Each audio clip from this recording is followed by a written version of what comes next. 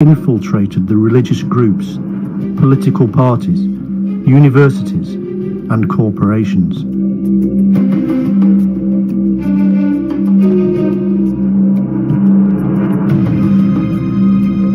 How they placed their own people in positions of power and authority.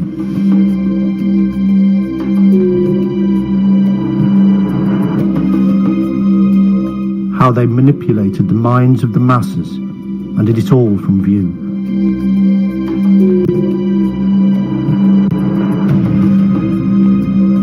This group embraces what is known as the esoteric, the so-called spiritual truth hidden from the rest of us.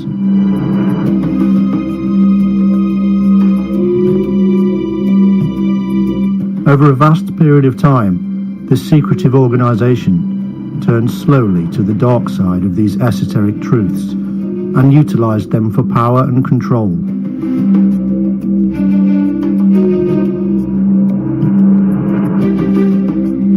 They take their orders from the International Secret Council of Nine.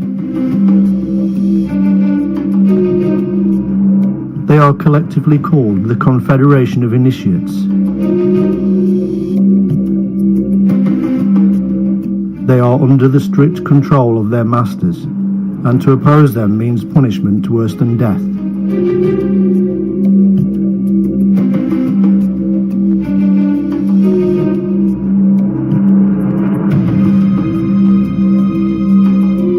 It has been this way for thousands of years, and they are working slowly, but surely, towards their ultimate goal of a one-world government, with the Nine in control.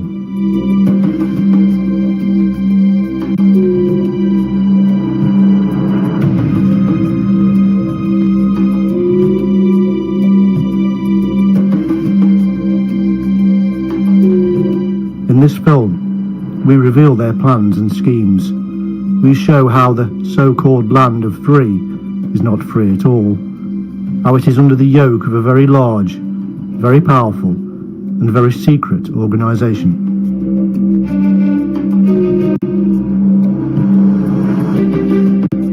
This is the Illuminati of America.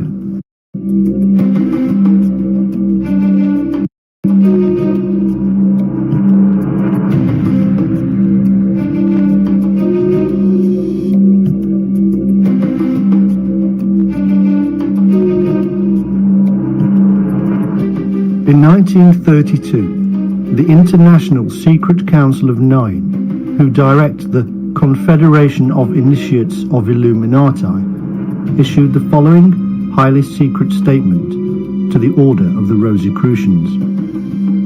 This is the new dispensation, and the work of the spiritual and mystical fraternities must be re-established throughout the world, so that all peoples may be taught the law and thereby enabled to apply it towards universal improvement as the only means of saving mankind. We, the Council of Nine, have selected your organization as one of the oldest in America to help do this work.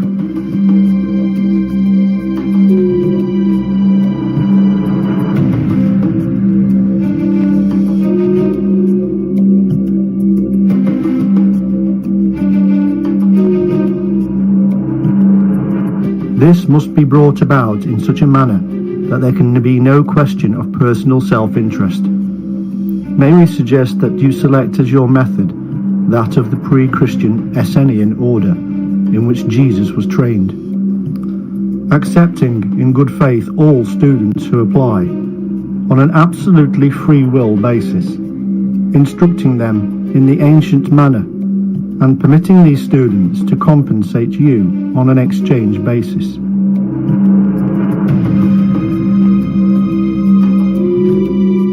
The man who wrote these words was the Comte de Saint Vincent, the master of the Council of Nine.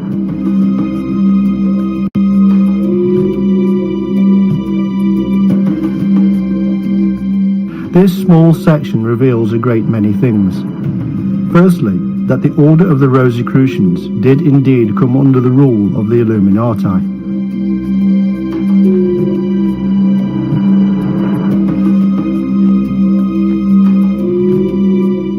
The Rosicrucians were, and still are, a mystical, secretive order, originating in a completely false origin story from the equally false originator, Christian Rosencreutz.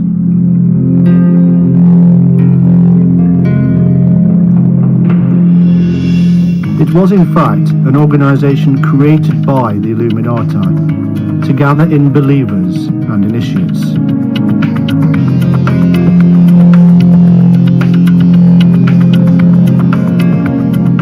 It worked beautifully and spread throughout the world, and then spawned yet further secret orders of its own. This, indeed, is how the web is created, and the real origin long forgotten and hidden.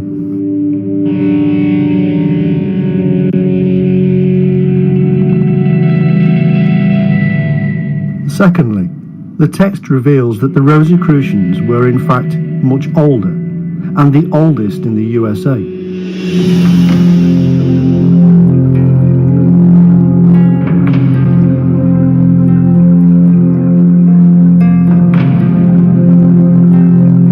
Thirdly, they were to use the old methods from the Essene. These were the Gnostic Jews who wrote all the New Testament and other texts that didn't make it into the Bible. The Dead Sea Scrolls were written by these mystics.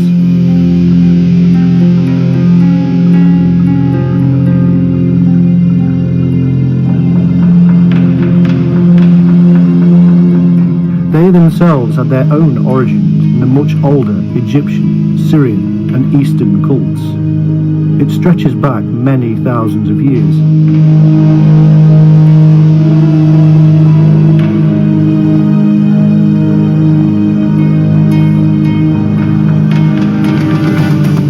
Fourthly, they were not this time to be too choosy who they allowed to join. This implies that they used to be, and indeed that is the truth. Now, with the advent of the second wave of a worldwide revolution about to begin with the Second World War, all were to be accepted into the fold for the great work to get underway.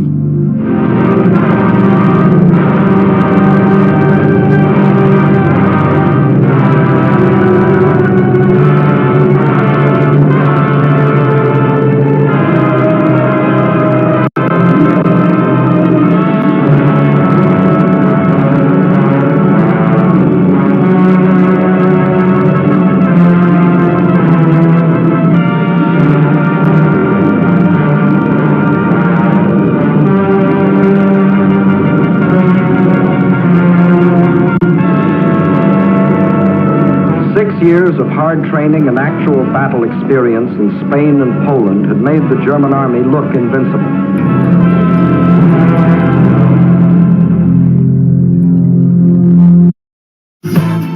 This fall, it's all about denim. So chic.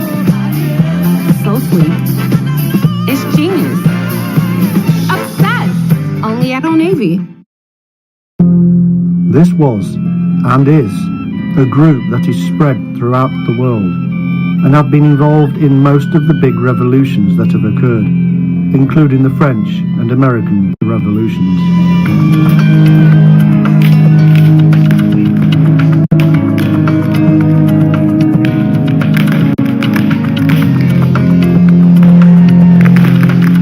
Dr. Randolph was a man who investigated the order at the time this text was written. He stated, "Many, though by no means all, the alchemists and hermetic philosophers were acolytes of the vast secret brotherhood which has thrived from the earliest ages. The members of this mystic union were the Magi of old, who flourished in Chaldea ages before. They were the original people of Saba. They were the men who founded the Semitic civilizations. Of this great brotherhood sprung Brahma, Buddha, Lotse, Zoroaster, the Gnostics, the Essene, and Jesus, who was himself an Essene, preached the sacred doctrine of the Fountain of Light."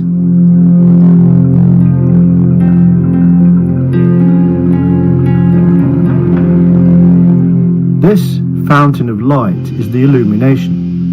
the inner enlightenment to the reality of existence, and from where the term Illuminati is derived.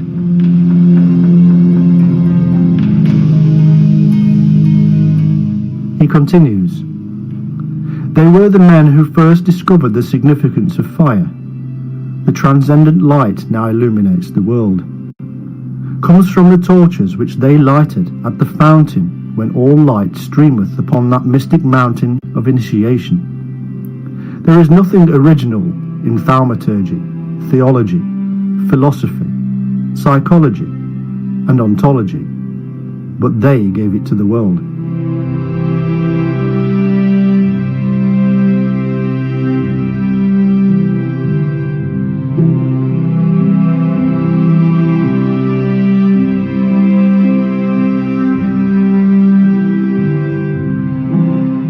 Dr. Randolph here reveals the full extent of the Illuminati, that they are secret, spread throughout the world, originated religions, and saw their origin in the illumination of the mind, from philosophy to psychology.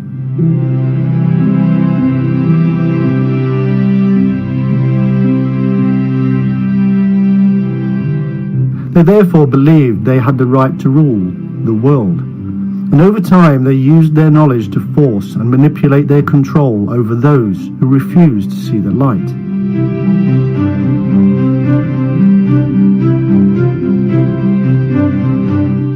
They were right, everybody else was wrong, and their own doctrines stated such, and gave them the right, power, and knowledge to manipulate man.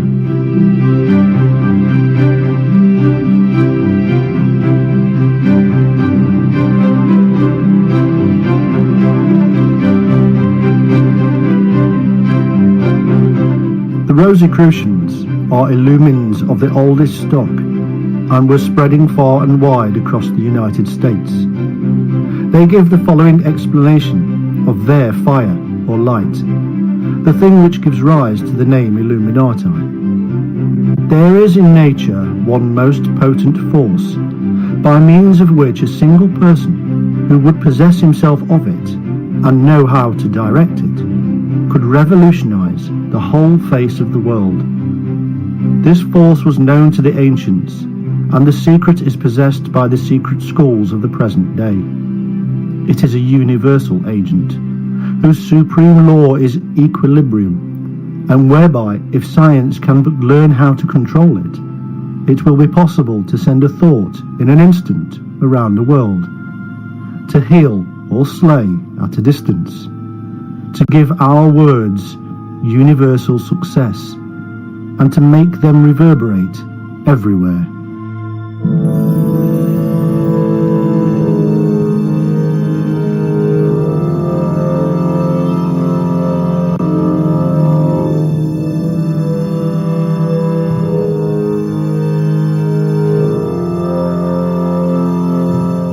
Strong beliefs indeed, and yet we must also realize that these people often speak in parables. They don't always mean what they say.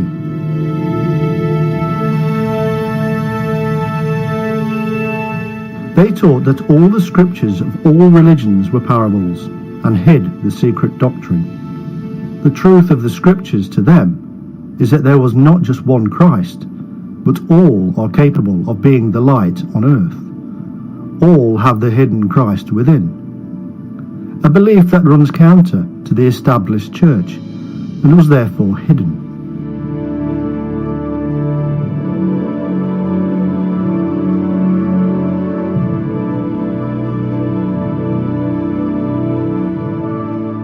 These teachings are in fact spread across all of the secret societies, for all are linked under the web of the Illuminati. All were created directly or indirectly by them.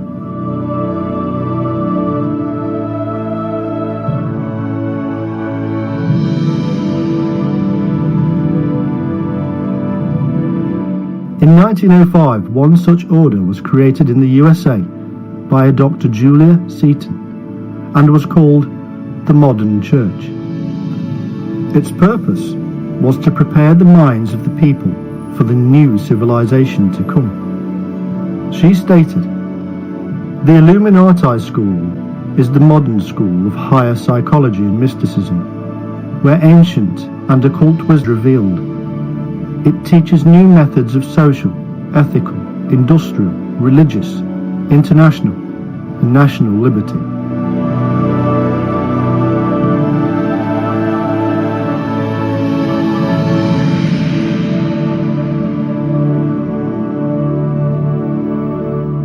Here is revealed their belief again, that they are higher and therefore above all. They will teach the rest of us about their ways, because obviously we need to know.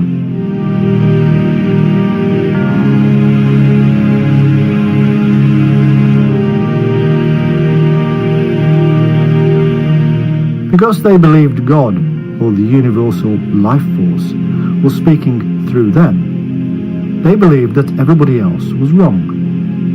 They used their substantial wealth and power to spread these doctrines, and it was heard.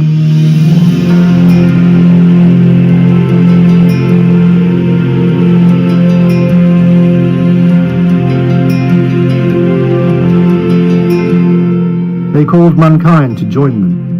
Anybody who did not was obviously not listening to the voice of the universal spirit within them. Those who heard the call and joined were chosen, special. Similar doctrines we would hear again at the dawn of the Second World War.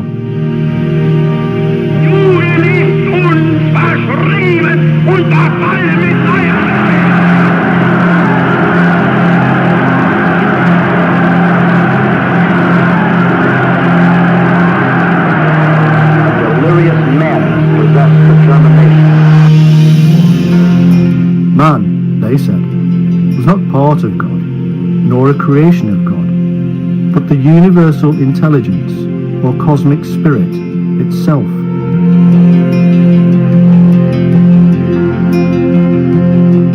The purpose of this system was simple. It was to take away the individualism of the follower.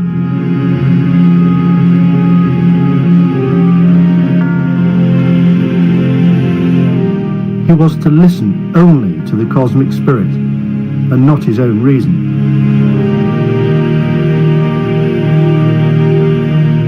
Through the various initiations, members of these cults are washed clean of their own mind and given a new one.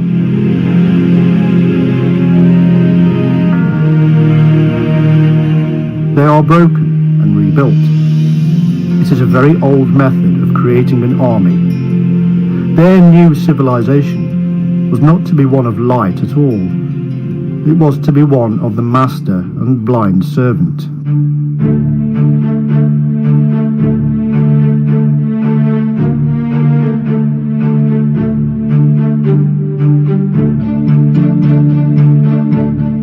Confuse and then make clear.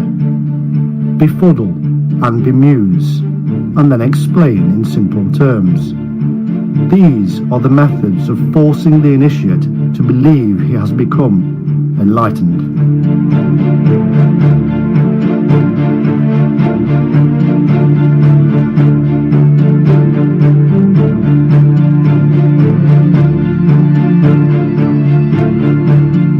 By 1925, a new Messiah was launched upon the Americans.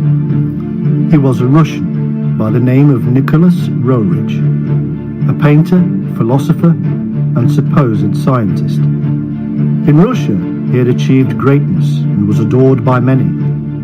He was then invited to the USA. In 1922, he established the Corona Mundi, the core Earth. He started to teach his ideology of a new era, another name for the New World Order, the new civilization, but the same old story.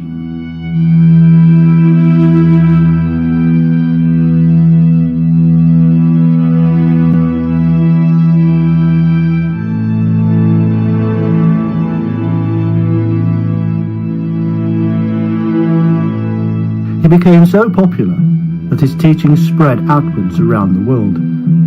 He taught the same old things. that the willpower within is the divine essence and is the answer to all. It was, he said, a creed of a new era of mighty approaching energies and possibilities.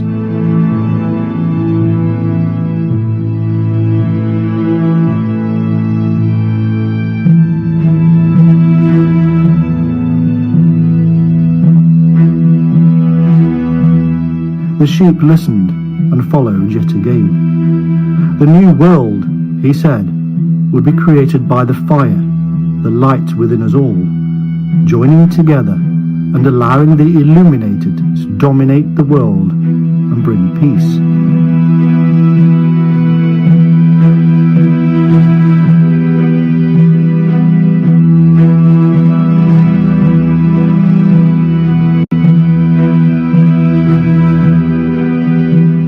Any who did not listen were simply negatives. The world would be dominated by the Illuminati.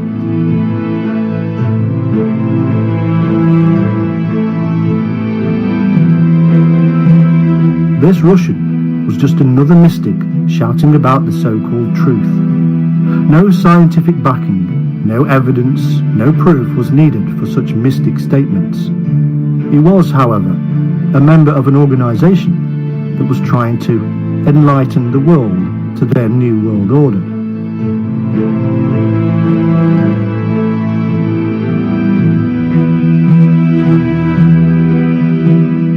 Their light would shine and others be extinguished.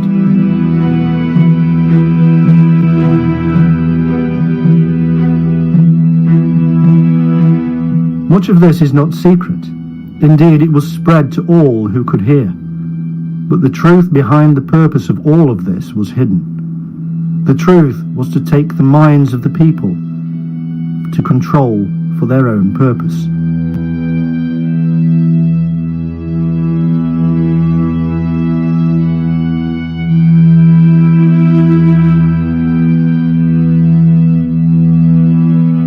Through people such as Rurik and Madame Blavatsky of the Theosophists, the word was heard and spread into the higher authorities of the land. But this was in fact just a reinvigoration of what had already come before.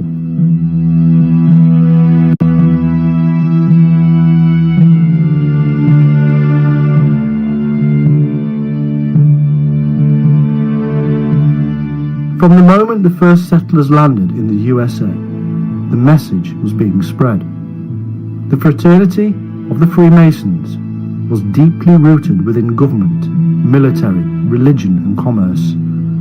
The Freemasons absorbed, cultivated and spread the mystic light, the messages of the Masters and the Council of Nine.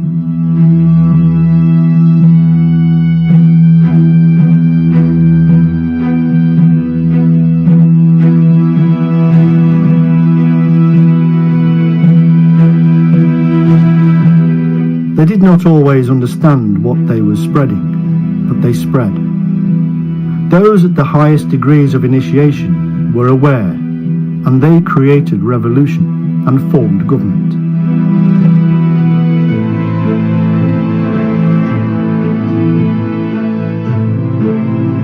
These are just ants doing the Master's bidding, the army that is called to revolution, to fight.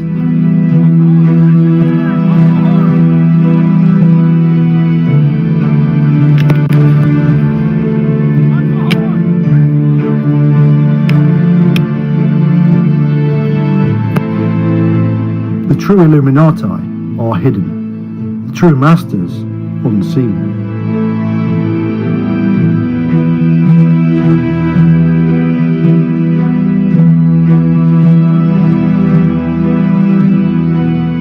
Who were the Masters?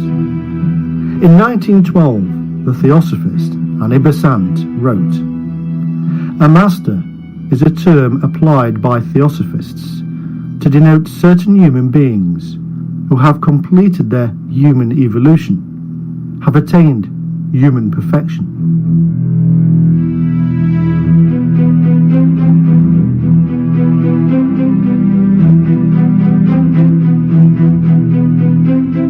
It didn't matter what society or order the followers belonged to, because the masters ruled them all.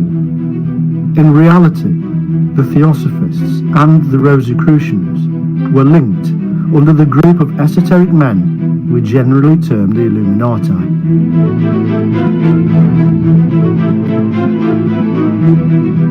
They were all fed from the same trough.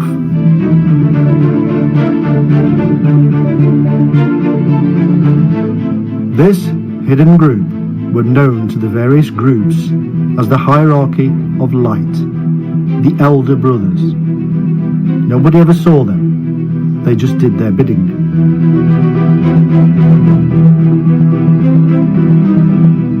Under these men were the 7 masters of the Great White Lodge. These had their hands on the reins of government. They controlled whole continents. They guided destinies, inspired statesmen and rulers to action, governed over many orders and groups. Each master had a name, for there was no face. Jupiter, Moria, Humi, and more. The history of one of them was known, even if his real name and location was not. He had been educated at a British university, was widely read, and was in charge of revitalizing the ancient philosophies.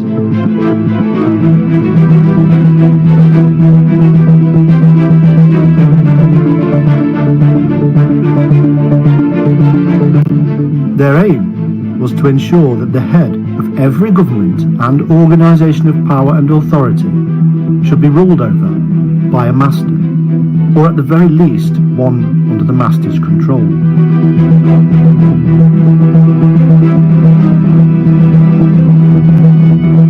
They were to gather in anybody who showed an interest in seeking the force. Their ultimate goal, they say, is to control all the world under the power and authority of the hidden masters, and to reign over a world of peace.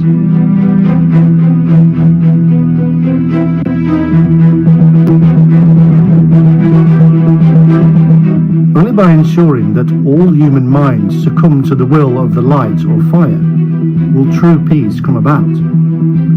All must do the master's bidding if there is to be peace in the world.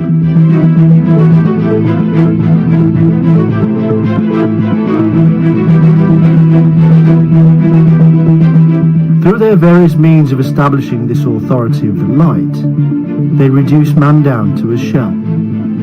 By means of pseudo-yoga, the pupil's personality is in turn withdrawn from the physical body until, they say, the man recognizes himself as a part of the master's consciousness. The master is only interested in a man from the point of view of his usefulness and his capacity to learn.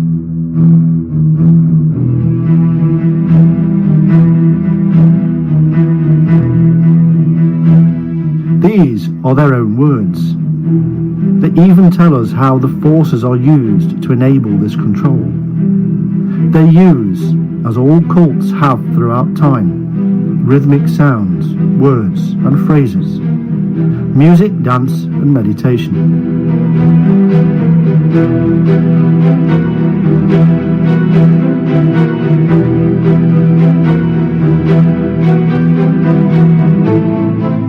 These methods remove obstacles in the mind. The rhythmic nature, they say, allows true nature to flow. In essence, it is nothing more than a method of hypnotism, and it is used in churches, Masonic lodges, and all secret societies. The effects are global, for all men are the same natural being.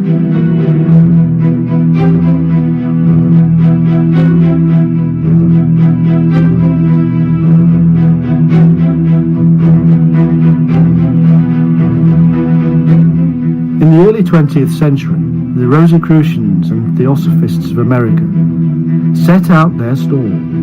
They had a plan, given to them by the masters. They would take control of politics, religion and education. Through these, they would control business and the rest of the world.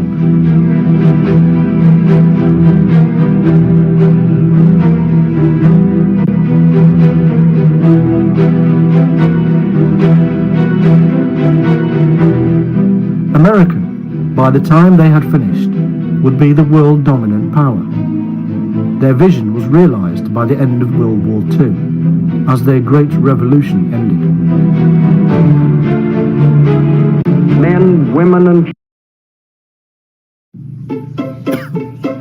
Shopping is hard. I can never find anything in my size. I don't even know my size. I buy my clothes the same place I buy my groceries. What size are you? There's a better way. See this? No shopping. Make it easy with Stitch Fix. Just share your size, style, budget, and done. Your personal stylist sends pieces picked just for you. That was easy. Stitch Fix. Online personal styling for everyone. children must slave on farmer in factory for the Nazi master race, or starve. There will be a class of subject alien races. We need not hesitate to call them slaves. French children were to grow up on such inadequate food that many would reach the age of 12 before they grew new teeth. And for any attempts to protest against these restrictions, thousands of innocent French civilians would be executed. This was the price the French were to pay as they signed the armistice. And the master of the master race must go to Paris to tour the streets of what was once the City of Light. You notice no cheering crowds here to welcome in the new order.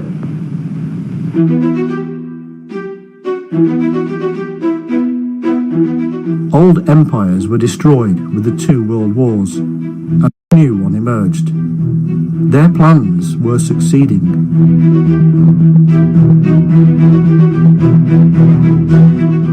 In 1864, revolutionary writer Maurice Joly wrote, "Before thinking of actually directing the public, one must stun it, dazzle it by all sorts of movements, mislead it insensibly in its ways."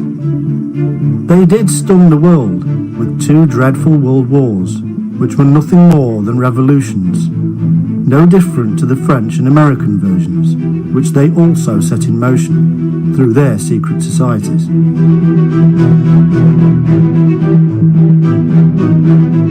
In the early 20th century, one of the 9 masters actually said, "Experiments are being made now, unknown to the subjects themselves, that people in many civilized countries are under supervision, and a method of stimulation and intensification is being applied, which will bring to the knowledge of the great ones themselves a mass of information that may serve as a guide to their future efforts for the race."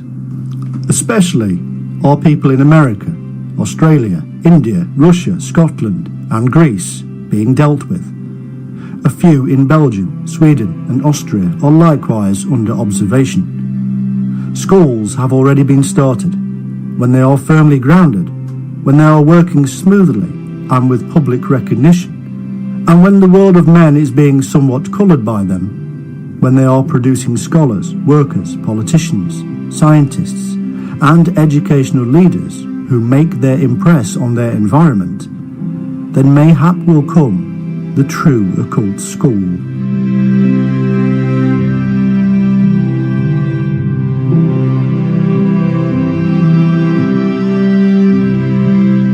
The whole idea yet again is to control the minds of man. The control is so complete that in their own words, the initiate cares not if he loses friends, relations, children, popularity. He cares not if he seems to work in the dark, and is conscious of little result from his labours. By 1927, they were claiming that we are witnessing the birth of a new world consciousness, of a world civilization.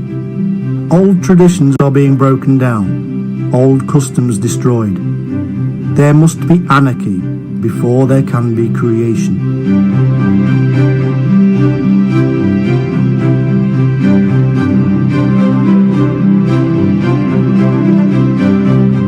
Their workers are necessarily cultured and widely read. They do not regard their country and political affiliations as of paramount importance.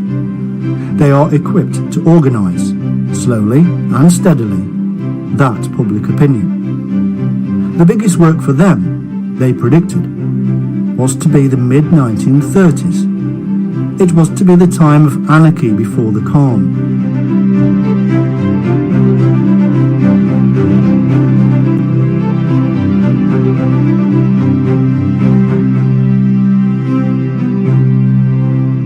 They said of the 1930s, material stress and strain, the wrecking of old political parties, the overthrowing of trade relations.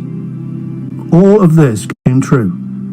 The Depression caused mayhem, political upheaval, and saw the birth of new, radical political parties around the world, and none more so than in Nazi Germany.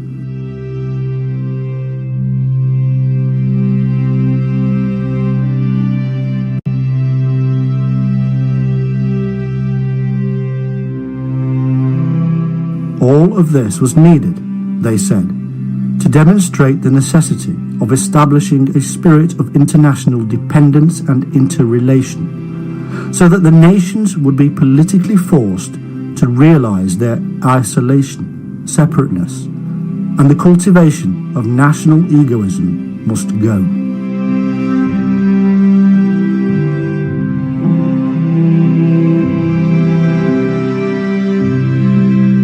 After the first revolution of World War I, they brought about the League of Nations, a group of countries desiring never again to see war on such a scale.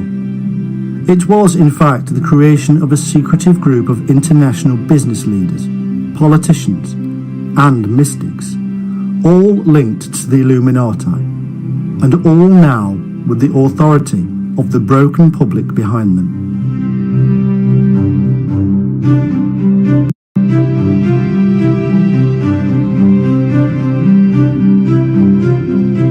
Phase 2 would be started by these same people in the 1930s, as Hitler was founded, funded, and sent on his merry way to create mayhem.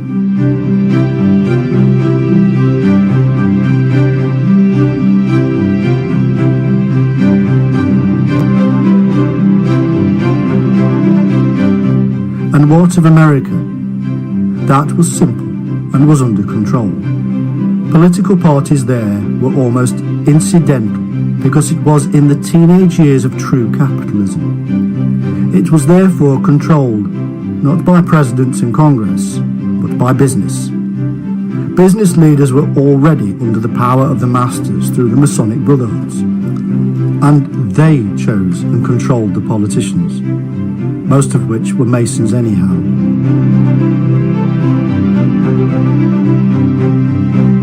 The Masons were directly under the influence of the masters.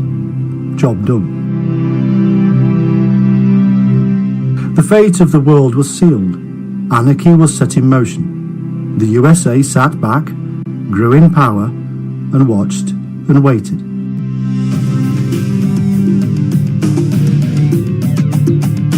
They then jumped in at the perfect moment and brought the might of that wealth and industrial power to bear. The world blew a sigh of relief and shouted, "Never again."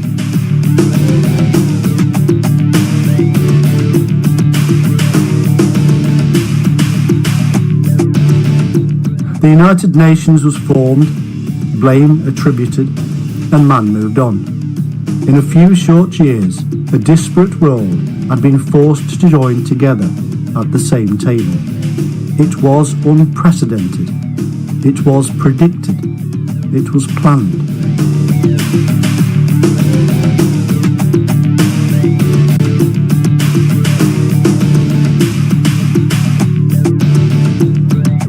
In fact, the prediction was so perfect, they even gave the year that World War II would end and the new world faith would begin to take shape, 1945.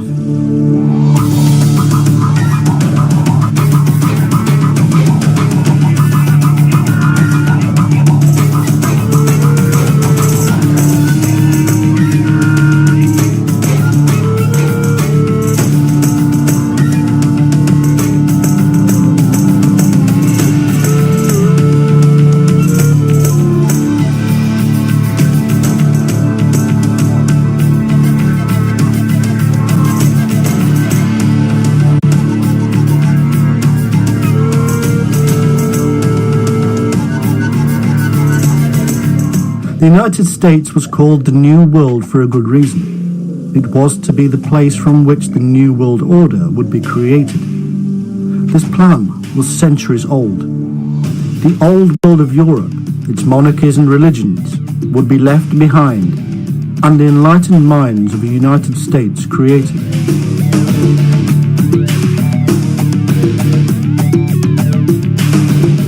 All of this takes time and a great deal of work. But the very foundations of America are those of the Illuminati. As one writer in the early 20th century wrote, "How did it happen at the time of the American Revolution, when next to nothing was known of the mathematical interpretation of the Great Pyramid, that its symbolism was used in concrete exactness on the Great Seal of the United States, indicating that it was part of America to reinstate the rule of Christ, the light or illumination, on earth.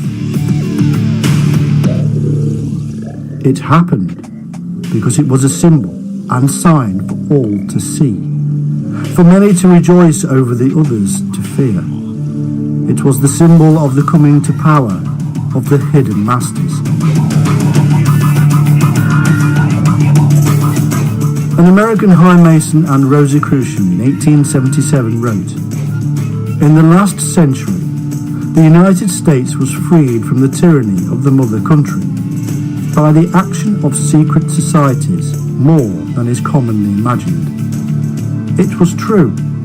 All of those in positions of power and authority on all sides of the American Revolution were in fact brothers of the same lodges and fraternities.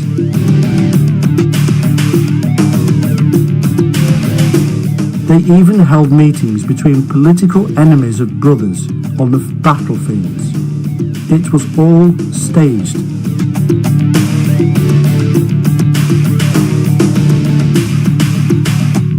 It was staged again, but pushed out into a wider world in the 20th century World War revolutions.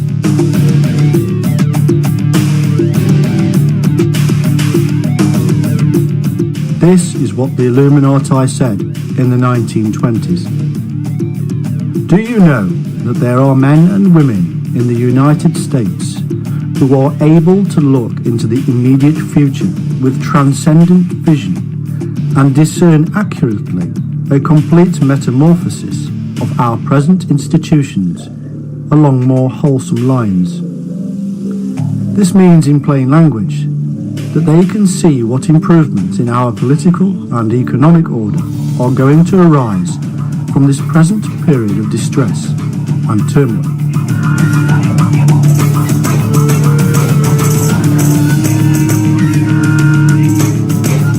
They see these improvements crystallizing between 1933 and 1945, both dates written large on the Great Pyramid Prophecy.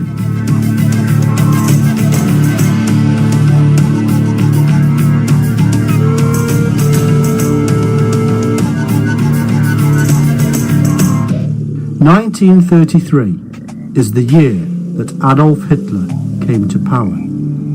1945 is the year his reign ended."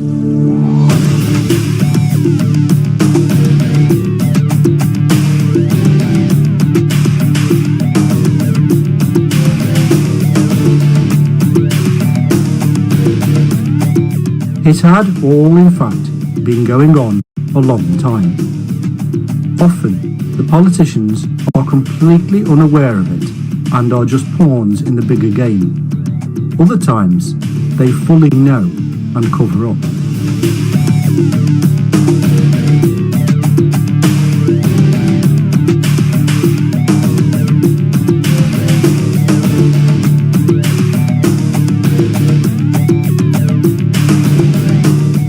George Washington, who was himself a Freemason, wrote, "It was not my intention to doubt that the doctrines of the Illuminati and principles of Jacobinism had not spread in the United States.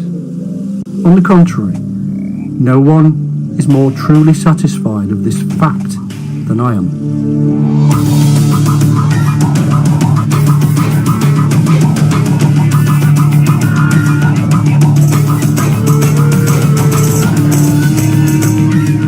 There has always been two sides to the Illuminati movement. The mystical side we have covered, but this is in truth just a modern cover for the political schemings in the background.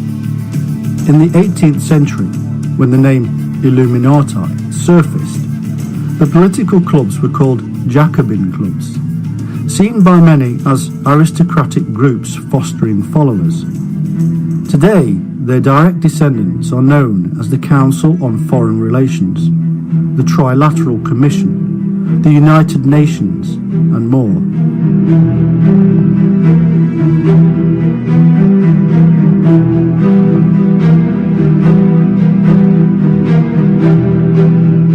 All of these can be easily traced back to those earlier groups. Even the same bloodlines exist within all the organisations.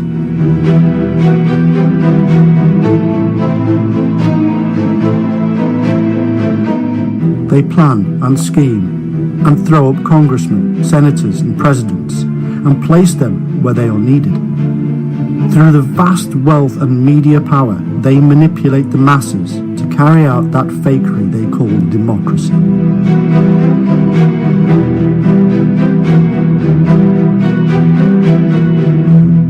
There are several well-known and often covered names involved in all of this. The European financier family that had huge influence is the Rockefeller family. David Rockefeller founded the Trilateral Commission and was a co-founder of the Council on Foreign Relations.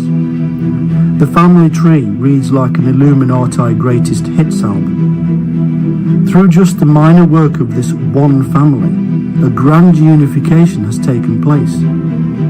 Countries of the world have been brought together under the powerful influence of just one head. The United Nations is a group of nations, but the delegates all owe their positions to the various branches of the worldwide Illuminati, and so do the Master's bidding.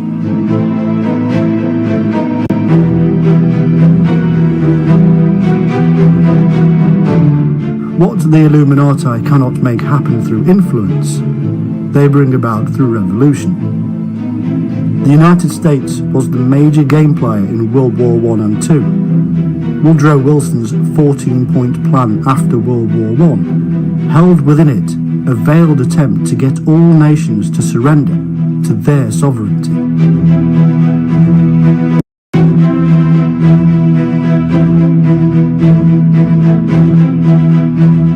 It almost worked when they formed the League of Nations. However, the US never actually joined itself. It didn't really matter, because World War II was already under planning stages, and the Council on Foreign Relations was created behind the scenes.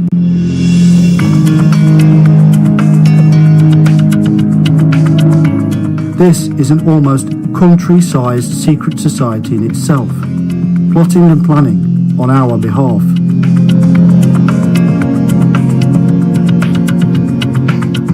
Most of the members have bloodlines that stretch back to the early days of the Illuminati and royal houses of Europe. The rest are high-powered businessmen and other such people in positions of vast power.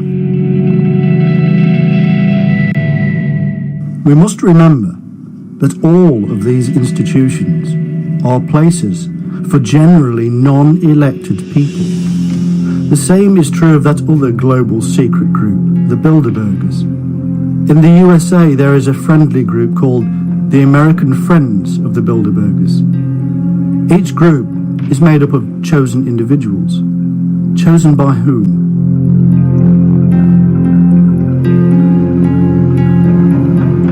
Somebody here has has the power to choose people who already have amazing power. Surely, in a so-called democratic nation, the people should be informed of what, who, and why. The Bilderberger is made up from the world of international banking political circles and business and professional people. They hold top secret meetings annually to promote internationalism, to promote a closer union, a one world agenda.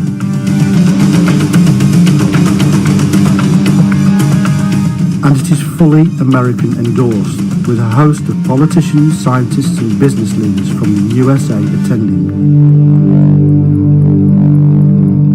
All of the meetings are secret. Nobody ever tells. So just how and when did the Illuminati influence in the United States begin? The very first official mention of them is in around 1785, when the Columbia Lodge of the Illuminati was established in New York. Some of its members were Governor Clinton, the editor of the New York Times, and the early Roosevelts. In 1786, another lodge started in Virginia, with Thomas Jefferson as a member. This was followed quickly by 14 more lodges throughout the then 13 states. In 1789, some people were getting concerned. The president of Harvard issued a warning about their growing influence on politics and even religion. At the exact same time, the French Illuminati came to pay a visit and helped to spread it even further.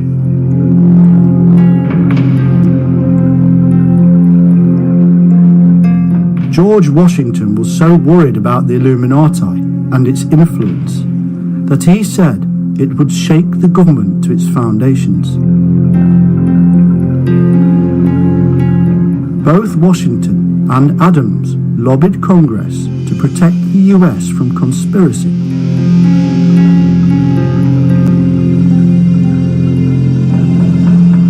Thomas Paine, the author, actually aided the Illuminati to infiltrate several Masonic lodges.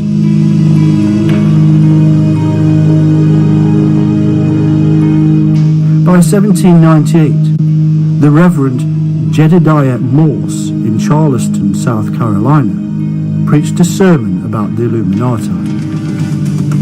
Practically all of the civil and ecclesiastical establishments of Europe have already been shaken to their foundations by this terrible organization.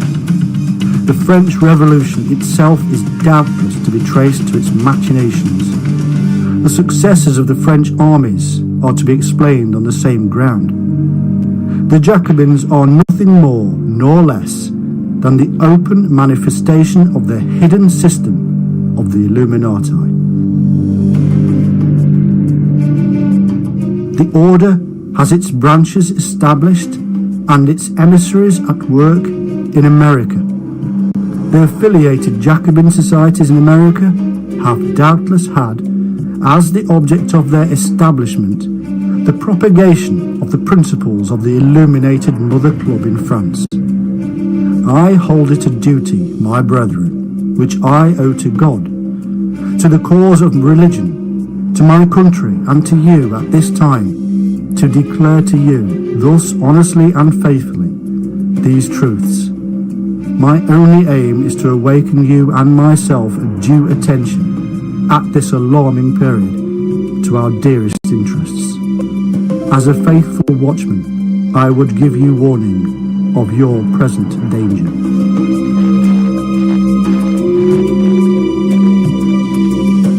In the same year, the president of Yale University said, "Shall our sons become the disciples of Voltaire and the dragoons of Marat, or our daughters the concubines of the Illuminati?"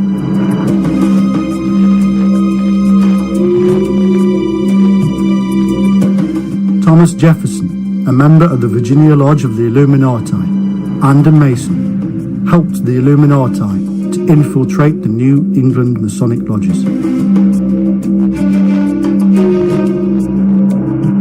Also in 1798, the Reverend Snyder, the Lutheran minister, wrote to President Washington expressing his concern about the Illuminati infiltrating the American Masonic lodges. Washington wrote back, "I have heard much about the nefarious and dangerous plan and doctrines of the Illuminati." Shortly before his death, Washington issued 2 dire warnings about the Illuminati.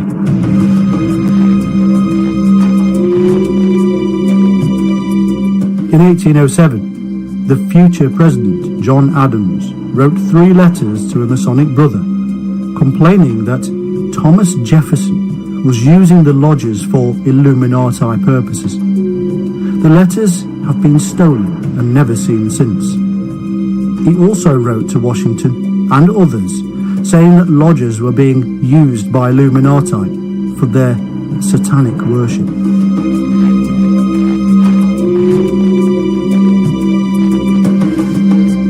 Rumours also circulated that Benjamin Franklin was Illuminati, but most of the focus and hatred was directed at Jefferson, who the Reverend Morse called an Illuminatus.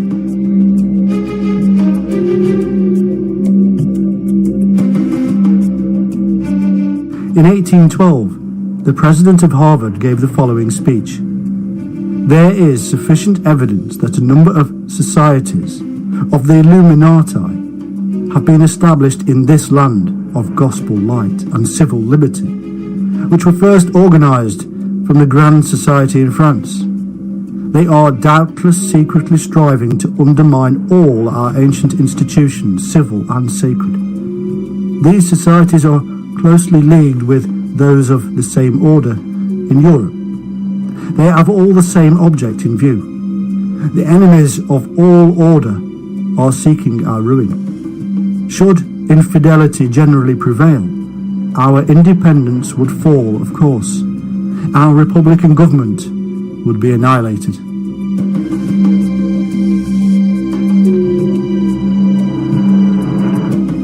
In that same year, the British attacked Washington in order to destroy vital documents that revealed the Illuminati influence on the government and the war.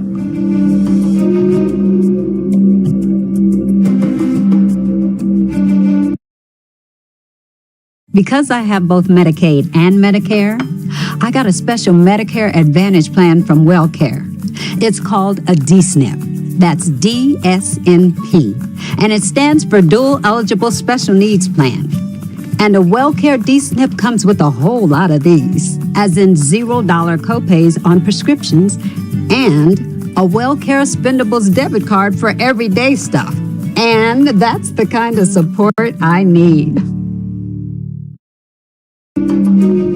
In 1829, the British Illuminati were giving speeches in New York. Frances Wright spoke for the Women's Auxiliary of the Illuminati on free love and atheism. She spoke of the international secret movement that was working behind the scenes to foment future wars, to bring about the one world agenda. Indeed, they were called the Communists before communism.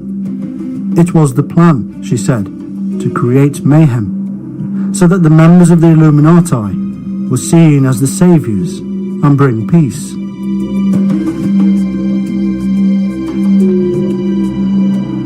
In 1843, the poet Heinrich Heine wrote, "Communism is the secret name of this tremendous adversary, which the rule of the proletariat, with all that implies, opposes to the existing bourgeois regime. Communism is nonetheless the dark hero, cast for enormous, if fleeting role in the modern tragedy, and awaiting its cue to enter the stage."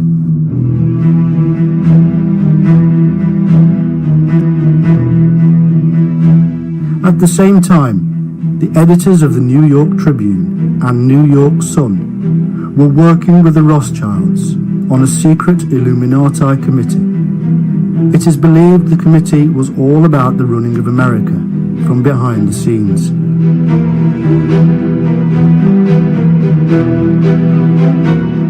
In 1841, Clinton Roosevelt wrote a book outlining plans for the New Deal and National Recovery Act, both of which would not even be realized for another 100 years under Franklin D. Roosevelt. Long-term plans and family bloodlines indeed.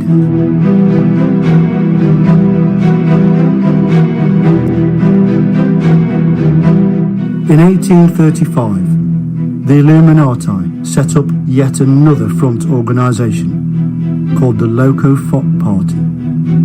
It was used over a period of 10 years to influence other political parties and institutes many of the socialist ideals that conservatives still hate to this day.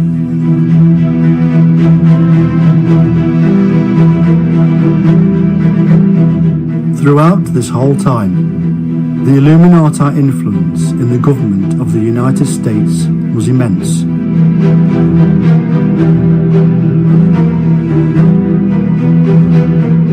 From the Constitution to the political structure, it was a massive political influence and still is.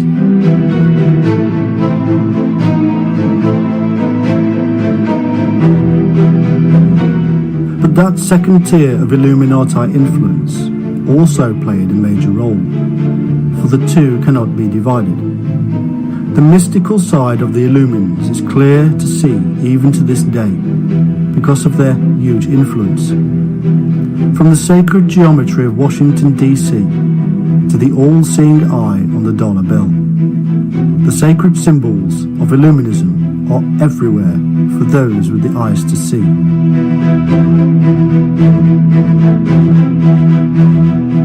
In essence, the history of the Illuminati in the United States cannot be divided from the rest of the world, because it is all about the creation of a new world, and the Americas play a vital role in that grand plan. They started many thousands of years ago in the mysterious cults of Syria and elsewhere.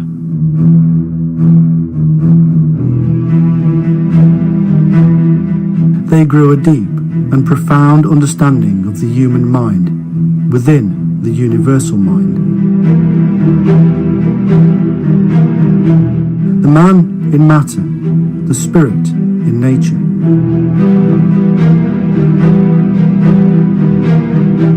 Through the use of drugs, meditation, dervish and other means, they tripped the light fantastic and began a journey towards the light.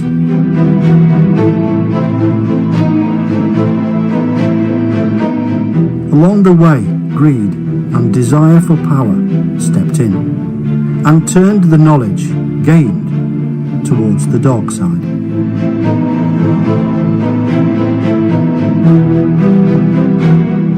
Over vast periods of time, power was jealously guarded and grown.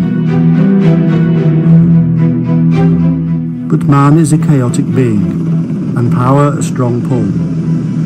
They didn't always have it their own way, and fought many battles for control. Over time, they have brought down governments, royal dynasties, and religions. They have thrown the world into the desperate pit of warfare, and then they have offered us peace and calm on their terms. They have grown wealth so vast that it staggers the mind.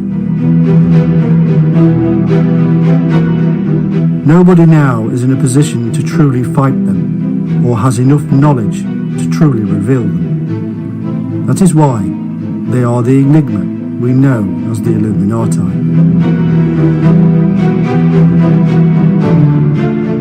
But they have taken America. They do own every large institution, every large business. Their men and women are in the highest offices of the land. All listen to the Master's voice, talking to them through the eons of mysticism in a political world of power. Next time you cast your vote, just ask yourself why you bother. You are given two choices, as always. Left or right, it does not matter. Both are under the yoke of the masters.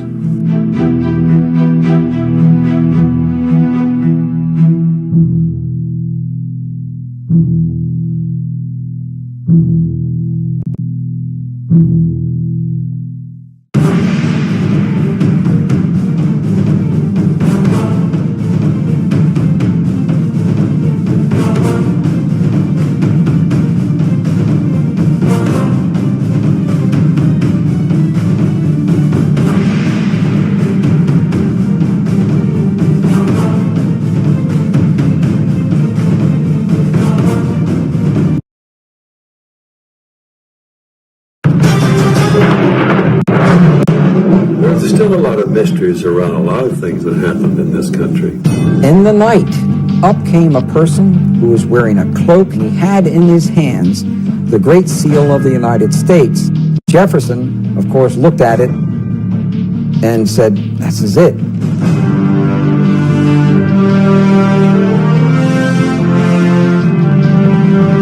It's a very dangerous thing to reveal the truth, but we have to. Let's go back to really important individuals here. His name is Nicholas Roerich. The truncated pyramid with the all-seeing eye on the top. Nicholas Roerich is the person who is responsible for that ending up on the dollar bill. Franklin Delano Roosevelt was the President of the United States, and Henry Wallace was the Secretary of Agriculture. Now, Henry Wallace was deeply involved in the occult. Roerich to Wallace to FDR to the dollar bill. I was initiated into this very ancient order. Here we are at the Nicholas Roerich Museum. You really think it has anything to do with the Illuminati? The owl is the totem symbol of the Illuminati. Yes, because Roerich was the Illuminati. They all seem to have been Masons. His son was murdered. Those who normally get out, they're killed. Hexagrams are used during occult ceremonies when you're summoning up demons. Because we're dealing with Lucifer. And the all-seeing eye of God is one of the emblems that the Freemasons use. He said, "You're trying to say that Masonry is evil." And I said, "It comes right out of the same pit of hell." Didn't win a lot of friends that day.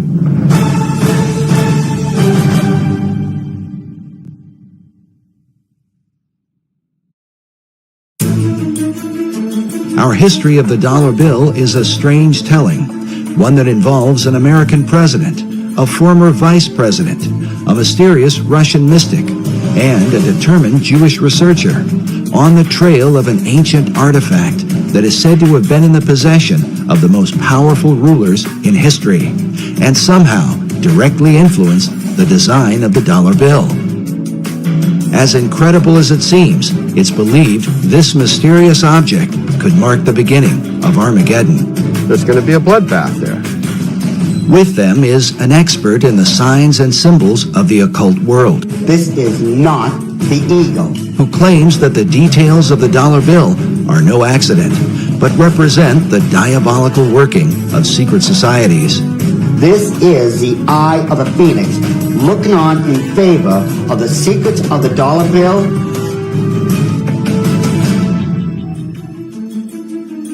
Most debates about the design of the dollar bill usually involve the founding fathers of America, but it's important to remember that they only designed the Great Seal.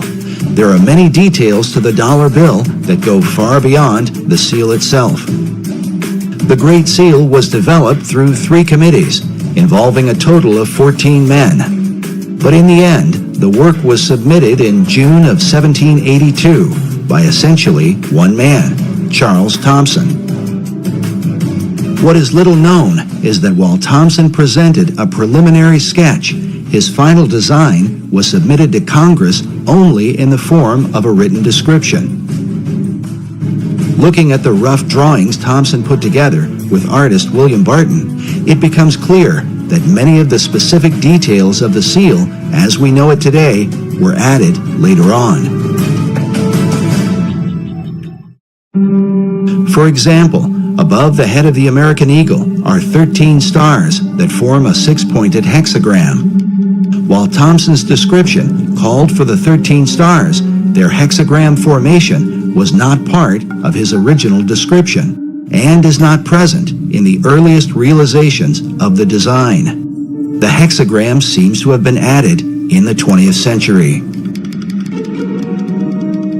The nature of the Great Seal is so mysterious that some believe that it came from a supernatural force. An account recorded by Dr. Robert Hieronymus in his book, Founding Fathers, Secret Societies, says that the Great Seal was given to Thomas Jefferson by a mysterious cloaked figure.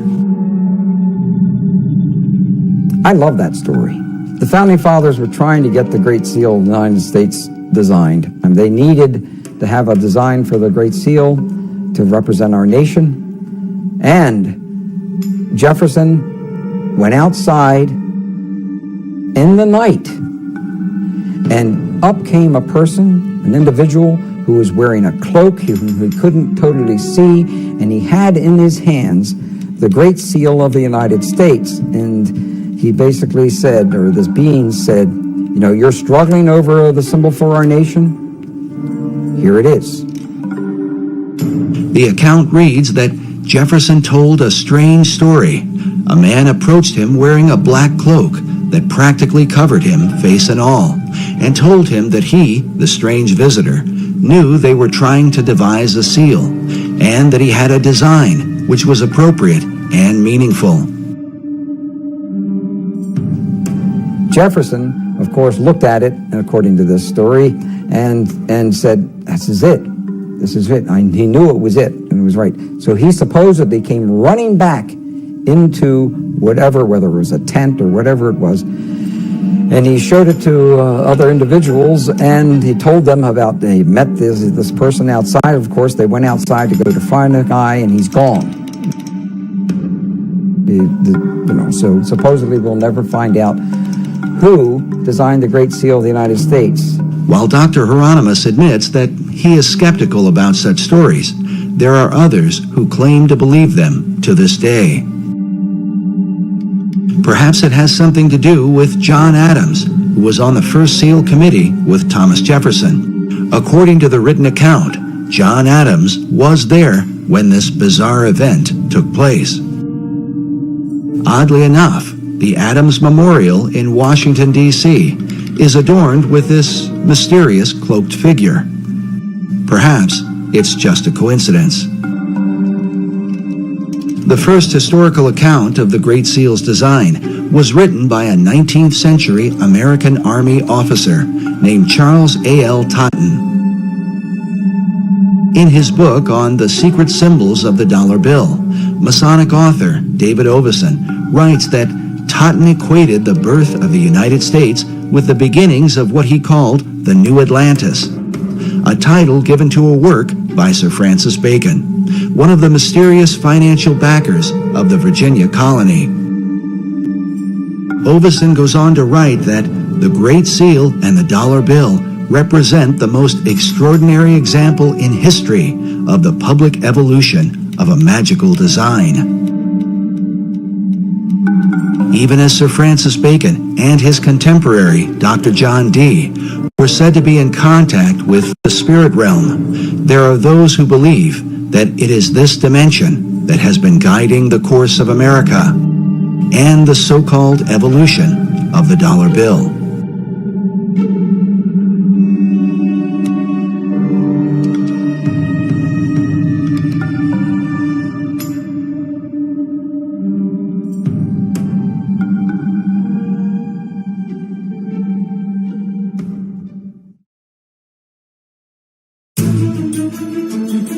To Debates have gone on for years about the secret symbolism of the Great Seal of the United States, whether or not these symbols represent secret societies, or if they are what the White House and the U.S. Congress currently tell us, symbols of divine providence, of stability, and the patriotism of America. What the Founding Fathers intended as they designed and ultimately approved of the Great Seal remains mostly a mystery. There's still a lot of mysteries around a lot of things that happened in this country. It's not in our history books. There can be no doubt that those things hidden in the shadows of the last 2 centuries are not easily brought to light. But when one comes into the modern era, into the age of photography, film, and the advanced practices of mass media, it becomes a bit easier to document world events and the intentions of those who have helped to shape them. In the late 19th century, Harvard professor Charles Eliot Norton referred to the Great Seal as a dull emblem of the Masonic fraternity. This idea was furthered by occult philosopher Manly P. Hall in the early part of the 20th century. Hall not only believed that the Great Seal was Masonic, but that it was created through the collective consciousness of the occult societies and represented the secret destiny that they had in mind for America. I'd say that he saw the secret destiny of America as the beginning of a world democracy, and that this was a kind of an experiment in democracy that had been envisioned for thousands of years before. So he saw this much like Francis Bacon envisioned what he called the New Atlantis. In 1926, Hall began publishing a newspaper called The All-Seeing Eye, dedicated to his occult views of philosophy.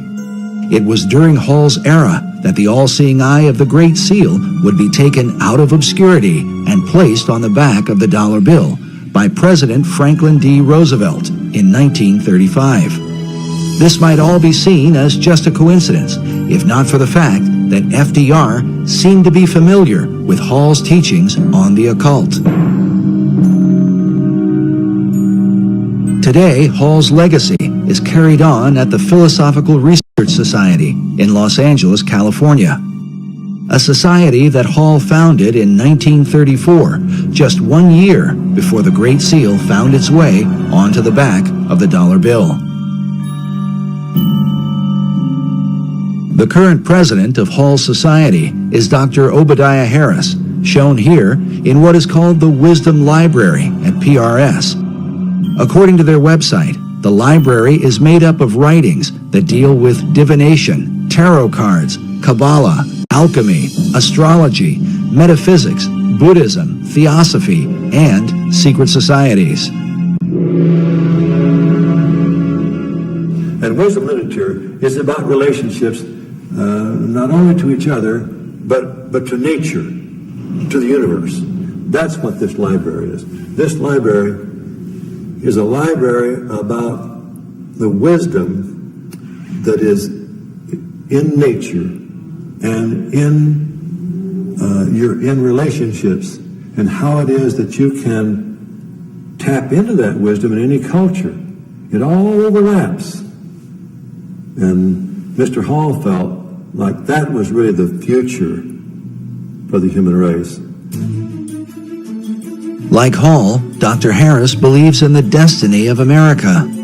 Even more interesting is that Dr. Harris's own writing on the subject was unofficially acknowledged by an important figure in FDR's White House.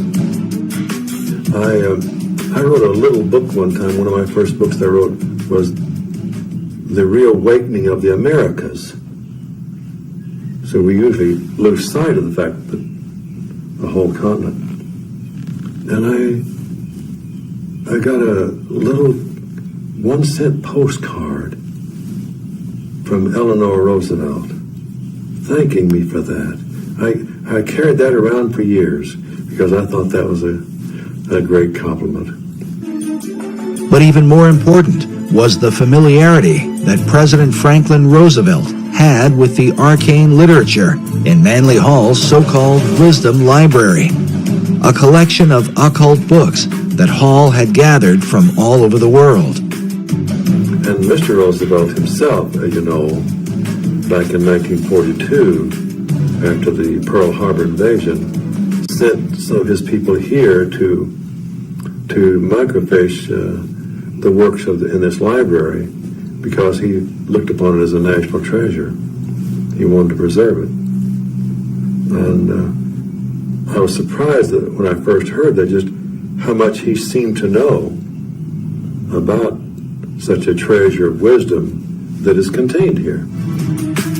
FDR's interest in the arcane and mystical was further reflected in the relationship he had with his Secretary of Agriculture, Henry Asgard Wallace. And so it was then in 1935 when Franklin Delano Roosevelt was the President of the United States, and Henry Wallace was the Secretary of Agriculture. Now, Henry Wallace was deeply involved in the occult. Wallace's interest in mysticism was well known in circles around Washington, D.C., but it was something that would eventually damage his career in American politics. H.L. Mencken dubbed Wallace the Swami, while it was also said of him that he was the only cabinet member who dabbled in the occult and who could cast a horoscope. In spite of all this, FDR ardently defended him. According to one account, when one of FDR's close advisors worried that many people considered Wallace a mystic, Roosevelt snapped, "He's not a mystic. He's a philosopher. He's got ideas. He thinks right. He'll help people think." But the question was, who was helping Wallace think? This question has been deemed critical because it was Henry Wallace who suggested to FDR that the Great Seal be placed on the back of the dollar bill. But why? Well, it has a lot to do. Let's go back to really important individuals here. His name is Nicholas Roerich.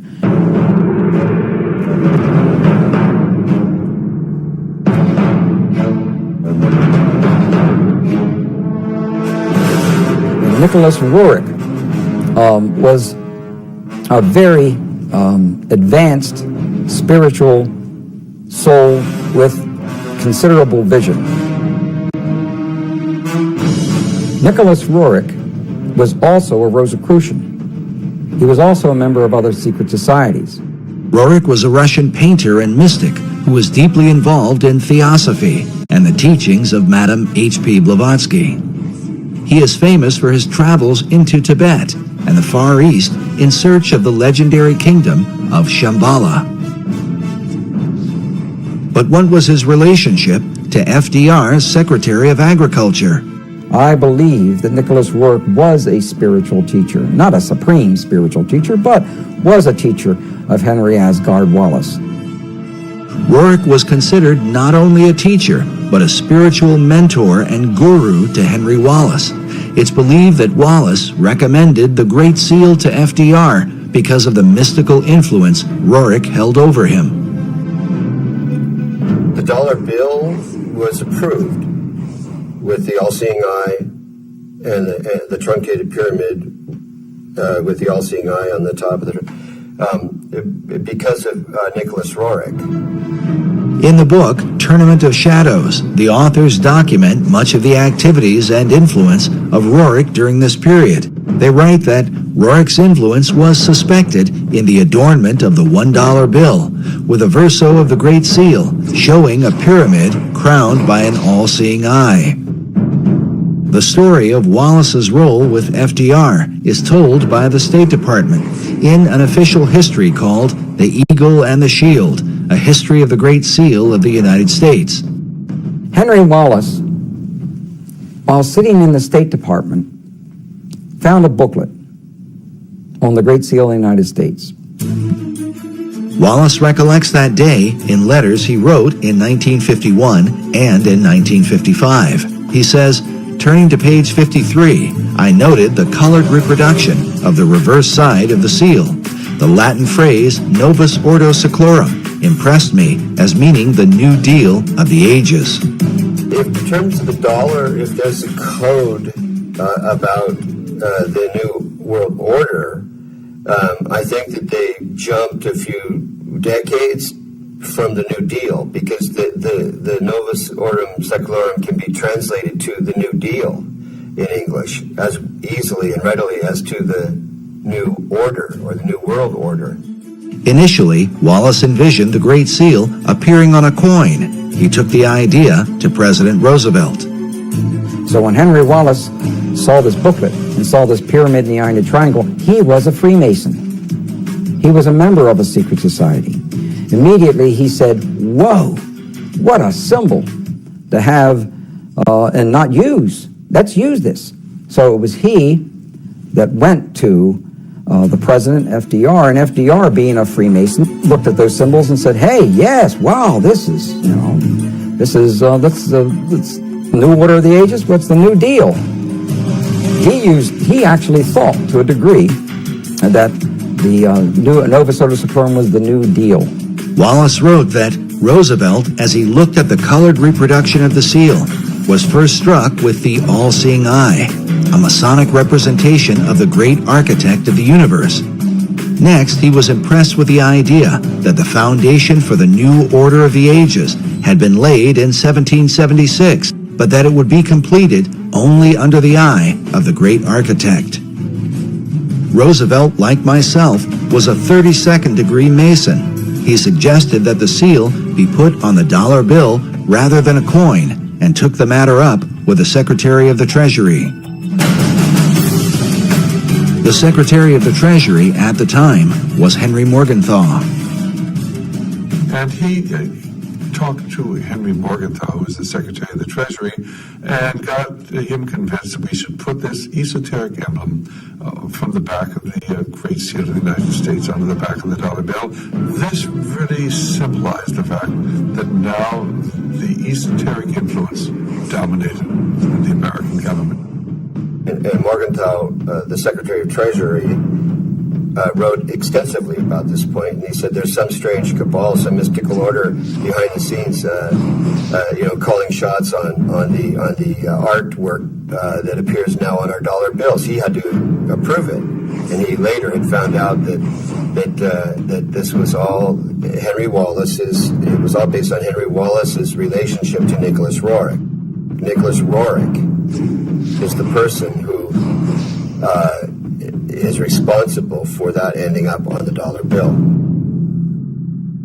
Today, the story of Roerich's mystical influence is told by a variety of occult researchers. You know, the dollar bill thing was about the New World Order. Actually, that came from Franklin D. Roosevelt and others around him, even Nicholas Roerich.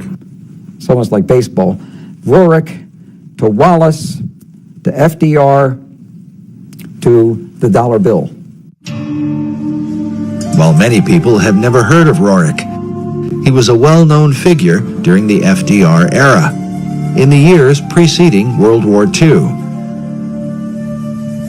His works of art were internationally recognized, so much so that an entire building in New York was erected to house his many paintings. Roerich was nominated 3 times for the Nobel Peace Prize and was the inspiration for the Roerich Peace Pact, which was signed by Henry Wallace in the presence of President Roosevelt at the White House. In 1986, Mikhail Gorbachev called Roerich one of the cultural pillars of Russia. The Russian cosmonaut Yuri Gagarin, the first man in outer space, when asked what the Earth looked like from orbit, answered, very much like the paintings of Nicholas Roerich. He was a great oil painter, bar none. He's one of the greatest in terms of the Himalayan Altai scenes that he depicted. He did some wonderful work. He was a gifted artist. But Roerich's story is one of success and disgrace, as he eventually fell out of favor with his greatest supporters, and at one point was suspected by the Soviets, the Japanese, and the United States of being a spy. Information was coming out that Roerich may have been used as a spy when he went into these other nations in the Far East. And with that, that's what broke the link between Henry Wallace and Nicholas Roerich. To learn more about this mysterious figure and his influence on the dollar bill, we travel to the Roerich Museum in New York, along with cipher expert and international codebreaker Buff Perry, who has long been associated with the museum and its curators. Here we are at the Nicholas Roerich Museum at 319 West 107th Street, almost at the corner of Riverside Drive. His paintings hang on the walls of 3 floors of this building, and also many of the treasured archives, letters, and other writings and memorabilia of the Roerich family are housed here. I have a deep interest in the history of Nicholas Roerich and his family and their association with a long-lost artifact that I have had a lot to do with over the years.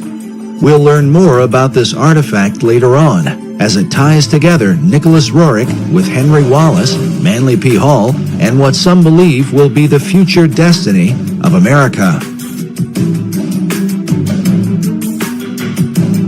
Like many who are involved in New Age and occult ideas, Nicholas Roerich dreamed of a united one-world order.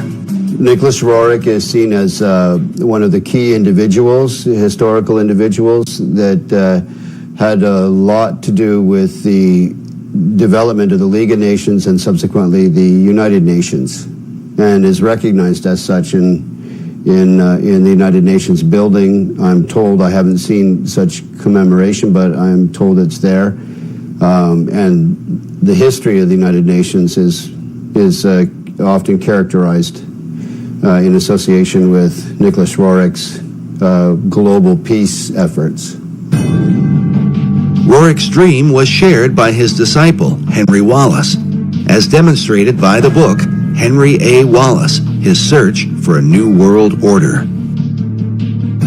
This concept is visualized by the cracked bronze globe that sits outside the United Nations building, where a new world is literally breaking forth from the old. But somehow, Roerich's ideas on the subject would get him into trouble with Wallace when he traveled abroad on behalf of the United States government. In the book, Tournament of Shadows, we read that Roerich had been chosen by Henry Wallace to scour Central Asia for drought-resistant grasses to combat the Dust Bowl. This was the genesis of the Roerich expedition, financed and staffed by the Department of Agriculture.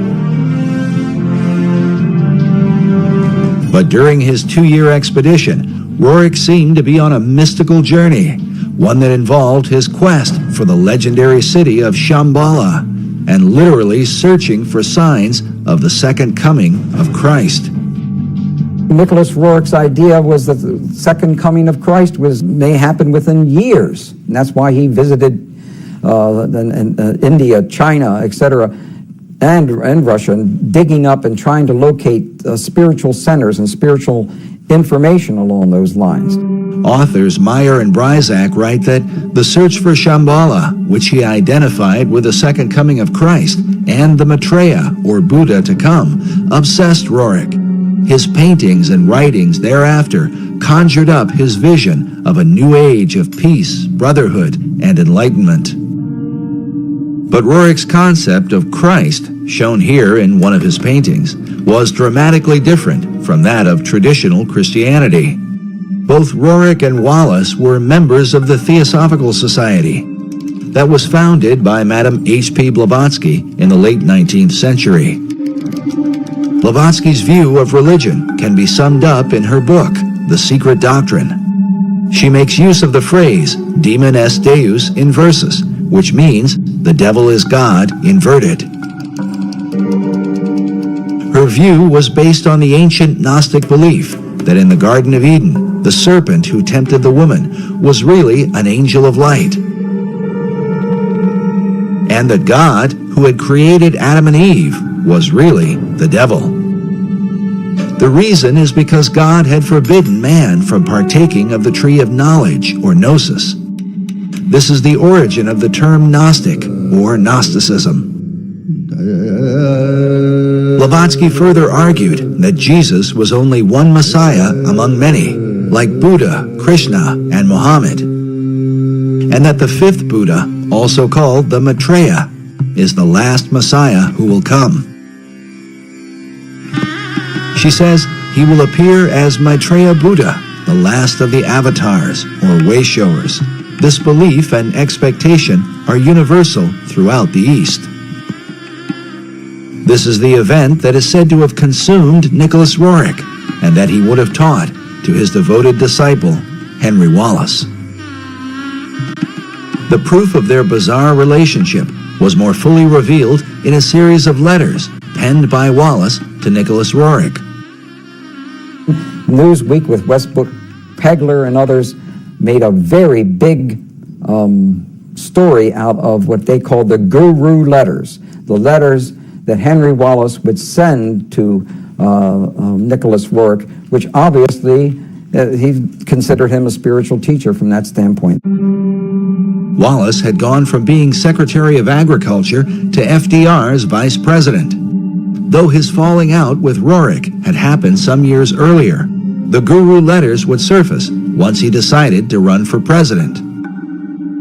They had been obtained by cantankerous news columnist Westbrook Pegler through an unidentified source. Pegler, along with H.L. Mencken, questioned Wallace in a news conference about the letters, but he was, at best, evasive and refused to answer their questions in a direct manner. The letters were signed H.A.W., assumed to be Henry Asgard Wallace. In one of the letters, Wallace allegedly wrote of curing his headaches at formal dinners by rubbing his forehead with a Tibetan amulet. In another letter, he said to Roerich, "I have been thinking of you holding the casket, the sacred, most precious casket, and I have thought of the new country going forth, and I have thought of the admonition, await the stone, the sign of Shambhala." There's these letters, and they indicate very strongly, no matter how you want to interpret them, that he was his teacher. Wallace went on to say, "We await the stone, and we welcome you again to this glorious land of destiny." The stone he's referring to is the artifact that cipher expert Buff Perry has been following for many years now. We learned about this mysterious stone during our first interview with Perry at Manly Hall's Philosophical Research Society, where a statuette of Nicholas Roerich, holding a casket like the one described by Wallace, sits on one of the tables in the library. It was first mentioned to us by Dr. Obadiah Harris. So, Dr. Harris, can you tell us about this statue here? Oh well, this would be a very favorite thing to Manly Hall. This is Nicholas Roerich, who lived in the early part of he lived even in the 20th century up until 1947. There's a Roerich Museum in New York, and this, of course, is of Mr. Roerich himself. Then there's this little casket, and in this casket symbolizes what he was given, which is the foundation stone of America. And we don't know where that stone is today. I think that Buff Perry knows a little more about where it might be now. We then asked Buff Perry to explain the stone in relation to the statue of Nicholas Roerich. The statue is based on a painting his wife Helena painted of him. The casket he's holding with a cloth fabric, a kind of sacred, appearing to be Tibetan cloth fabric over it, is a casket that contains a stone that variously has been called the Chintamani in Sanskrit, meaning the stone of wisdom, the Bethel stone, which was Jacob's pillow stone, that you read about in Torah in the Old Testament, which became known as a Bethel stone. because it was used at the location of what became the town of Bethel, so Bethel. So this stone has an incredible history to it that has only recently really surfaced in terms of how it ended up in the hands of Nicholas Roerich, where it came from. There can be no question that this stone in the casket consumed Roerich through the latter part of his life. His paintings are filled with the repeated imagery of it. And here you have a man delivering that casket up again. It appears in, it seems like almost all of Roerich's paintings. These are supposed to be his family and ascendant masters carrying the Rothenberg casket in which that stone was kept. Roerich called the stone the treasure of the world. Even his wife, Helena, is pictured in this portrait, which hangs in the Roerich Museum, with the casket resting next to her, something she and her husband had received under mysterious circumstances in 1923. Everything changed once they received this. But why would this artifact be of interest to FDR's Vice President, Henry Wallace? And how could it relate to the design of the Great Seal on the dollar bill? As Buff mentioned earlier, the stone is said to be the pillow stone of Jacob, upon which he had his dream of a ladder that stretched from earth to heaven, with the angels of God ascending and descending on it. The ladder itself is a recurring symbol in secret societies, especially Freemasonry. Master Mason Albert Pike wrote extensively of Jacob's ladder in his book, Morals and Dogma, and even suggests that Jacob's ladder may in fact have been a pyramid.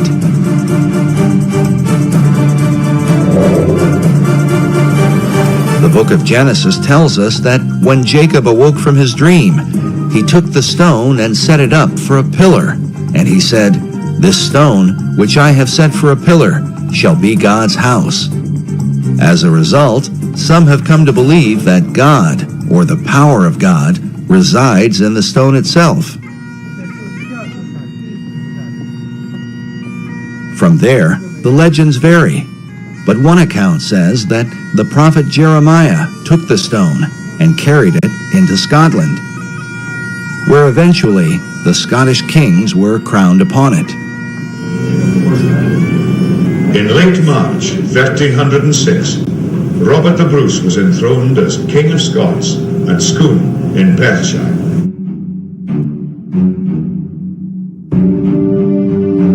An old Scottish poem says, "Except old seers do feign, and wizard wits be blind, the Scots in place must reign, where they this stone shall find." Eventually, the stone was kept at Scone Palace and was hence called the Stone of Scone. To this day, the Scots also call it the Stone of Destiny.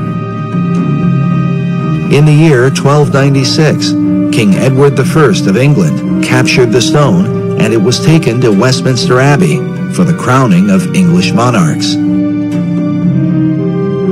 In this picture, you can see the stone itself in the compartment beneath the coronation chair, a chair that was specifically built to house the Stone of Destiny.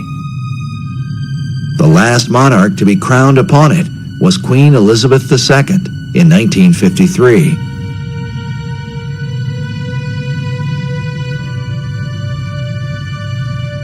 But in 1997, the English supposedly returned the ancient stone to the Scots, with the understanding that the future monarchs of England would continue to be crowned upon it.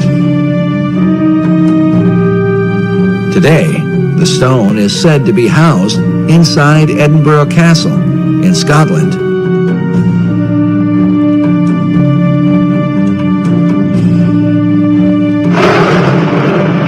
There is even a self-guided tour where visitors can view the Stone of Destiny along with the honors of Scotland the crown jewels of Scottish royalty.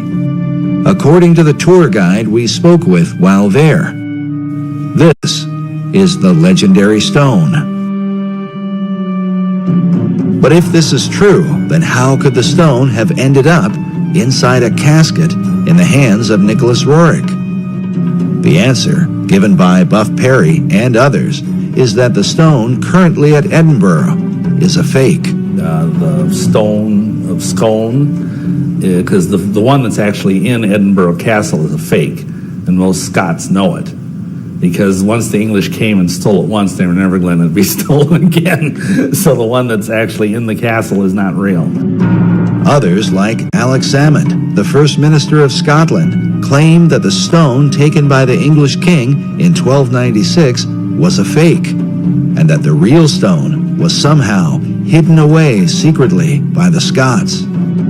Exactly where the real stone of destiny is today, and how it may have changed hands over the centuries, continues to be a matter of debate. Nevertheless, its importance is recognized by nearly all occult societies in the world today. It is the foundation stone of all history. It's also called the Philosopher's Stone. It has met the lapis exilis in the Grail literature cycles that came out of Chrétien de Troyes and Wolfram von Eschenbach. Wolfram von Eschenbach writes in Parsifal that the stone is called the Grail. While the Holy Grail is traditionally thought of as the cup of Christ, those involved in secret societies believe that the original and oldest form of the Grail is the Stone of Destiny, written of by Wolfram von Eschenbach in his Grail legend, Parsifal. And he calls it lapis exilis, which we started to use Square. As we moved from one location to two, we quickly realized that we needed better data so that we could customize the curation for each of the markets. Originally, we started with the KDS. By adding the Square Online for the full grocery offering, we hoped to grow sales about 20-25%. And we used the loyalty program, which has definitely generated a lot of repeat business. Since onboarding with Square, we've tripled the business. It's been fantastic. I'm so boned. I forgot to get my girl tickets for the show tomorrow, and now it's sold out. It's her freaking birthday. Oh, dude. She's totally gonna break up with you. She's definitely gonna break up with me. Should've used TickPick. Wait, what'd you say? TickPick. Look. Oh, whoa, dude. What? There are no hidden fees. What'd you guys think I said? Oh, TickPick. I thought you said... You heard right. TickPick, the no-fee ticket site. is a way of saying the exiled or wandering stone. He does that because of the history known in Freemasonry and in the secret societies of this stone's movement around here and there, and where it would be would indicate the importance of that place. The stone, mentioned in Eschenbach's Grail legend, is a green stone that some believe is similar to a type of meteorite known as moldavite. This description is said to have been confirmed by Nicholas Roerich while he claimed to have the stone in his possession. The secret societies believe that this stone, that supposedly fell from heaven, empowers that person or place of its location. Then it has to do with the secret history of America and why that stone arrived here, who brought it. As we showed earlier, Dr. Obadiah Harris referred to it as the foundation stone of America. What is the significance of the foundation stone of America? Well, the foundation stone is really about what America is about, and also what England seems to be about. And so it's really, it implies the great mysteries that was contained in the great mystery schools, and of those who had this vision.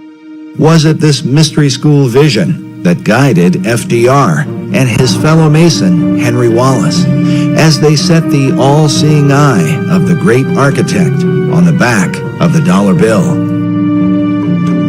When one considers the repeated use of the word destiny by Manly Hall, who wrote of the secret destiny of America, along with FDR, who had knowledge of Hall's library, and who said that Americans had a rendezvous with destiny. And then Henry Wallace, who referred to America itself as the land of destiny. It only makes sense that such men would have taken an interest in the stone of destiny. That Henry Wallace had an interest in seeking the Holy Grail is proven by the letters he wrote to Nicholas Roerich. As a Freemason, he would have seen an occult connection with America, since the stone of destiny is said to have come from heaven to earth, from the dog star Sirius. Known as the brightest star in the heavens, Sirius is an important key to understanding the stone and what the secret societies intend for the destiny of America. When the United States was founded, the architecture of Washington, D.C. was designed in alignment with the rising of Sirius in the east. July 4th, Independence Day, is the day when the sun is in conjunction with this star, said to be 23 times more powerful than the sun itself. Also consider that Sirius is the blazing star or pentagram used in Masonic lodges. But as this mystical symbol relates to the dollar bill, we read that the famous emblem of the all-seeing eye, seen hovering above the unfinished pyramid, is a depiction of the Eye of Sirius and is a common motif found throughout Masonic lore. The importance of Sirius to the secret societies cannot be overstated. Some believe that the secrets of this star are a matter of life and death. In our last documentary, Riddles in Stone, Dr. Robert Hieronymus explained the importance of the dog star Sirius. This happened during a casual discussion, and some of what he said took us by surprise. Listen now to his uncut explanation to understand how critical the secrecy of this symbol is to Freemasonry and all the secret societies. And as you listen, remember, it is Sirius that rises in the east behind the sun, which stands as a picture of the twofold nature of every symbol in the occult. Interesting thing about all of Freemasonry is that symbolism is ultimately very important. They don't put a lodge in the east because it's a nice place and it looks good. They put it in the east. The masters have put it in the east because it's the rising sun. It's the rising sun. You're catching the energies of the light, right. and to them, they didn't believe that the sun was God. All right, like we're told, the ancient Egyptians, we're told all the time that they thought the sun was God. Well, to simplify it, do I have time to tell them this part? Yeah. Oh, yeah. Okay. Go ahead. All right. As with all secret societies, you have levels, and if you're on the lower levels, you don't even know they're upper levels. They don't even tell you. Right. You bump into it by accident, or someone comes along. Now, in Scottish Rite, that's something different, because they know that there's a. But before then, and basically, secret societies such as, let's go to ancient Egypt. To the ancient Egyptians, the priest would tell the serfs, the guys that tilled the land, they would say, the sun is God. Okay? And so they accepted that very low-level interpretation, all physical. That's not what the priest believed. What the priest believed, there was a second level.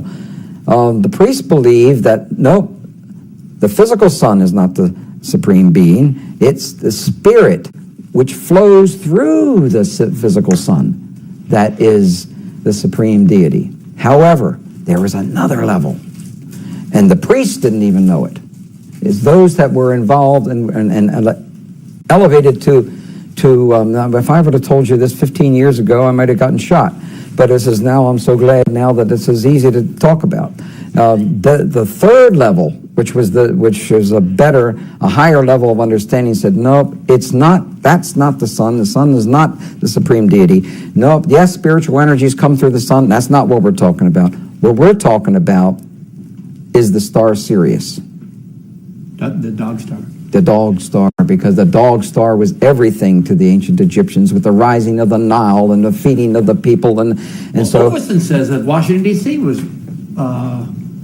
the dog star was important in the founding of Washington D.C. Indeed, it was, yes, and that's a reflection on America. But the point I was just trying to make was that third level is never told, and with every group, every secret society I belong to, over but 15 or 16.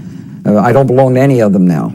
I can't. 15 to 16 different societies? Yeah. Oh, wow. Well, there were many different types. While Dr. Hieronymus's claims of belonging to more than a dozen secret societies might sound incredible, it is important to remember that he is the most highly recognized authority on the history of the Great Seal.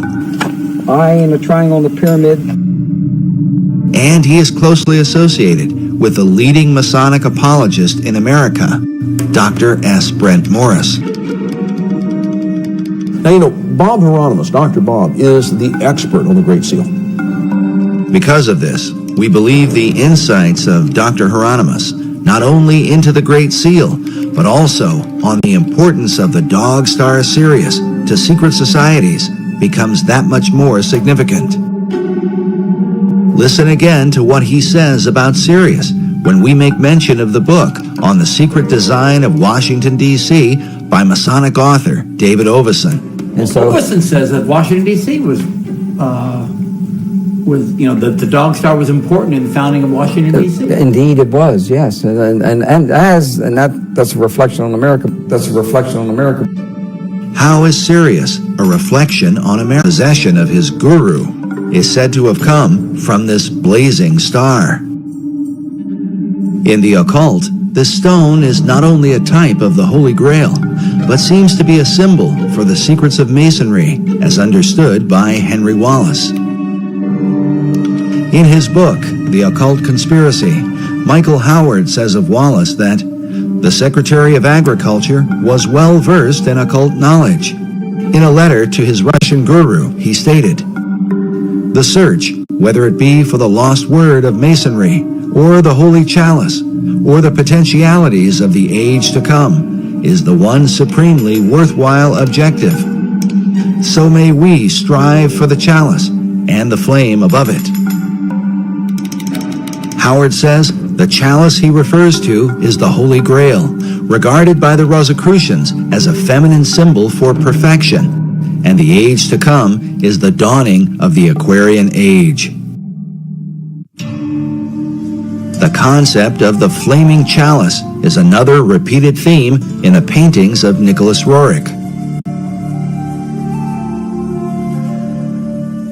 And you can see this entity holding the chalice, and there's a flame coming up from the middle of the cup part of the chalice.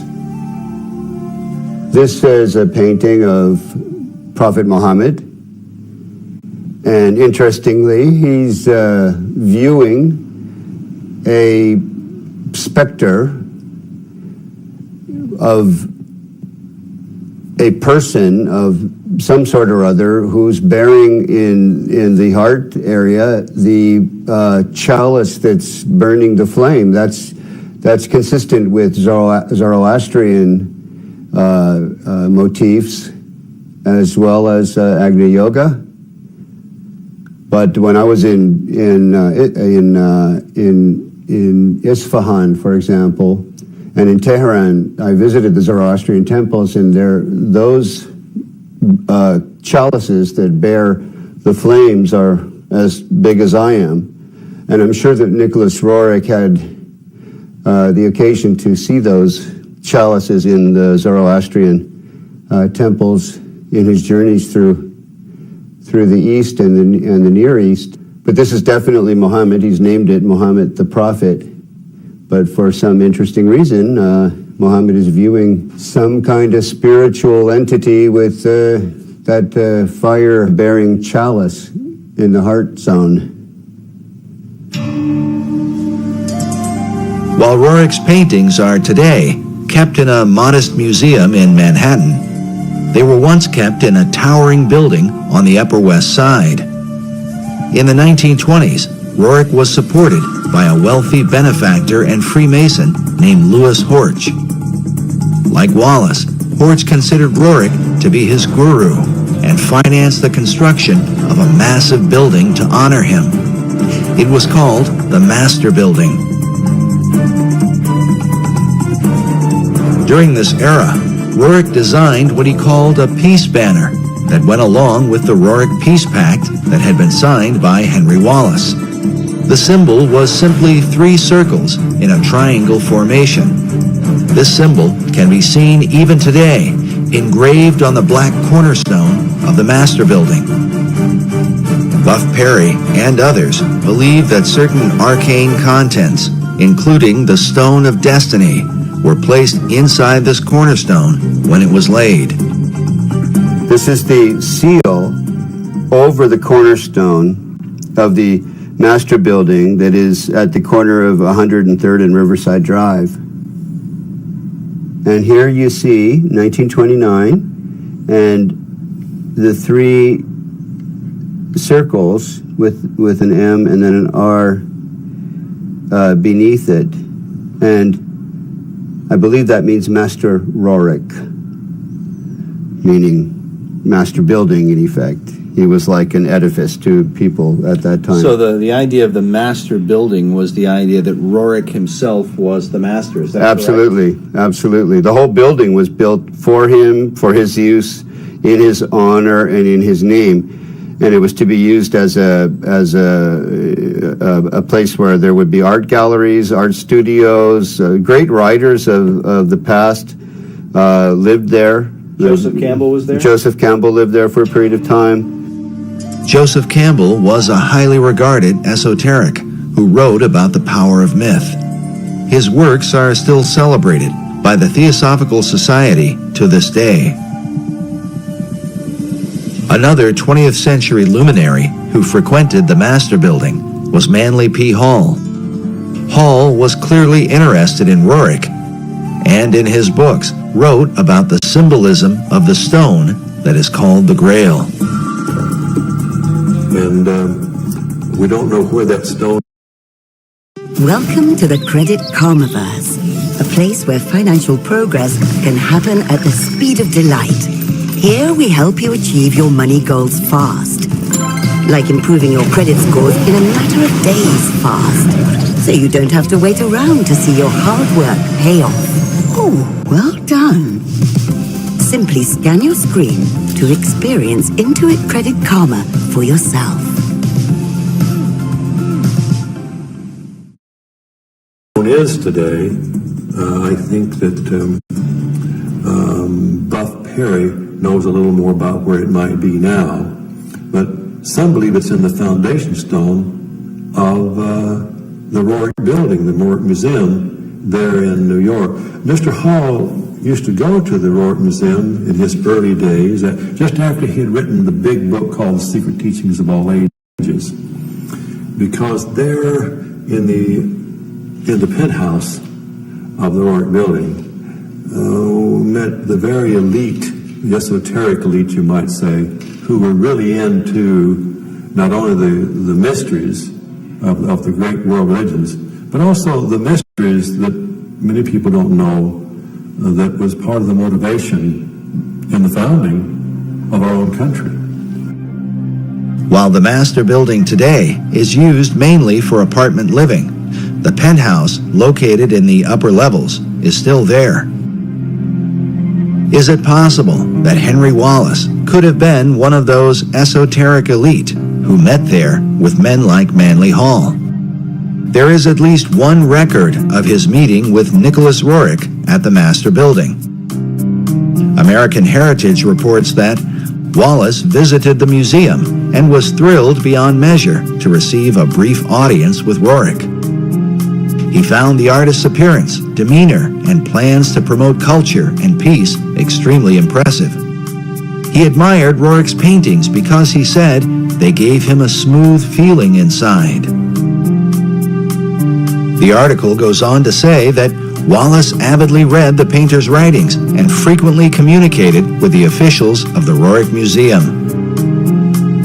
Whether FDR himself ever attended the penthouse meetings is unknown, but it is reported that the president's mother was an admirer of Rorick, and Roosevelt himself had once met and been favorably impressed by the artist. It is also worth noting that in 1932, First Lady-elect Eleanor Roosevelt gave a lecture at the Rorick Museum Lecture Hall. American Heritage writes, the State Department grew very nervous about Rorick, but he had influence in the Oval Office. With such connections, is it possible that inside the mysterious penthouse at the upper level of the master building, the so-called esoteric elite decided on the design for America's dollar bill? Remember that the master building was finished in 1929. The Great Seal was not placed on America's currency until 6 years later, in 1935.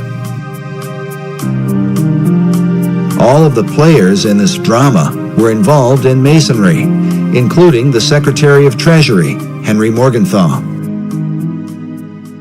When Morgenthau, the Secretary of the Treasury, regretted having placed the all-seeing eye on the verso of the American dollar bill, he made reference to a small Kabbalistic group that used that symbol in their ceremonies, and because of that, regretted that that symbol ever would have made it onto the dollar bill, which to me is rather peculiar because Masons for centuries had already used that all-seeing eye in their lodges, in their literature, and in all means and manner of expression.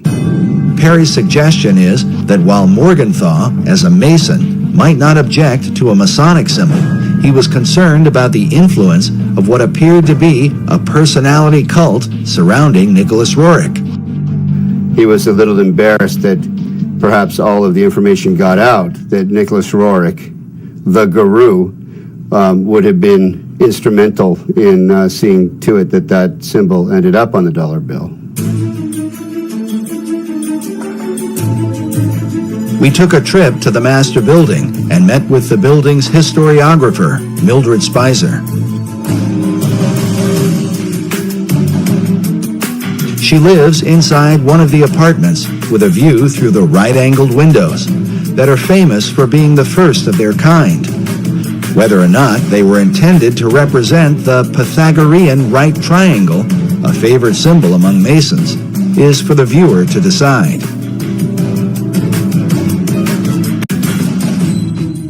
Rorick's idea was to have that Mason symbol put on the dollar bill, so every resident in the U.S. is connected to Rorick through the dollar bill. While we were there, Mildred confirmed that Rorick's chief financial supporter, Louis Horch, was in fact a 33rd degree Freemason. And that was given, sent to me by Oriole. Her father was Louis Horch, and she and her mother, Nettie Horch, were very involved with the museum. And during this time, they were caught up in the mysticism of Rorick. And those who were part of Rorick's inner circle were invited to the highest level. With Mildred's help, we were able to make our way up the elevators and then the many stairs to the much-talked-about penthouse, which some have called a kind of temple or meditation room.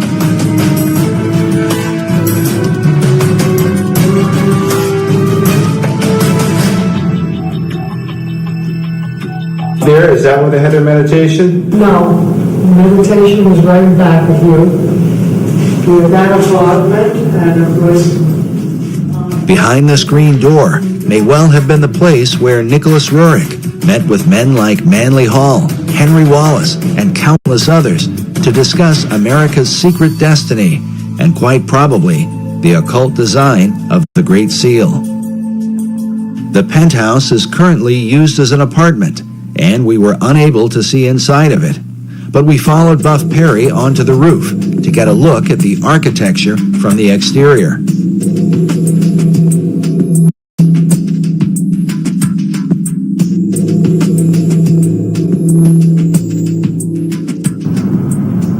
We're at the very top of the master building, and behind you is the river, and in front of you is the outside walling of the meditation room or temple or whatever one wants to call it, the chapel that Rorik had constructed for his private spiritual purposes. So it's right on the other side of this wall. It's just, let's see here. And that's the very top.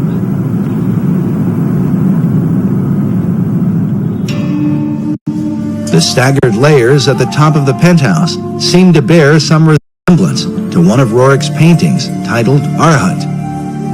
In Buddhism, Arhat is the highest level of enlightenment, said to be the ultimate goal of nirvana.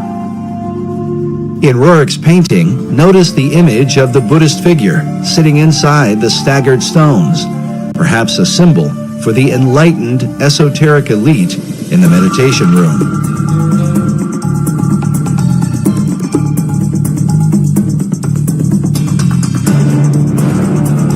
The master building rooftop is undoubtedly interesting, especially since it overlooks the Cathedral Church of St. John the Divine, the largest cathedral in the world, where many of the occult concepts of America all seem to come together. What's interesting is that much of the cathedral was being built during FDR's administration. On the outside, there is a cross before what is called the Rose Window, an obvious symbol of Rosicrucianism. Inside the cathedral, we find praying saints alongside lurking demons. An image of what looks like a Zoroastrian Maitreya hangs upon a cross at the altar. Meanwhile, an upside-down cross is seen in one of the alcoves, serving as a monument to September 11th. Elsewhere, a phoenix bird is carved beneath the pulpit. A carving of George Washington is found next to that of William Shakespeare. And on the floor is the seal of St. Albans. St. Albans was one of the names given to Sir Francis Bacon. And in the midst of it, we find obvious imagery pertaining to the Holy Grail. Some more obvious than others, like this seal on the floor of the cathedral. But notice that there are two cups beneath the cross. Could this be suggestive of the two grail concept put forth by Wolfram von Eschenbach and others, who believe that the grail is both the cup of Christ and the stone of destiny? It is worth noting that Grail legends were of great importance during the time of FDR and the whole World War II generation. Not only in America, but in Europe, Richard Wagner based his famous opera, Parsifal, on the writings of Wolfram von Eschenbach. This opera would become a central focus for Adolf Hitler, and as a result, there are some who have argued that Hitler's whole life was dedicated to the Holy Grail. Occult historian Tracy Twyman writes of what Hitler and other occultists believed about the Grail, that it dates long before the time of Christ, all the way back to ancient Atlantis. She writes that just as Hermes possessed a magic stone, which has been associated with the Holy Grail, Hercules also possessed a heavenly stone and a special cup that he carried it in. According to Plato's dialogue, the Pillars of Hercules were the gateway to Atlantis. This may be why Sir Francis Bacon used these same pillars as a symbol for achieving greater knowledge. Oddly enough, about the same time the Masons were finishing the work on the master building, Nicholas Roerich finished this painting titled The Last of Atlantis. Which brings us back to the greater mystery of the Roerich building and what may be the secret key to understanding the dollar bill. But first, how did the Stone of Destiny come into the possession of Nicholas Roerich?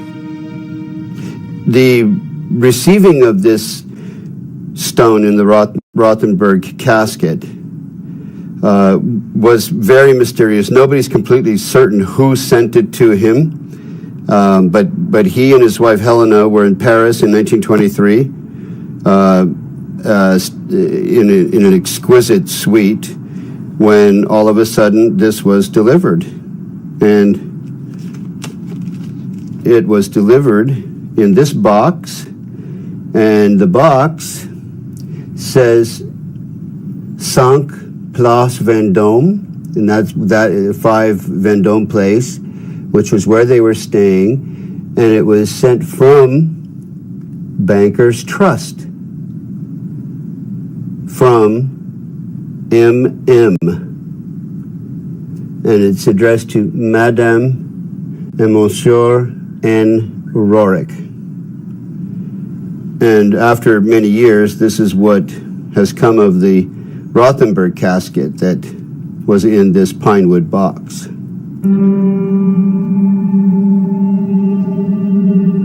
But why would this artifact have been delivered to Nicholas Roerich? And could it have really ended up inside the cornerstone of the master building, as Buff Perry and others believe? When it was mysteriously delivered to Nicholas Roerich in 1923, he carries it around. He ends up going to India with it. By 1929, he's had this huge building, a 29-story Art Deco building built for him in New York City by Louis Horch, an investment banker, with a cornerstone prepared to have this sacred casket bearing the stone and other artifacts sent from India, because he's now taking it in 1923 from Paris to India, and placed in the cornerstone for posterity. All of this might seem a bit too incredible, except for the fact that the laying of the cornerstone for the master building was a major event in 1929, attended by foreign dignitaries from around the world. From Spain, France, Poland, Australia, Romania, and a host of other countries. Why would they all turn out for this event?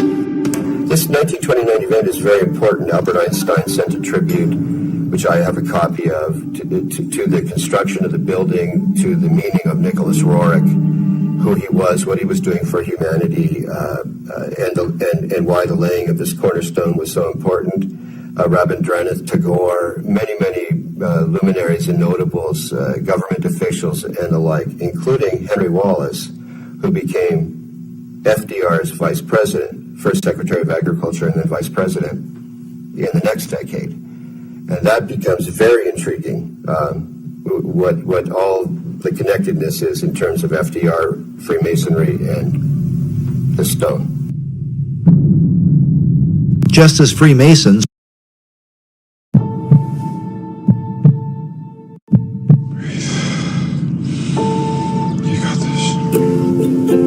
This is the most dangerous stretch of beach in the world. Let's go. We work, we fight, we don't give up. We lose people, but we save people too. Breathe, just breathe. Breathe, baby, breathe. Rescue High Surf series premieres Sunday, September 22nd on Fox. Were involved with the designing of the dollar bill. They were also involved in the construction of the master building. As noted earlier, the master building was financed by Louis Horch, who was appointed to a number of government offices during FDR's administration. In fact, he was placed in charge of the Department of Commerce by his fellow Freemason and Roerich disciple, Henry Wallace. As we have seen, Wallace, in his letters, shared a fascination with the Stone of Destiny. So the stone today is in this building? The stone is in this casket, said to be in this casket. The reports I have received from the Roerich Museum would have that stone in this Rajput casket in the cornerstone of the master building. The interest of men like Albert Einstein, Henry Wallace, and not to mention all the foreign dignitaries, becomes quite intriguing when one considers the full contents of the casket that was said to be placed inside the cornerstone.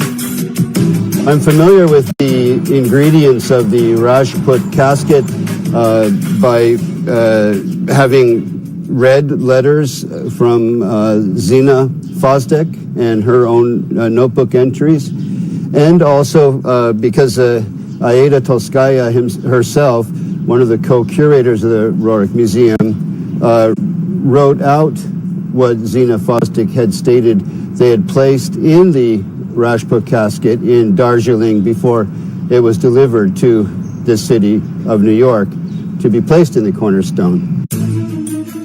As Buff Perry explained, the letter that describes the contents of the casket comes from Zina Fosdick, a longtime devoted disciple of Nicholas Roerich, who would later become the director of the Roerich Museum.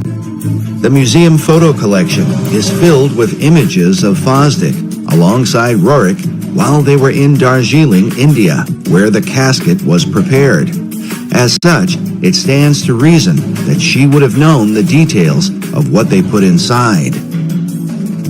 The letter's written by Zina Fosdick, and it was actually an entry in her diary. And what's written here is an accounting of all of the ingredients that are in the Rajput casket that was prepared in Darjeeling, India, in 1928 to be delivered to New York, to Manhattan, and to be placed in the cornerstone of the master building. There are a lot of interesting things that were placed in the Rajput casket. For example, an image of Maitreya printed on Tibetan paper. As we showed earlier, in the occult belief, the Maitreya is said to be the last Messiah that will come. The Maitreya is seen as the final deliverer and incarnation in the Buddhist tradition. Again, he's also Kalki in the Hindu tradition, the 10th incarnation of Vishnu. Vishnu is the great god of Hinduism. So they're not mixing up Jesus with Maitreya, but they are seeing Maitreya as a messianic figure, a world Messiah, who would answer all of the expectations of all the world religions at one time.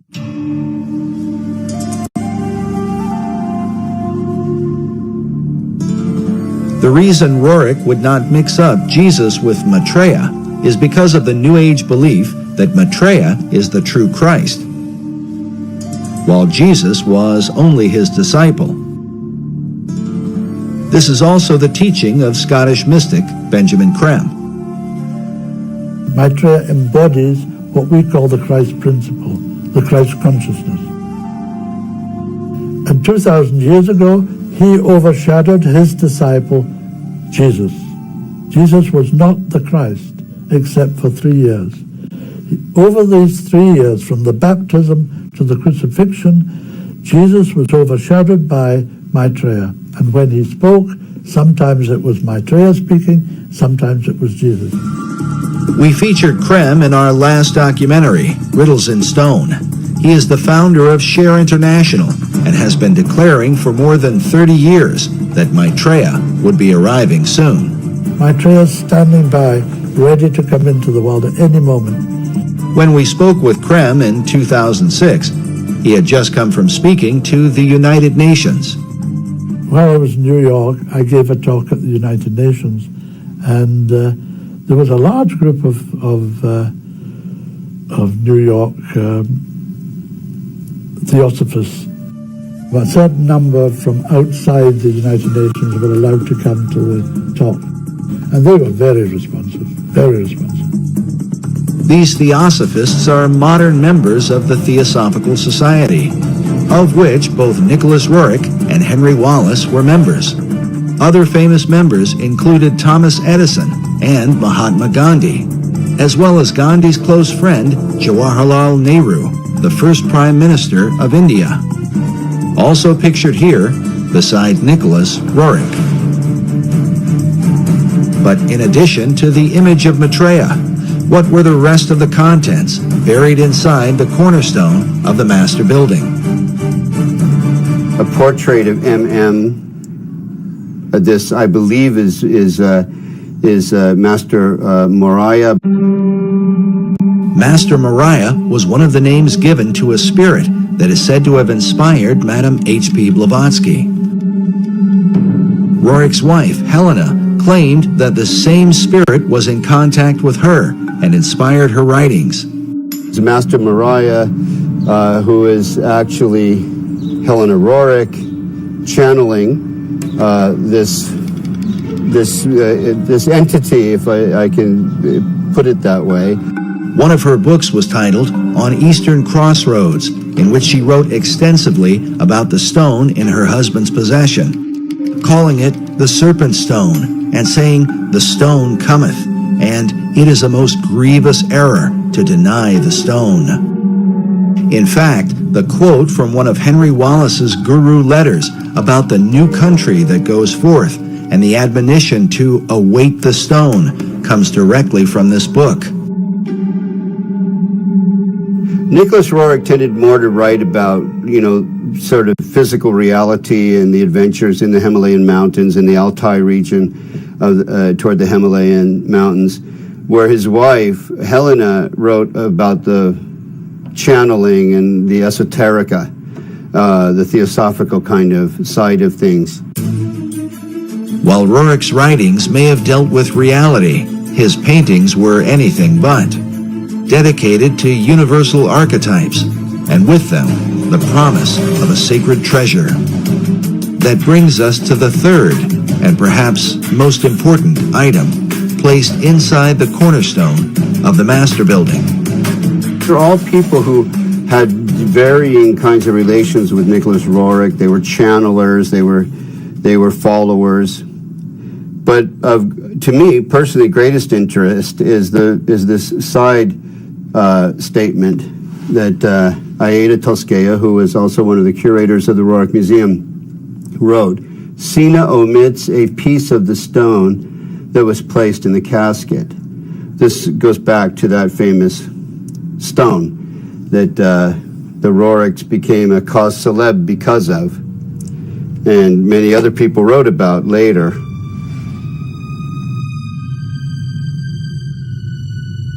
Everything changed once they received this. 1924 marked a whole new direction for them all. And this came about, I think, this is 1924. You'll see the casket here is the same casket there.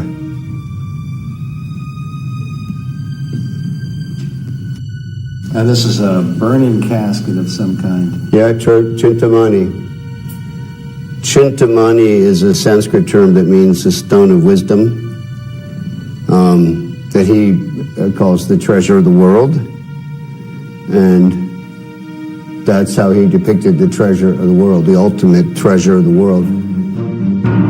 It seems only appropriate that this treasure hunt would take us back to Manly Hall's society in Los Angeles, and in particular to one of the graduates there from the University of Philosophical Research, a Freemason named Gavin Wentz. On his website, he quotes a curious passage from Eschenbach's Grail legend with a clear reference to the Knights Templar. The passage reads, "Wherever these Templars receive victory or defeat, I will tell you by what they live. They live with a stone. If you do not know it by name, I will name it for you. It is called Lapsit Exilis. The stone is also called the Grail." Eschenbach's reference to the Knights Templar is curious.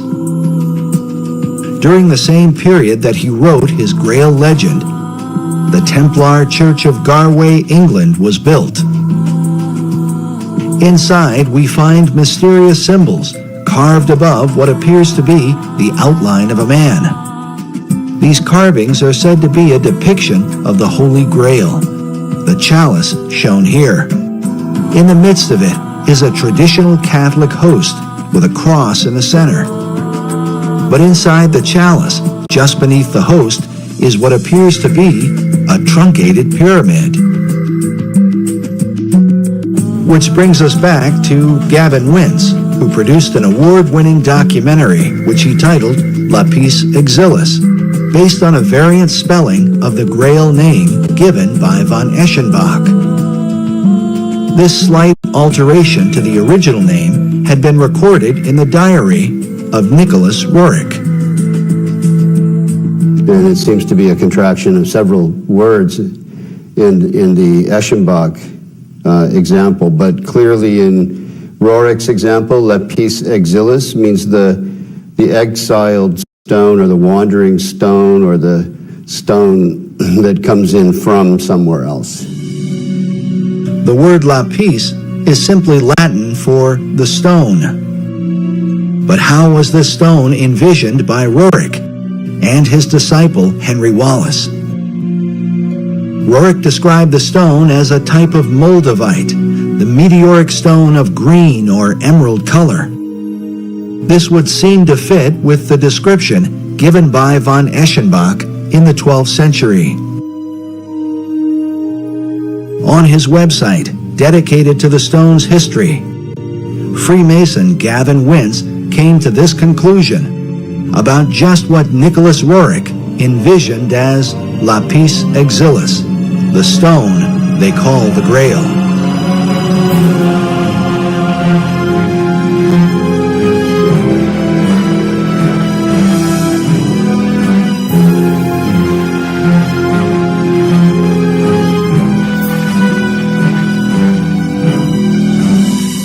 Is it really possible that Roerich, Wallace, and even FDR believed the Great Seal was a representation of the Holy Grail?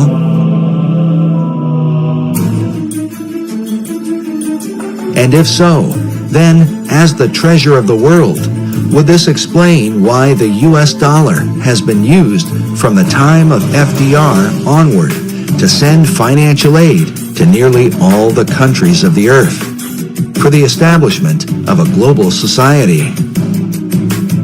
During his 2008 presidential campaign, Barack Obama was criticized for wanting to spread the wealth.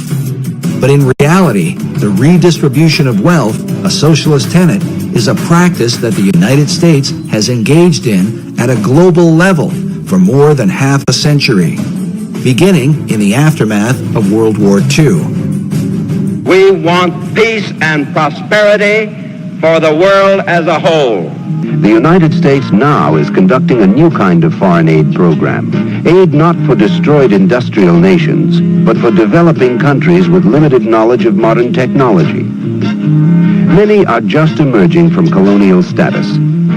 American aid seeks to lay the foundations for industrial and agricultural growth. It is motivated by the humanitarian ideals of the American people and But now that the economy of the American people has taken a turn, and it seems that the dollar is declining fast, how could this fit into the plan of the secret societies? Consider that when the shock waves of the American stock market shook the world, France and China called for a global currency and a new world order. Which brings us to the other half of the dollar bill's design, the American eagle that some believe represents the mythical phoenix, a bird that is said to destroy itself by fire. But according to Wolfram von Eschenbach, the power of the phoenix lies in the stone of destiny. In Parsifal, he writes, "By virtue of this stone, the phoenix is burned to ashes, in which she is reborn. Thus does the phoenix molt her feathers, after which she shines dazzling and bright, and as lovely as before." If these ideas are truly embraced by secret societies, could this suggest the intentional destruction of the American dollar, which will then force our financial networks into a global economy, resulting in a new Atlantean empire that extends to all the earth?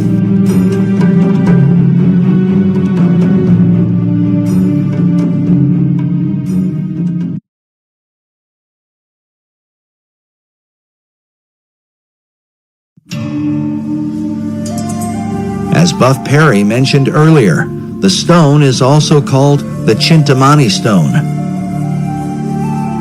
As a symbol, the stone unites the occult traditions of both Eastern and Western mysticism. One thing is certain, those who practice the occult believe this artifact is the key to achieving the great work of all secret societies. Mark Amaru Pinkham is the co-director of a group called the International Order of Gnostic Templars. In his article titled Nicholas Roerich and the Chintamani Stone, a Holy Grail from Sirius, he writes that data regarding the Chintamani Stone maintains that it was brought to Earth by Syrian missionaries to eventually help precipitate a one-world civilization.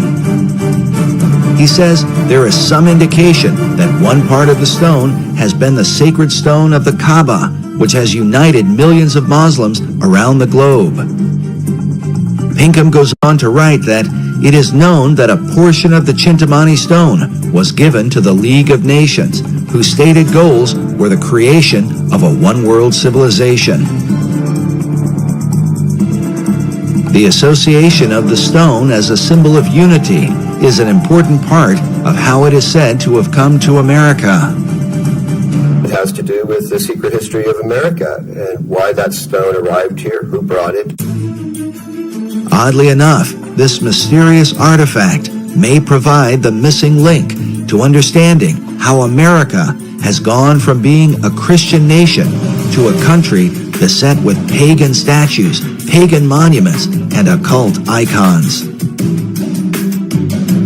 For years, Buff Perry was financed by a leading member of the Philosophical Research Society to hunt down this stone of destiny.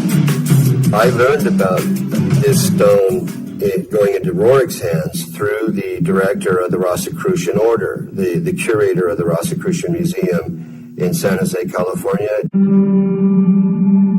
The whole concept of the stone as the Holy Grail represents the so-called perfecting of mankind.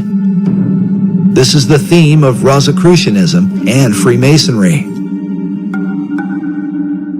As Manly Hall writes, to the mystic, the stone is divine power, an ancient symbol of the perfected and regenerated man whose divine nature shines forth. After years of research, Buff Perry now believes the stone was brought to America by secret societies from Scotland in the years preceding the American Revolution. For them, the stone was to empower the foundation of a new republic. Why is it called the foundation stone for America? The foundation stone for America because it was brought here by the Jacobites who had been arrested at Preston in 1715 in their attempt to overthrow the kings. The kings in question are the line of English kings who succeeded King James II, who was deposed from his throne in 1688 and succeeded by William of Orange. but the supporters of James rebelled against the deposing of their favorite monarch. They were called Jacobites, a name derived from Jacobus, the Latin version of James. In short, the Jacobites were mostly Scottish Highlanders who were determined to restore James and the House of Stuart to the English throne. But the reason King James II was deposed presents a powerful clue as to why America has been steadily transformed into a cornucopia of pagan and occult philosophies. King James had proclaimed that Jews and Presbyterians and Quakers and Catholics and even Ottomans should be embraced by the Church of England. That's why he was deposed. So the subsequent formation of this Jacobite revolutionary social order was in reaction to his deposition and in support of his embrace of Jews, Presbyterians, Quakers, Catholics, and Ottoman Muslims. Since the Protestant English rejected James' ecumenical ideas and also feared that the hand of Rome was somehow involved, the Scottish Jacobites engaged in a series of rebellions against the new line of English kings. But their rebellions were ultimately crushed, and as a result, many of the Jacobite fugitives fled across the waters of the Atlantic to America. In 1715, there was a rebellion in a place called Preston, northern England. Many of the Jacobites were arrested and deported or exiled to America. Standish family, Anson family, notable families in American history, pre-revolutionary history. Families that then went on to become part of the War of Independence, the American Revolution. Notable Masons and Freemasons. These notable Freemasons were the survivors of the Jacobite resistance in Scotland, a land with a long history of secret societies, whose influence is both mysterious and extensive. Consider that centuries earlier, the Knights Templar fled persecution and are said to have hidden themselves within the Masonic lodges of Scotland. In the 19th century, Albert Pike would develop the ancient and accepted Scottish Rite of Freemasonry, which would become the most powerful arm of Masonry in America. Meanwhile, President Woodrow Wilson once said that every line of strength in American history is a line colored with Scottish blood. Perhaps the best example of the Jacobite influence in early America is found in Hugh Mercer, often called an unsung hero of the American Revolution. Mercer was a Jacobite doctor who supported the cause against England until their final defeat at the Battle of Culloden in 1746. He was then forced to flee to America, leaving his homeland behind. He served as Brigadier General in the Continental Army and was a close personal advisor to George Washington. It's even believed that it was Hugh Mercer who suggested that General Washington make his famous crossing of the Delaware River on Christmas of 1776. Incredibly, one of Hugh Mercer's children would marry into the Patton family and ultimately produce World War II hero General George S. Patton, whose blood and guts reputation was certainly in keeping with the Jacobite tradition. But in the years prior to the American Revolution, Hugh Mercer became a member of the Masonic Lodge in Fredericksburg, Virginia, the early members of which are said to be a who's who of Revolutionary War heroes. Mercer's fellow members included George Washington and James Monroe. At least 8 Masons from this lodge served as generals during the American Revolution, while 2 of them would go on to become American presidents. The Fredericksburg Lodge still exists today, and on its website states that it was chartered by the Grand Lodge of Scotland, July 21st, 1758. A history of the lodge says the following. The lodge was formed by men who had been made Masons earlier and elsewhere, Scotland most likely. There was in Fredericksburg in the 1750s a notable Scottish mercantile presence. Many of those early lodge members bore Scottish surnames, and it was to Scotland, not England, that the lodge later turned for a proper charter. Is it possible that the influence of the Scottish Jacobite rebels worked as an undercurrent that helped to inspire the American Revolution? These families, they come under the general umbrella term Jacobite, were the real core population that led to ultimately to the War of Independence.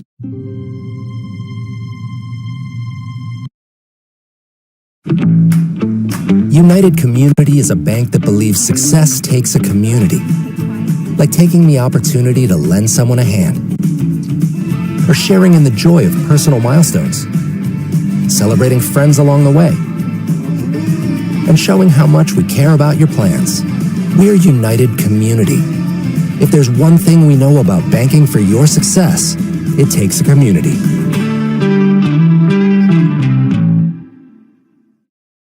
Consider that the 3 Jacobite uprisings are referred to as rebellions. During the Revolutionary era, the motto, "Rebellion to tyrants is obedience to God," was adopted, a motto that Benjamin Franklin wanted to include on the design of the Great Seal. But rebellion against authority was not exactly the tradition of the Puritan Pilgrims who began the country. Their focus was on the biblical teaching of Jesus and the apostles. When Harvard University was founded in 1636, its motto was "Truth for Christ and the Church."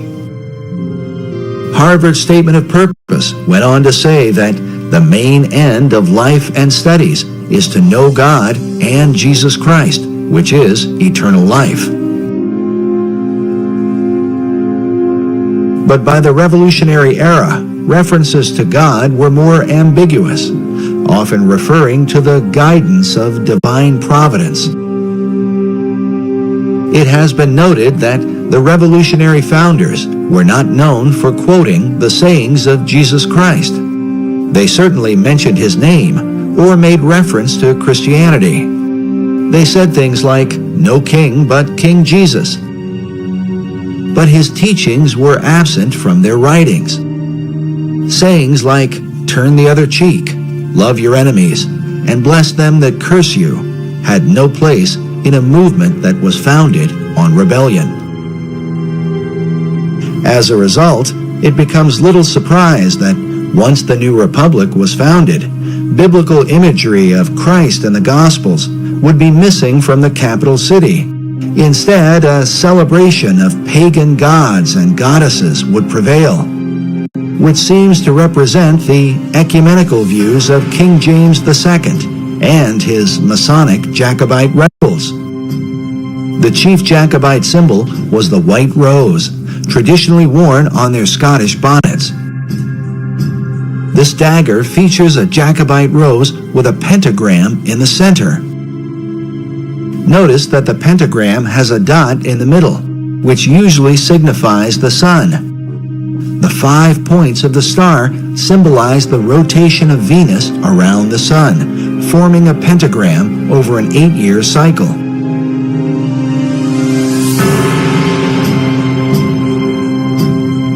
This symbol was well known to the secret societies of Europe and is found carved throughout Washington, D.C. In light of these things, the question Americans today should ask is, if the idea of rebellion was in obedience to God, what God did they mean?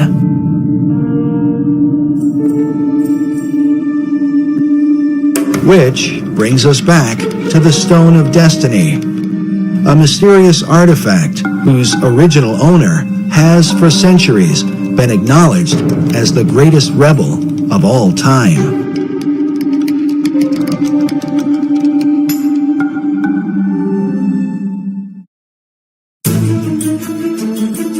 The belief is that the real stone was not captured by the English in 1296, but was somehow hidden away by the Scots.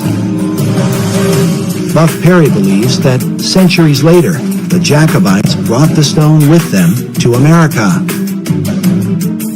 To bring it over here was to, first of all, find refuge or sanctuary for it, but also to indicate this is where the Jacobite Revolution might really be successful. 1715, the first rebellion, 1745, the second, and then we have the 1770s with the Declaration of Independence. We have the Boston Tea Party, then we have the sort of prolonged war of independence, all brought about by these same people.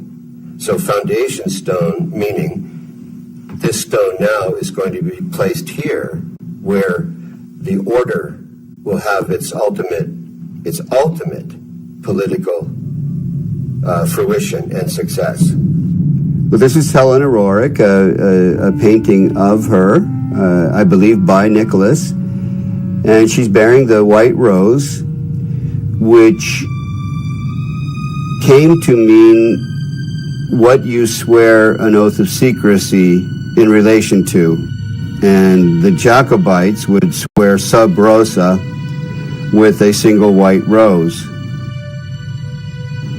Her left hand, hand and elbow, are right alongside of the casket. The symbology is extremely interesting. Just the bearing of the white rose alone is, to me, highly suggestive of what she felt to be a secret mission that was associated with this stone that they received. It seems clear that their secret mission had to do with creating a one-world order through the League of Nations and by supporting the New Deal, which both FDR and Henry Wallace believed was the new order of the ages. It was during FDR's administration that the National Archives building was completed, with the figure of what appears to be a perfected man carved upon it. The figure is called Destiny. With the word destiny used repeatedly by the key figures who influenced the dollar bill, FDR, Wallace, and Manly Hall, is it possible that they all believed the Stone of Destiny had come to America through Nicholas Roerich? But exactly what destiny they had in mind for America and the world must give us pause when we consider the full history of the stone. According to an ancient legend, the stone that fell from heaven is a jewel that was cut from the crown of Lucifer himself.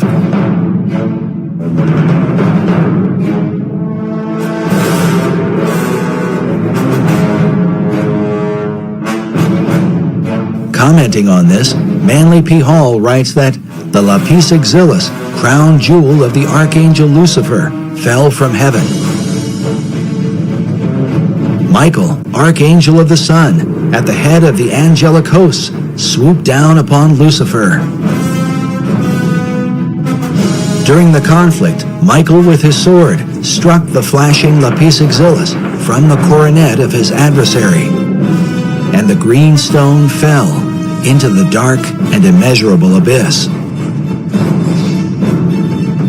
Paul goes on to say that out of Lucifer's radiant gem was fashioned the Sangreal, or Holy Grail, from which Christ is said to have drunk at the Last Supper. This idea seems to be captured in this depiction of the Grail by Dante Gabriel Rossetti. Rossetti was a 19th century esoteric painter who is said to have influenced modern Rosicrucianism. He may well have been familiar with the ancient legend, since his Grail cup appears to be a dark emerald green, mounted in a golden frame. But according to the various legends that are told, this stone of Lucifer was divided into different parts. One part became the Grail chalice, while King Solomon is said to have fashioned another part into a ring. Yet another part became the stone of the Kaaba. While this stone is black, Manly Hall suggests that Islam venerates the color green because of its association with the Grail stone. Others believe the Grail stone is the same as the Emerald Tablet. A depiction of this tablet can be found in the floor mosaic of the Cathedral of Siena, next to an image of Hermes Trismegistus, or Hermes Thrice Great. As such, it is known as the Emerald Tablet of Hermes. Written upon it is the Hermetic maxim, that which is below is like that which is above. The tablet is also called the Philosopher's Stone, and is well known in the ancient world. Sir Isaac Newton even did his own transcription of the Emerald Tablet. In the modern world, Carl Jung is said to have had dreams of the Emerald Tablet. Manly Hall obviously knew about it, and even published his own illustration. Hall writes that the oldest and most revered of all the alchemical formulae is the sacred Emerald Tablet of Hermes. In her book on the Merovingian mythos, occult author Tracy Twyman writes that the story of the Emerald Tablet of Hermes appears to be yet another incarnation of the Grail as stone. She goes on to say, the legend connected to these items and the stone they came from relate that the stone bounced off Cain's head as it fell to earth, leaving a scar on his forehead in the shape of a red serpent, the mark of Cain. This is what the Grail as stone represents.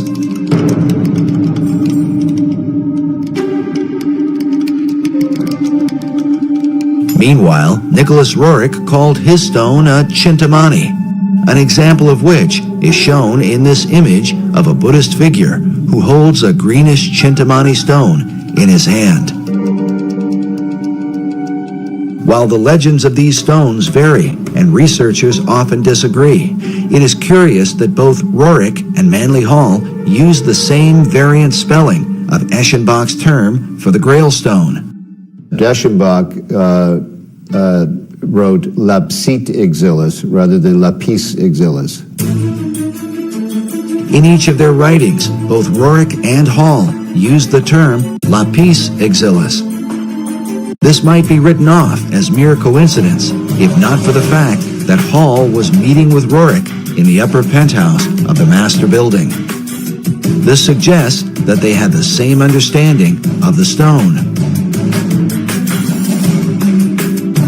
Furthermore, both men were involved, along with Henry Wallace, in the theosophical teachings of Madame H.P. Blavatsky, who openly asserted the ancient Gnostic belief that the true God is Lucifer. As such, for Roerich to have a piece of Lucifer's gemstone would have had great significance. Dr. Obadiah Harris explained to us the importance of Madame Blavatsky to Manly Hall and to his writings about the founding and destiny of America. There's another important lady over here that Mr. Hall wanted to honor, and that is Helen Blavatsky, a Russian woman. By the way, her little house in Russia, and I understand now, is a national museum. But in the early days,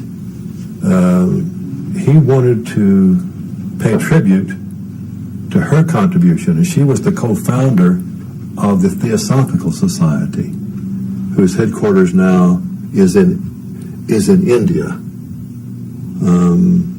She wrote Isis Unveiled, The Secret Doctrine, and it is said, I don't know if this is true, but she died in 1891. Manly Hall was born in 1901, but it is said that he had read The Secret Doctrine by the time he was 12 years old and understood it. So there's a feeling that Manly Hall had a bond with this woman, a kind of spiritual bond, and that when he wrote Secret Teachings of America, he was really writing the next book for her secret teaching, secret doctrine, that he was taking it farther, and he did.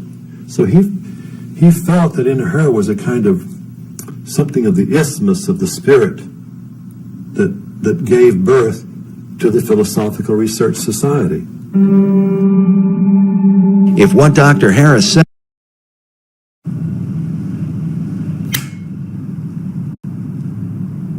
20 seconds a week to lose 20% of your weight in a year with diet and exercise. That's the power of GLP-1s through Ro. Ro helps find the medication that's right for you, based on cost, availability, and your weight loss goals. Losing weight with GLP-1s is possible through Ro. Connect with the provider today at ro.co/20. says is true, then Hall founded his entire society on the Luciferian doctrines of Madame H.P. Blavatsky.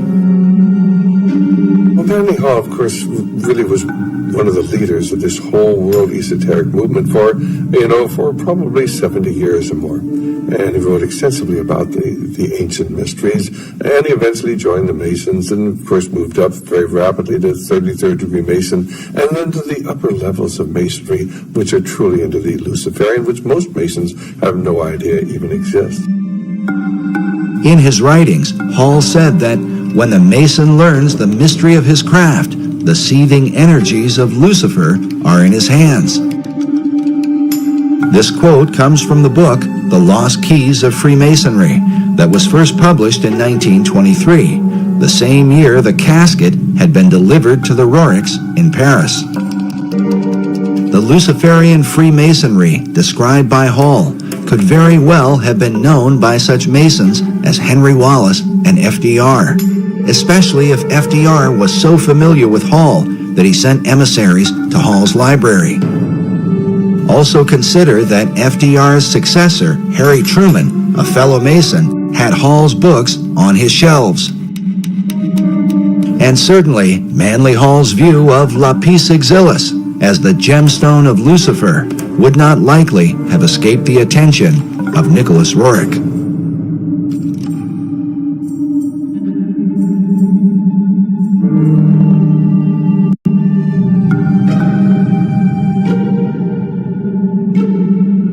Despite Roerich's international mystique and influence in the Oval Office, he eventually suffered a sudden and sharp decline. While searching for seeds and grasses for the Department of Agriculture, he was also heavily involved with the politics of Central Asia. Buff Perry believes that prior to his fall, Roerich was working to amalgamate the countries of Asia into a united Buddhist theocracy that would ultimately be joined to a one-world government.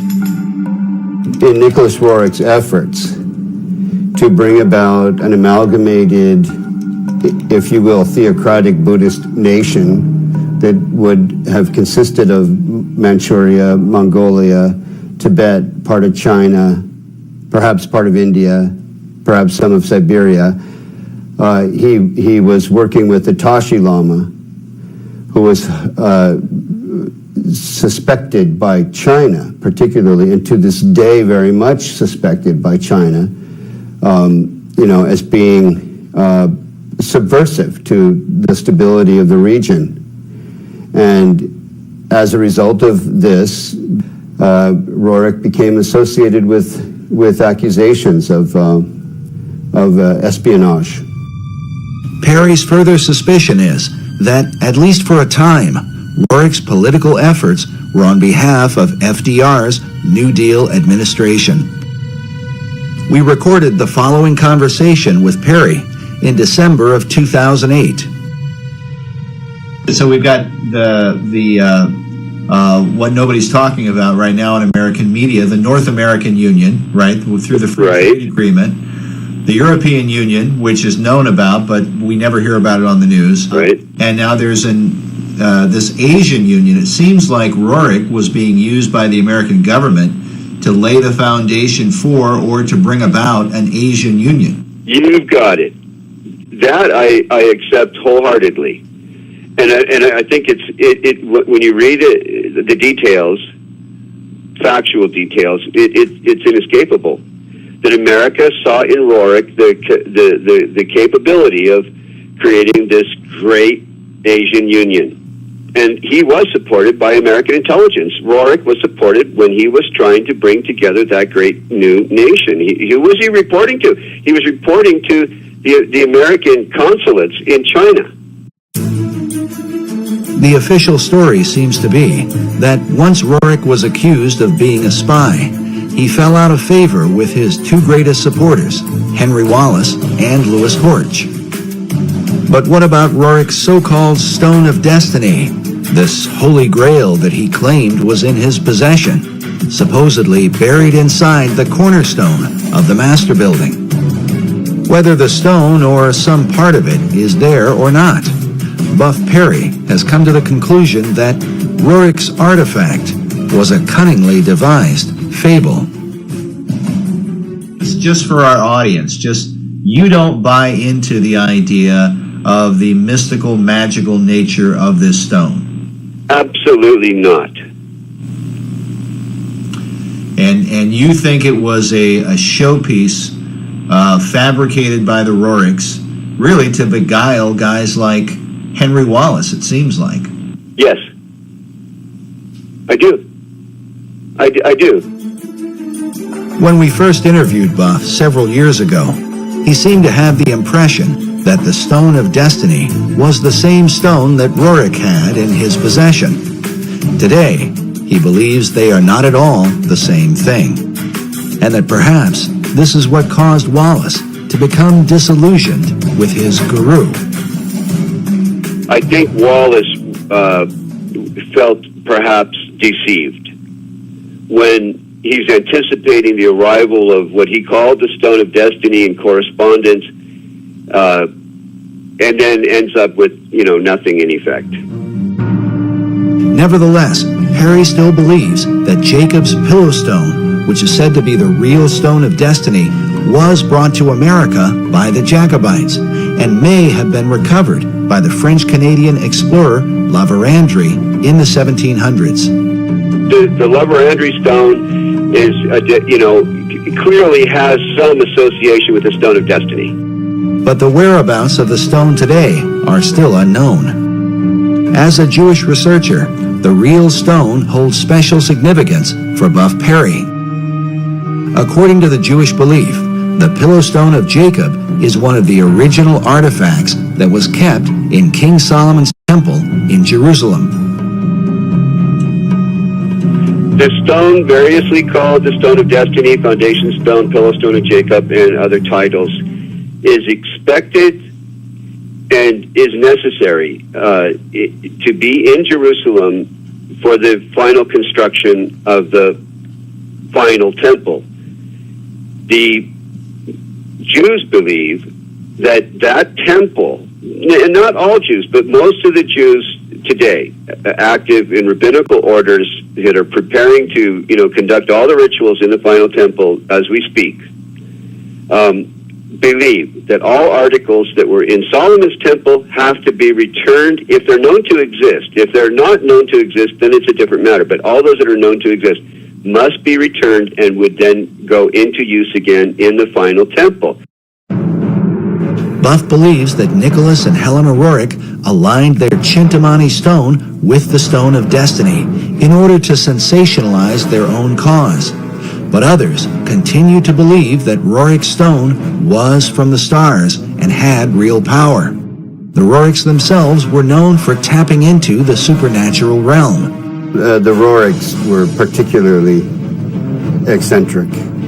Helena Roerich spent much of her lifetime channeling a spirit that called itself Master Mariah, the same spirit that inspired Madame Blavatsky to declare that Lucifer was God. We told you earlier about the letter from Zena Fosdick that describes the contents of the Rajput casket placed inside the cornerstone of the Master Building. But we neglected to mention a few of the items that Buff Perry talked about. But there are all kinds of other ingredients. There are different fabrics and coins and what's the thing? Talk about the coins again. Well, these are in some cases coins that materialized out of what would be considered occultation, out of the other world in different meetings and sessions that were held by the Roriks. And I'm not saying this off the cuff or because I heard it from someone else. These are recorded memoirs of Helena and Nicholas Roerich. And of course, many of the people who are into the New Age are into astral projection and in contact with these spirit beings, and there really are spirit beings out there. They refer to them as the Masters of Wisdom, or the Great White Brotherhood, or the Enlightened Ones, and they believe that they are guiding society. These are actually demonic forces and demonic beings, and of course they can materialize and disappear. The average individual says, oh, that can't be true. And yet it is true. And when you talk to the people who are dealing with this, they come in contact with this many times. They have accessed this other dimension, which is truly a demonic dimension. And of course, tragically, it's becoming increasingly apparent here in America as we turn our back on God, and we're not really a secular society. We've gone from being a Christian society to a secular society, and now a society dominated by the occult forces, of which are intent upon ruling the world. If it's true that the Roriks were in contact with the spirit realm, is it then possible that these same powers could have somehow influenced the design of the dollar bill?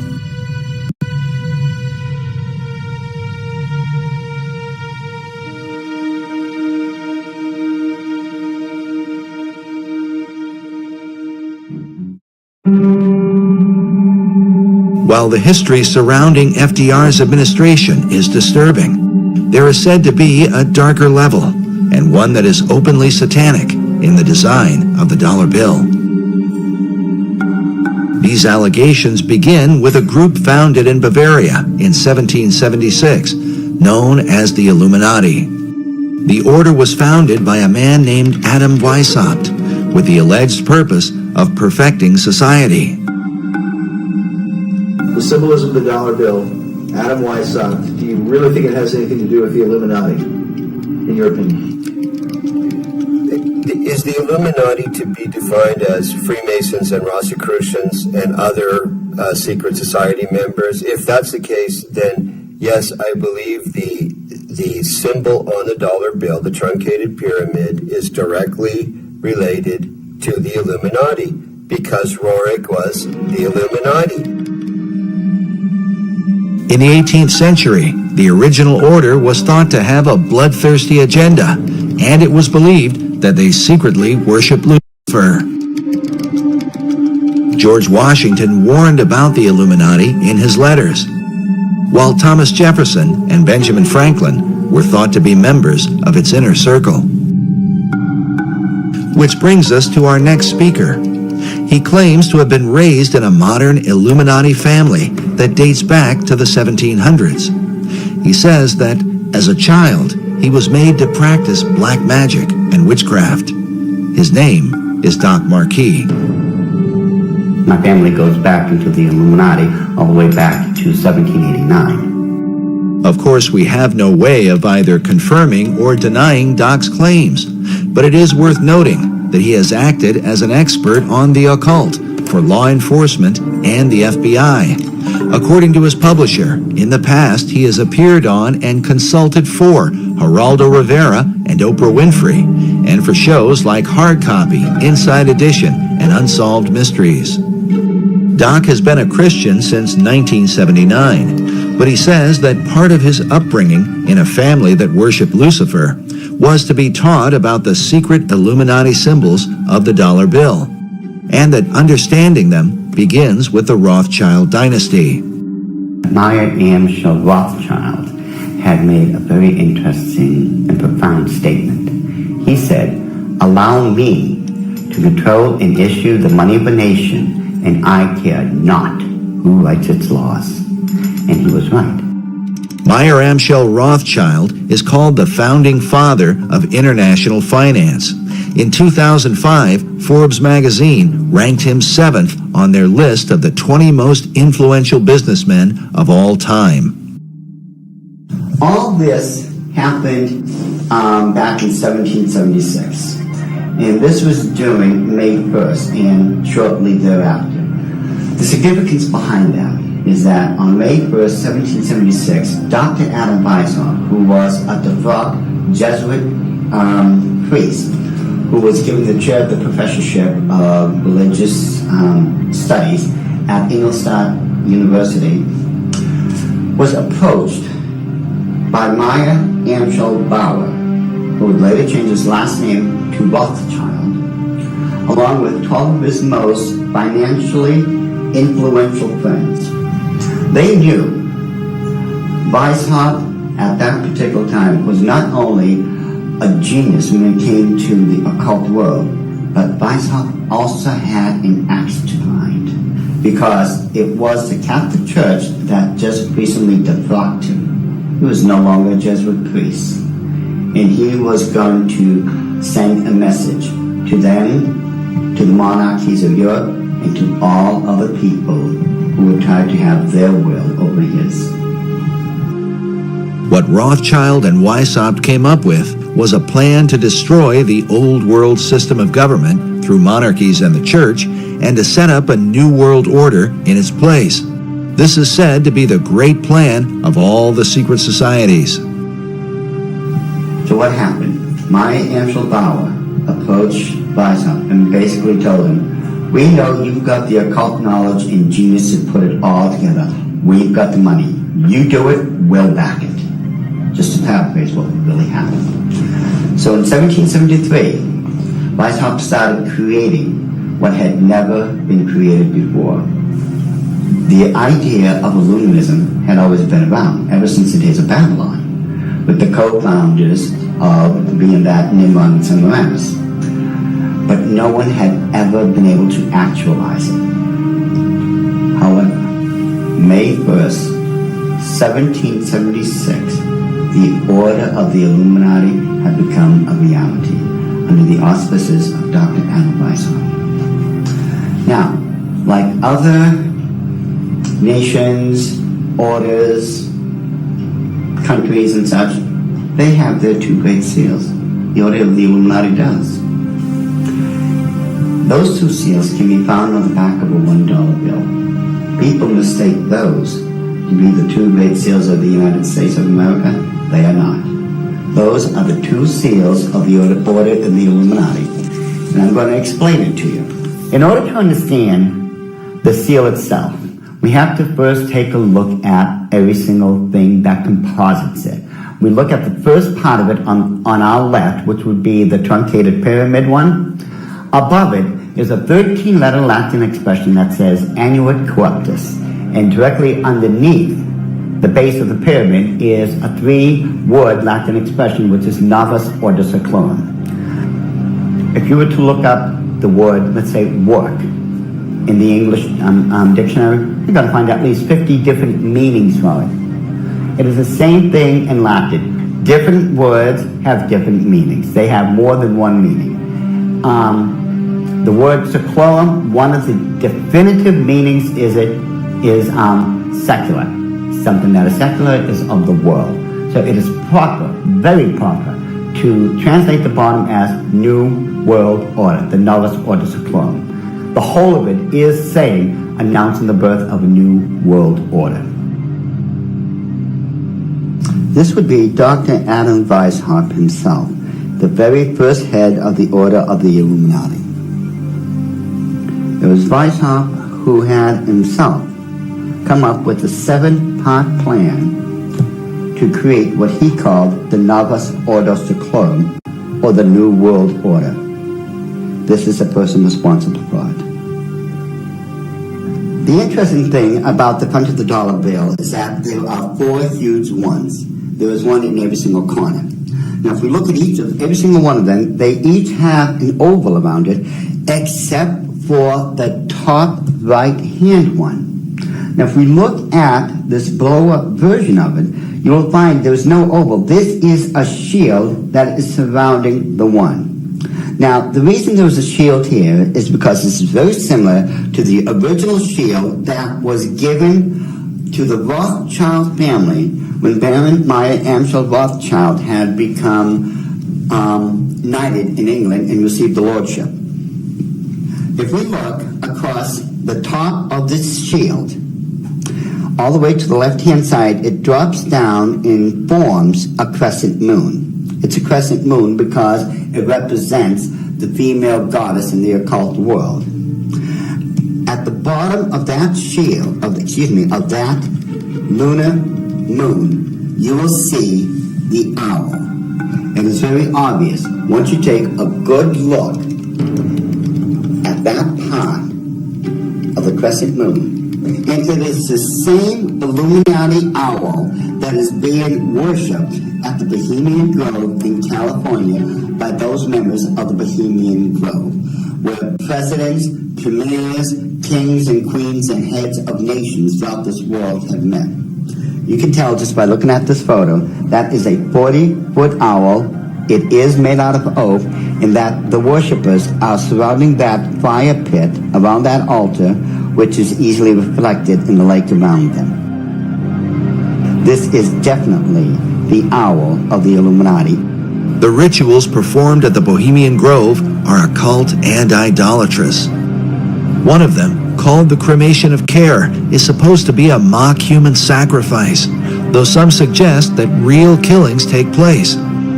When President Nixon was there, he commented about the extreme homosexual environment at this all-male boys' club.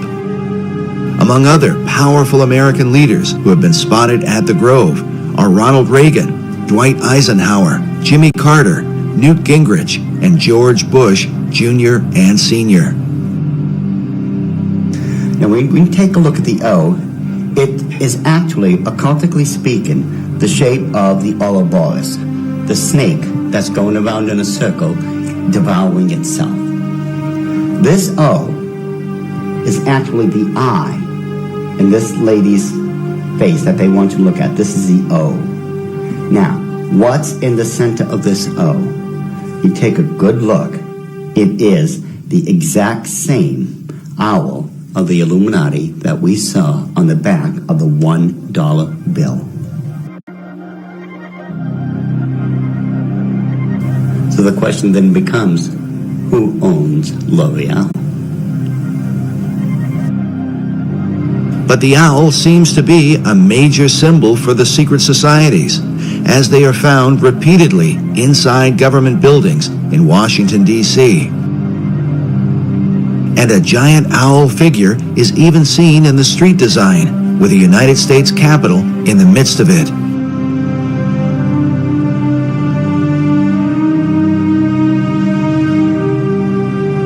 Now the Druids from the Gaelic Druid means men of oak. These people worshipped creation among other things, but their sacred symbol was the owl because the ancient god of magic and of the hunt was Pallas Athena. Her bird was the owl, and that owl represented wisdom and always has.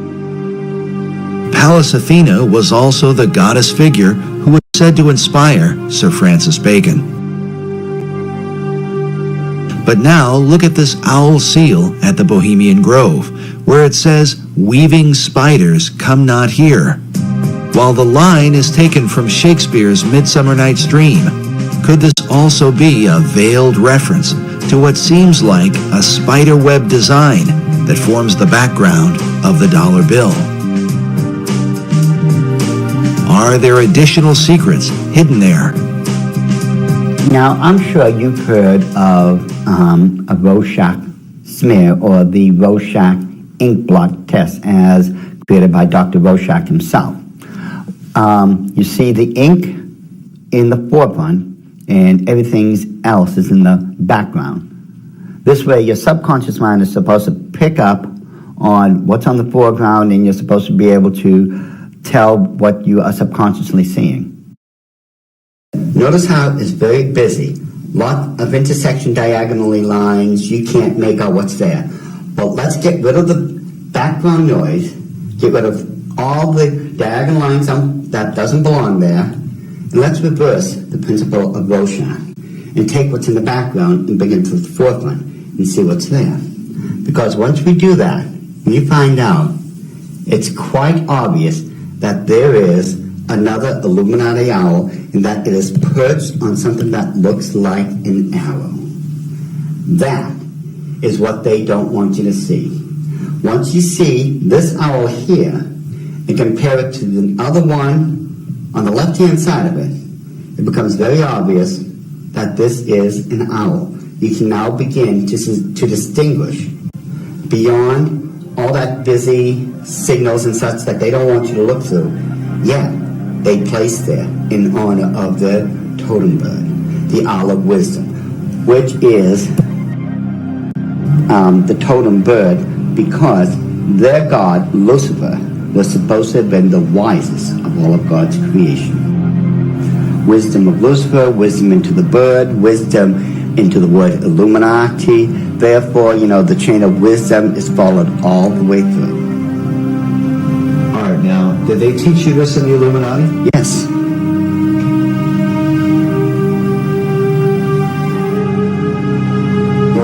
I want you to understand that the first symbol is known as a pentalpha, from the Greek word for five, pente. It is a five-pointed star. Now, this next one is a pentacle. Now, it looks similar, but I want you to notice how it is interwoven. It runs through and in between itself. Now, this next symbol is what's known as the Star of David, the Mogan David, the Jewish Star, the Seal of Solomon. There's numbers for it. This is the symbol for the nation of Israel. Now, when you take a look at it very carefully, you will notice that it is two equilateral triangles that are interwoven. This shows the union of God with man. However, when you look at the next one, it's similar to it. It's known as a hexagon. This is when you take two equilateral triangles, place one on top of another. Symbolically speaking, you're placing man above God. Now, this next symbol is the foulest, the most evil of all symbols in the occult world. There is nothing that can even come close. It is known as the hexagram. It is the six-pointed star with a circle surrounding it. It is this symbol that must be used during high ceremonial magic or high ceremonial witchcraft when you are summoning up demons to this plane of existence. The use of the hexagram is said by Doc to be very symbolic and seems to represent the occult concept of a Christ figure, just as the Maitreya was for Nicholas Roerich and Henry Wallace. But what Christ do they mean? Doc believes the pattern of hexagrams in the design of the dollar bill provides the clue. If we take a look at the 13 stars directly above the head of the eagle and connect the dots, you will see where the very first hexagram is located. And if you notice that surrounding the hexagram is the 28 guidelines that make a circle. Now, inside every single point, the 6 points, is a star. There are 6 of them. They surround now the 7 stars. Remember, 6 is the number of man, 7 is the number of God. Now, it is man that is surrounding God or is placed above God. If what Doc is saying is true, send those pics in. What we running with today? You already know. Joe, Trav is about to go off tonight. Facts. That's the play. Run it. and I'll see y'all tonight. You might have to run that. I told y'all to run that. Come on now. You said it. Come on. You said it. Download the PrizePicks app today. Enter $5 and get $50 instantly. PrizePicks, run your game. We need a small business loan fast. I got this. Loan cannon! There's a better way to get a fast small business loan. Go to OnDeck.com, and if approved, get your funds as soon as the same day. Your loan is on deck.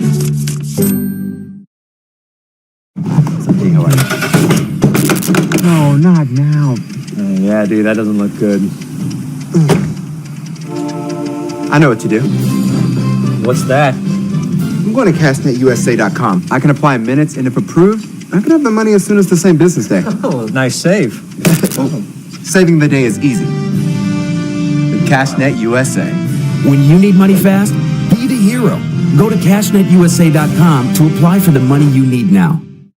This could represent the person the Bible calls the man of sin, who opposes and exalts himself above all that is called God or that is worshipped. Doc's interpretation seems to also fit the worship of Lucifer, for in the Bible, Lucifer declares that he will exalt his throne above the stars of God. Next, Doc claims a second hexagram can be found by connecting the various points where the much talked about number 13 is represented. And don't try to tell me it's the 13 colonies. There are 13 stars above the eagle's head, 13 stripes in the shield, 13 leaves on the olive branch, 13 arrows in the eagle's talon, and then 13 letters in a phrase, e pluribus unum, which makes for 2 points on either side of the eagle's head, for the 6 points total of the hexagram. If we take a close look at the same seal and connect all the 13s together, just like we did when we were kids, when we were playing that game, connect the dots. Once we connect all the 13s, it becomes very apparent where the second hexagram can be found. In this one, which is very obvious, already comes with a circle around it.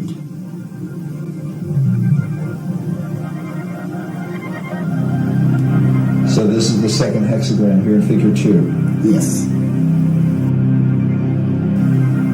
And then where's the third hexagram? The third hexagram can be found on the other part of the Great Seal. Again, connect all the 13 together, the 13 letters, the 13 steps in the pyramid, connect all this together. And you'll note with the circle that's already there, it forms the third hexagram.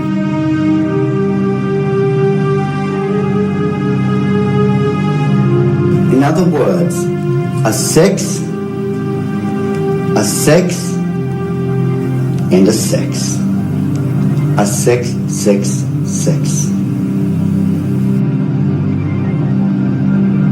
Doc has deciphered a code that, if there, would glorify Lucifer's Messiah, whom the Bible calls the Beast or Antichrist.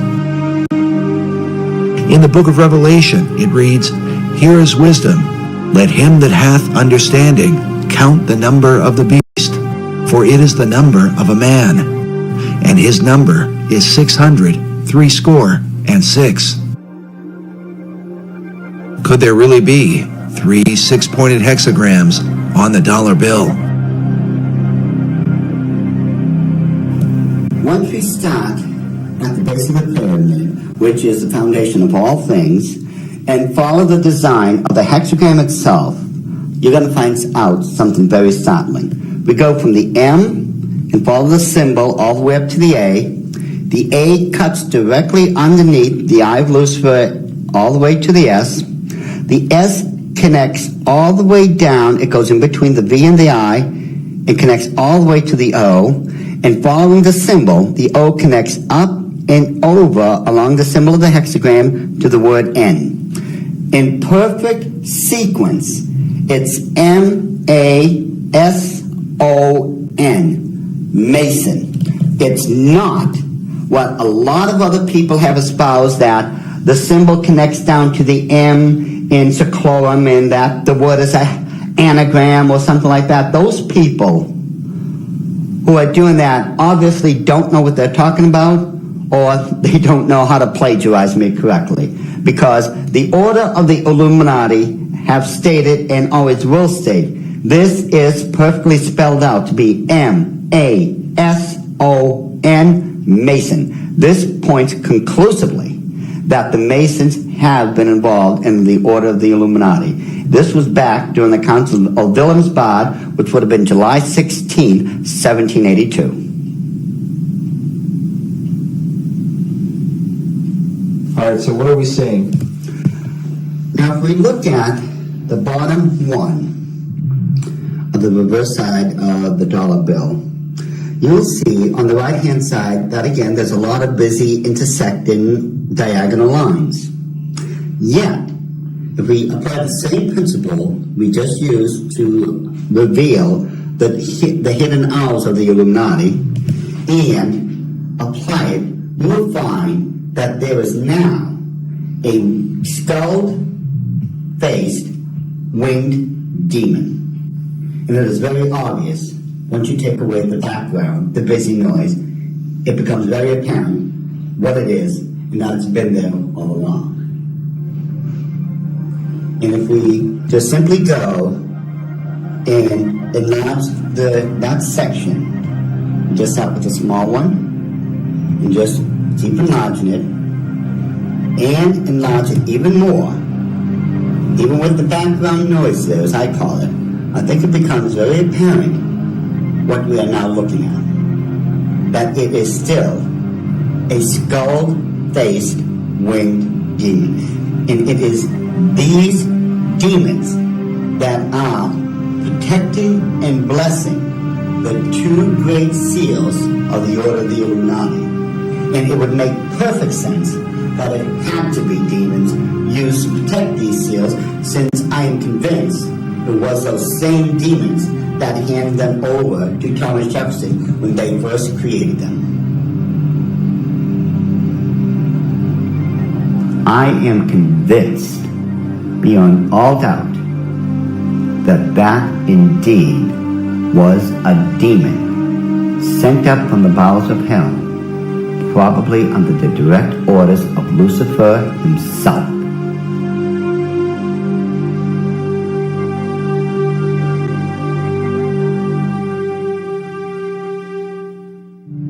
Doc Marquis makes it clear that he is no longer involved in the occult, and that since becoming a Christian, he has dedicated himself to warning others about the activities of the secret societies that worship Lucifer.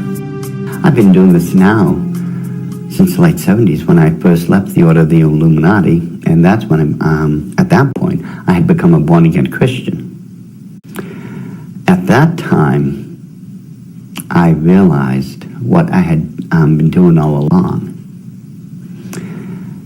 Maybe in my own way of trying to make up for what I had done, and I've done a lot of heinous things in this life,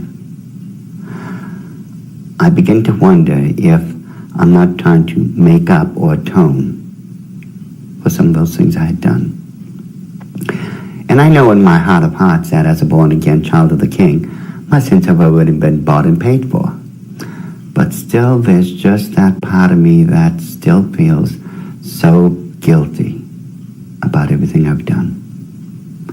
So it could be in my own way, and I'm somewhat convinced that in my own way, I'm still trying to make up for all those crimes I was guilty of when I was in the Illuminati. Doc makes it clear that he believes demonic forces were behind the design of the dollar bill and are working through secret societies. One of them is the Order of the Eastern Star, the female chapter of Freemasonry, whose icon is an inverted pentagram, a symbol associated with the satanic goat of Mendes. Ed Decker told us a story about a woman he once counseled who was involved in this society. I got a call one day after I had published a book on it, and a little book called The Question of Freemasonry. And in that book, I had, on one page, is the actual goat of Mendes. The goat of Mendes is a very significant symbol, since it was designed by 19th century French magician Eliphas Levi, without question the most influential occultist of the last 200 years. In his books, Levi glorified Lucifer and Satan, and his writings were quoted extensively by every major occult leader, including Albert Pike, Madame H.P. Blavatsky, and Manly P. Hall. Now listen carefully to Ed Decker's story. I got a call from someplace back in Pennsylvania, New Jersey, and this is years ago. And a lady called me up and she said, "I want to talk to you." She said, "I received a copy of your book. I am the head of the Eastern Star for my state." And she said, "Every time I go to another area of the state to do the induction of the leadership of the local chapters of the Eastern Star, I have these bad dreams, and it's like this demon comes in and attacks me in my bedroom, and it's this evil, evil thing. And it was beginning to bother me, and someone mentioned to me that, the Masons and the stuff that they do isn't really godly. You might want to study it a little bit." She said, so she told me that she went to a Christian bookstore and asked them if they had anything on the Eastern Star or Freemasonry. And the lady said, in the mail, I had just gotten this booklet. It's called The Question of Freemasonry by this guy, Ed Decker. And she said, I opened the book. I opened it up to the page. It just opened to the page that you have the goat of Mendes on there. And I looked at that, and that's the demon that's been coming into my room and attacking me when I'm going around the state and doing the inductions of the ladies of the Eastern Star.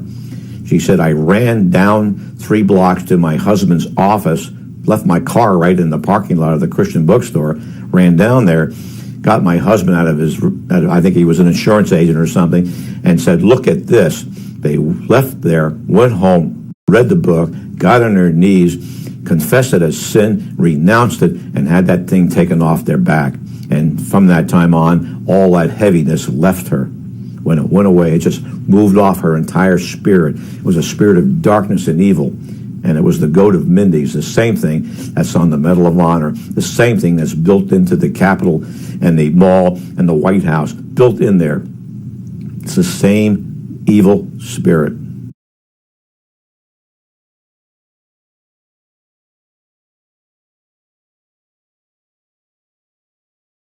This whole idea of the Messiah and its relation, and the Messiah's relationship to the stone, and who that Messiah would be, and what would happen when the stone is returned to Jerusalem, and when the temple is built, it would be a replica of the original Solomon temple, not the Ezekiel, account, which is what most Jews believe. The Ezekiel account. No Jews believe that the Solomon's temple is going to be rebuilt in that architectural style.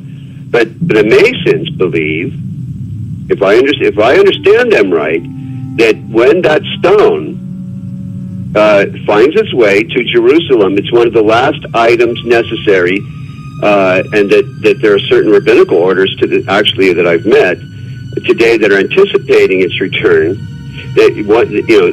Once it returns, then they proceed with a blueprint to take the Temple Mount and put up what they consider to be the final temple that Ezekiel described.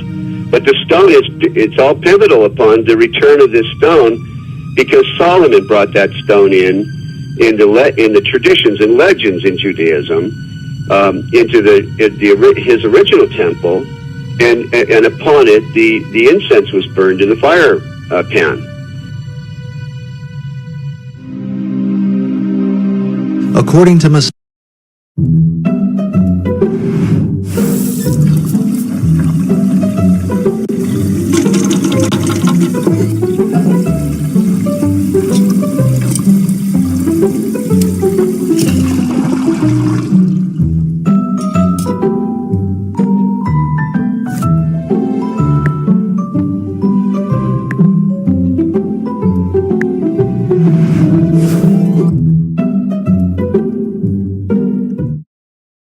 author David Oveson, The word dollar comes from the German word Taler.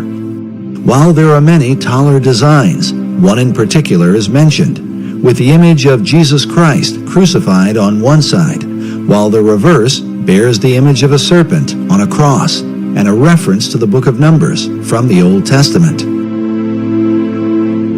In this account, the children of Israel had complained against God. The scripture says, "And the Lord sent fiery serpents among the people, and they bit the people, and much of the people of Israel died." When they repented, God commanded Moses to erect a bronze serpent upon a pole, saying that everyone that is bitten, when he looketh upon it, shall live.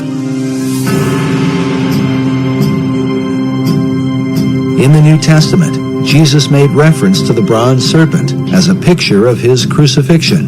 He said, "As Moses lifted up the serpent in the wilderness, even so must the Son of Man be lifted up, that whosoever believeth in him should not perish, but have eternal life."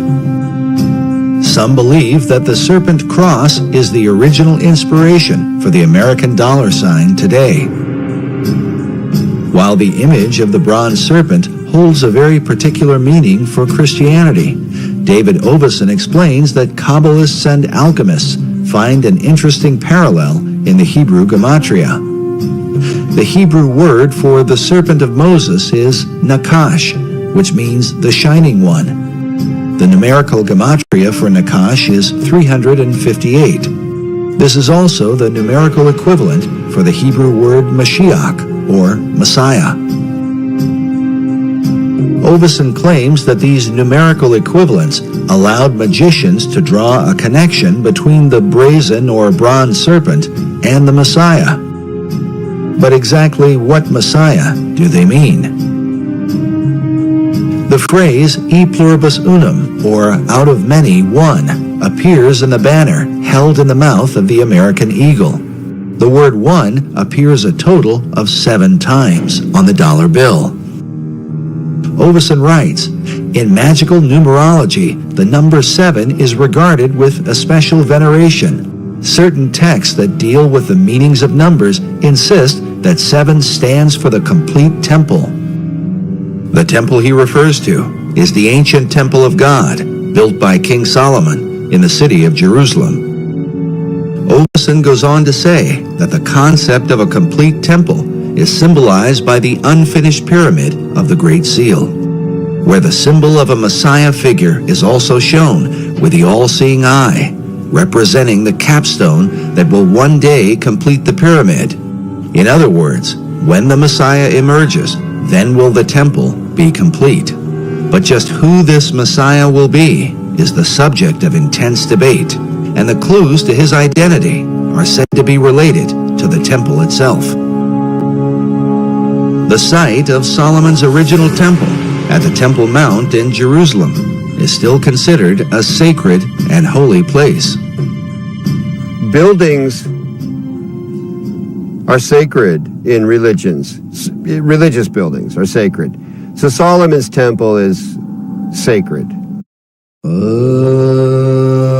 The Knights Templar were specifically named in reference to this ancient site. They were known as the Poor Knights of Christ and of the Temple of Solomon. The Knights Templar lived on the Temple Mount. Today, the Temple Mount has on it the Dome of the Rock and Al-Aqsa Mosque. The Knights Templar had their headquarters in Al-Aqsa Mosque when they were there. So the association between this arcane direction and tradition in Europe with the Knights Templar and the temple of the Temple Mount is direct. The sacred nature of the temple was handed down from the Templars to the Freemasons, who are said to have originated from the ancient Knights. Masonic philosopher Albert Pike wrote that every Masonic lodge is a temple of religion. Another Masonic philosopher, Albert Mackey, wrote that of all the objects which constitute the Masonic science of symbolism, the most important, the most cherished by the Mason, and by far the most significant, is the Temple of Jerusalem. The spiritualizing of the temple is the first, the most prominent, and the most pervading of all the symbols of Freemasonry. Take from Freemasonry its dependence on the temple, and the system itself would at once decay and die. According to David Oveson, who is himself a Freemason, the dream of a rebuilt temple in Jerusalem is the true symbolism of the unfinished pyramid on the back of the dollar bill. But is it merely a coincidence that these symbols would end up on the foundation of America's currency? Is there a further connection with Solomon's Temple and the mysterious Knights Templar? The Templars were there on the Mount. They lived on the Mount. So they were living a dream. And the dream is the same dream Christopher Columbus had and wrote about extensively in returning to Jerusalem with the gold from the Americas to build the temple. Was this the true purpose of Columbus's voyage, to finance the rebuilding of Solomon's Temple? And was this desire handed down from the Templars to Columbus to modern Masonry? As we have shown before, the ships of Columbus sailed with a red cross on a white background, the symbol of the Knights Templar. But despite the interest of Templars and Freemasons, the original temple begins with the Jewish people. The temple was critical to Judaism. It was the heart of Judaism. The first Jewish temple, built by King Solomon, was destroyed by the Babylonians in 587 BC. The temple became a necessity for the existence of Judaism. So when it was destroyed, the longing for another temple in the Babylonian exile was, primary. The foundation for a second temple was laid by Zerubbabel when the first Jews returned from their captivity in ancient Babylon. First thing, when Jews are able to return, they build a temple. There's Zerubbabel and Ezra and Nehemiah come together. There's a temple built. It's added on to over the centuries until you end up with Herod's temple. This second temple was in existence during the time of Christ and the apostles. But it would also be destroyed, a terrible event that Jesus himself had prophesied. The scripture says that the disciples came to show Jesus the buildings of the temple, and Jesus said unto them, See ye not all of these things? Verily I say unto you, there shall not be left here one stone upon another that shall not be thrown down. And when ye shall see Jerusalem compassed with armies, then know that its desolation is nigh. And so it came to pass that the second temple was destroyed with the fall of Jerusalem in 70 AD. Yet in the aftermath of its terrible destruction would emerge the dream for a third temple, and what some believe will be the final temple of all time. This arcane connection to Freemasonry has its roots in the longing for the temple, the longing for the final temple, for the ultimate temple where Haggoyim, where non-Jews pray with Jews, as the old books, the last old books of the Old Testament predict will happen. When does that temple get built? The idea of a final temple is shared both by Jewish leaders and the Freemasons. Yet the two groups disagree on exactly what the final temple would be. There is a common history here and a common longing. They'll never end up with the same temple. Jewish wishes for the final temple really don't resemble what Masons want to have built on the Temple Mount, which is a replica of Solomon's temple. With their mysterious rituals and secret practices, the Masons are often accused of intoxicating the world, making it drunk with ideas of a new age and a new world order, all of which are engineered toward the fulfillment of the new Atlantis envisioned by Sir Francis Bacon. Could it be that this is what lies behind the concept of a third and final temple? It, to me, makes perfect sense that the new Atlantis, as understood in the Baconian tradition involves the final temple, the spiritual headquarters, if you will, of the new Atlantis. The idea of that temple is central to Freemasonry, the Knights Templar, and of this there is no doubt. They've all expressed it. All these arcane societies have let it be known that this is really ultimately a central goal. They seem to all gravitate toward there being a temple, a need for a temple, except Orthodox Muslims who say, no, we're the last religion. These buildings are fine, thank you very much. Become a Muslim and you can pray in them and hang out on the Temple Mount, which is not going to happen. So that leads to a pretty ugly likelihood. If people who want a temple get their way, there's going to be a bloodbath there. Also, I believe it's spiritual because Satan has always desired God's place. That's why in Masonry you have Jebulon right there on the altar, Baal, the ruler of demons in the Masonic altar. And Masons are generally, obviously, being deceived. However, right there on the Temple Mount in Israel, you have the Dome of the Rock, and the Golden Dome, the Black Dome, and within these domes you have statements right there on Israel's Temple Mount, statements that Allah is God, and Allah has no, or God has no son, and Muhammad's his prophet, a denial of the true God and his son, Jesus Christ. And again, that's what 1 John identifies as being the spirit of Antichrist, those that deny the Father and the Son, 1 John chapter 2. And that's a harbinger of the ultimate Antichrist to come, who's going to sit in the temple of God, showing himself that he is God. So isn't it interesting? Here we have Benjamin Krim speaking of a coming Maitreya, who will rule as the coming Imam Mahdi of Islam. Of course, he can't really rule, and there can't be world peace unless the Jews, in his mind, are annihilated. And by the way, according to Muslim teachings in the Hadiths, when the Imam Mahdi comes, or when the Messiah comes, he will destroy the Jews and the people of the cross. So all of this stuff, incredibly, it fits together just too well. But praise God, because from my perspective as a Christian, Jesus Christ said, when you see these things beginning to take place, lift up your head, for redemption is drawing near. And I believe these are signs that Jesus Christ is coming again. And when he does come, he will defeat the Antichrist, and every knee will bow, and every tongue confess, including Benjamin Krim, including the leaders of Iran and Hezbollah and so forth, whether it's in heaven or on earth or in hell, every knee will bow, declaring that Jesus Christ is Lord in the end. And what will all these things mean for the future destiny of America?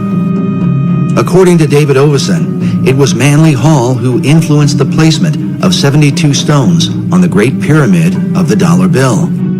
Since the number 72 is said to be a magical number in the occult. It was also Hall who taught that the American eagle was a cleverly disguised phoenix bird. In his writings, he documents this account from the 1st century AD. There is a certain bird which is called a phoenix, and when the time of its dissolution draws near that it must die, it builds itself a nest. But as the flesh decays, a certain kind of worm is produced. According to this account, it is from this worm that the phoenix is reborn. This concept of a phoenix worm in its nest seems to be represented at the top of this column on a building found in Europe.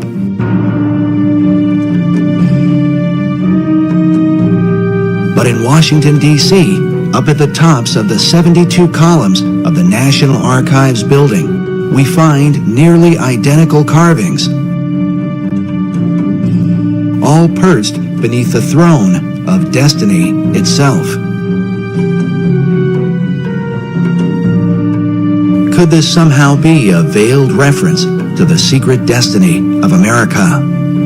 Watching the strength of the American dollar decline, we consider America's founder, George Washington. Around his image on the face of the dollar is said to be an omega symbol, signifying the end. But what end? Many researchers have come to believe that the plan of these Luciferian societies is that, like the Phoenix of old, the America that we know will ultimately be destroyed, and that from her ashes will be born a new world order.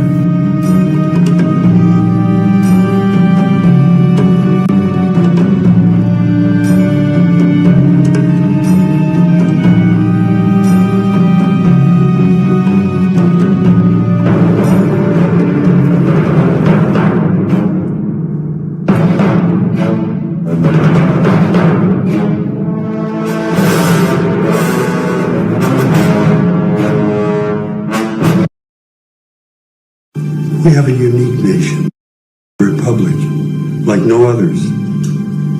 And so this must be unique. This will be our nation's capital.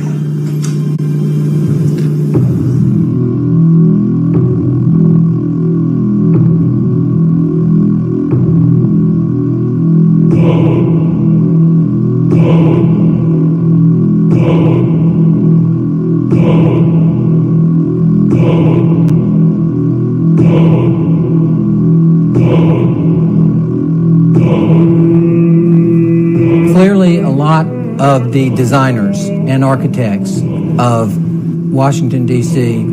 were Masons, starting with George Washington himself, who was a guiding force.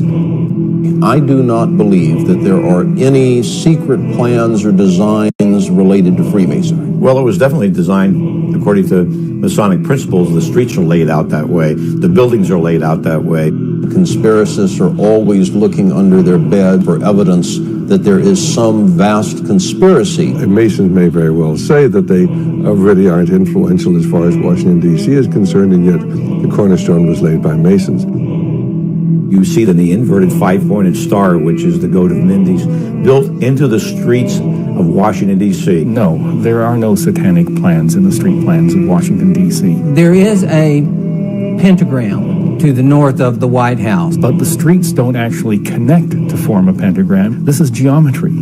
It happens. No one could have that happen accidentally. The anti-Masons want to show that there is some demonic conspiracy. It's Baal worship. That's what you're involved in. That is what Masonry is based upon, the power of the dragon. In a word, hogwash. When you want to talk about symbols and what they mean, you really have to look at who's authored these symbols. With symbols, there are always multiple levels. Symbols reveal and they conceal. And that's why they're used, and that's why they're so important. They reveal to those who have eyes to see and ears to hear. If I would have told you this 15 years ago, I might have gotten shot. When they're shooting at you, you know they're serious.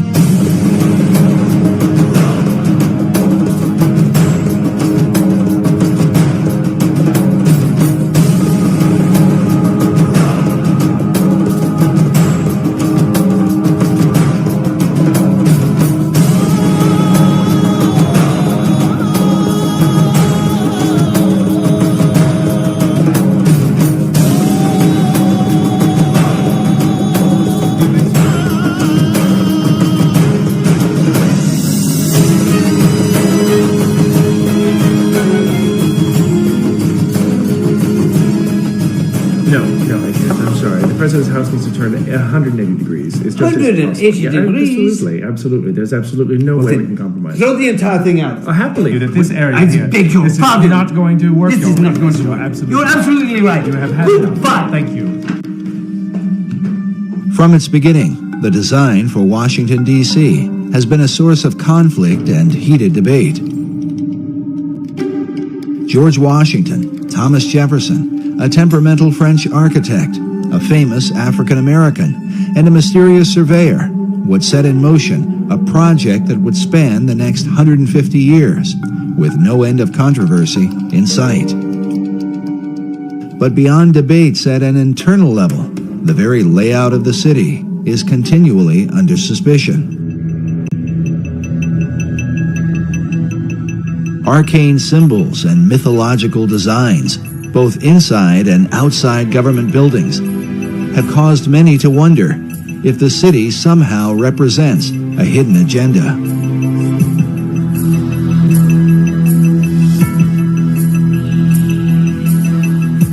This becomes increasingly important as America's current place on the world stage ignites firestorms of controversy.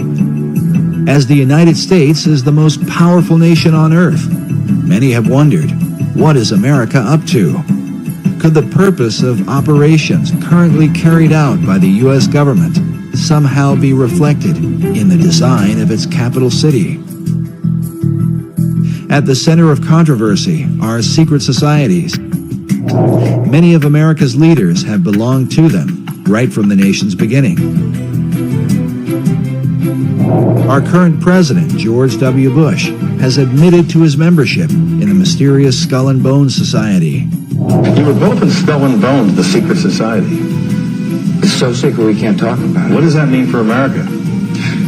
The conspiracy theorists are going to go I'm wild. sure they are. I don't know. I haven't seen the web. Number 322? Skull and Bones has to be the most powerful, one of the darkest of all secret societies that exists on this planet. It is about greed and it is about power. The idea for Skull and Bones is said to have come out of Germany in the early part of the 19th century. The society was founded at Yale University by William Huntington Russell, along with Attorney General and Secretary of War Alphonso Taft, whose son, William Howard Taft, would go on to become America's 27th president.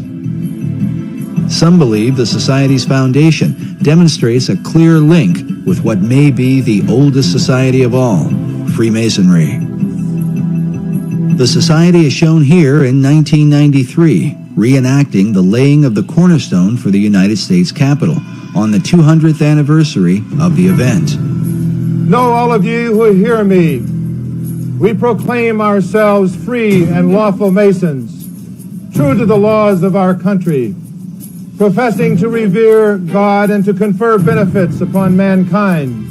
This is the ceremony in which Senator Strom Thurmond, himself a 33rd degree Mason, took part. Senator Thurmond, we would like you to join in this. The presence of Masonry in places of power has always sparked debate. But their influence in American government is undeniable. This is the same Bible upon which Presidents Clinton, Bush, Carter, and George Washington were inaugurated president. Of America's 43 presidents, at least 15 are confirmed Masons, though some say the number is even greater. In addition to the Capitol, the Freemasons have laid the cornerstone for every major building in Washington, D.C. The cornerstones of the President's House, known to us as the White House, the Washington Monument, the Smithsonian, Independence Hall in Philadelphia, incidentally by past Grand Master Benjamin Franklin, and Constitution Hall stand out among many others as outstanding examples of cornerstones which have been laid Masonically. The cornerstone of the United States Capitol, however, stands out above all buildings erected in the free world as the seat of government for our people.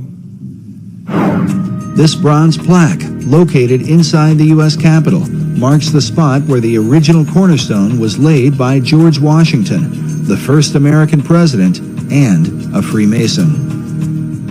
George Washington is probably the most famous Mason in the world.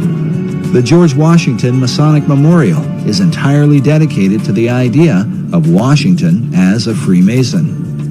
Now, we do know that Washington participated in the laying of the cornerstone of the United States Capitol as a Masonic ceremony, and he wore his regalia as a Master Mason.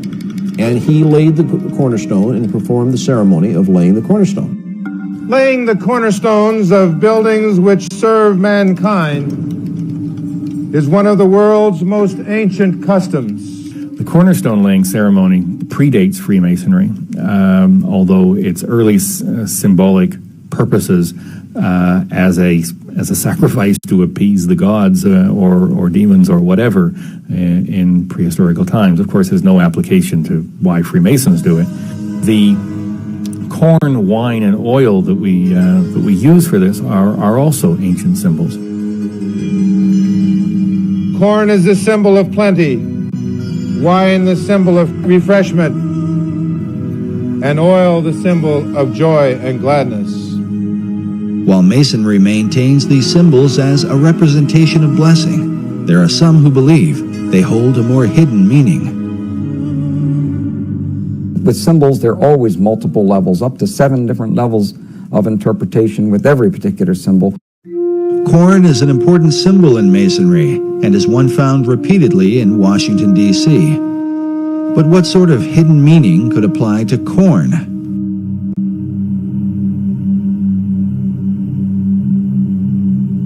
In Hebrew, the word for corn is Dagon, which became the name of a Babylonian god. Some believe the same god was adopted by the Phoenicians under the name Dagon. While Dagon was often worshipped as the fish god, he was also the god of corn. His son was known as Baal, who was often called the son of Dagon or the son of corn. Now, corn, of course, if we're talking about pre-New World times, would be any grain or wheat. To complicate matters further, in the Old Testament, we find the children of Israel offering corn and wine and oil to Yahweh, the God of the Bible.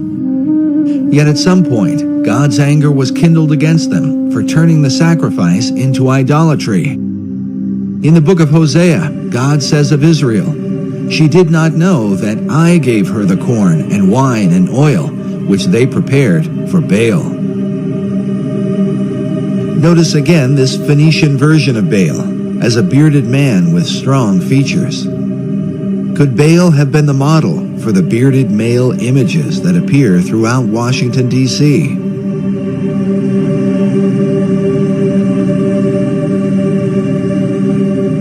Take note of this image with ears of corn carved into the hair.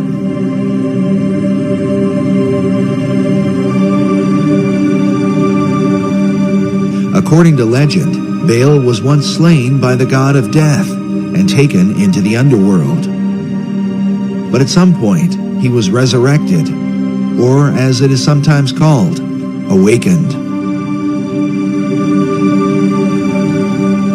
At Haynes Point in Washington, D.C., is found this mysterious statue of a bearded giant rising up out of the ground.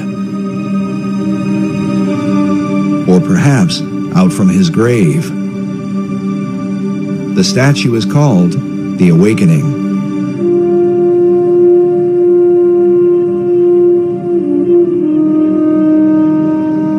According to the Masonic Encyclopedia, another symbol for resurrection is the Egyptian obelisk, which is the shape of the Washington Monument.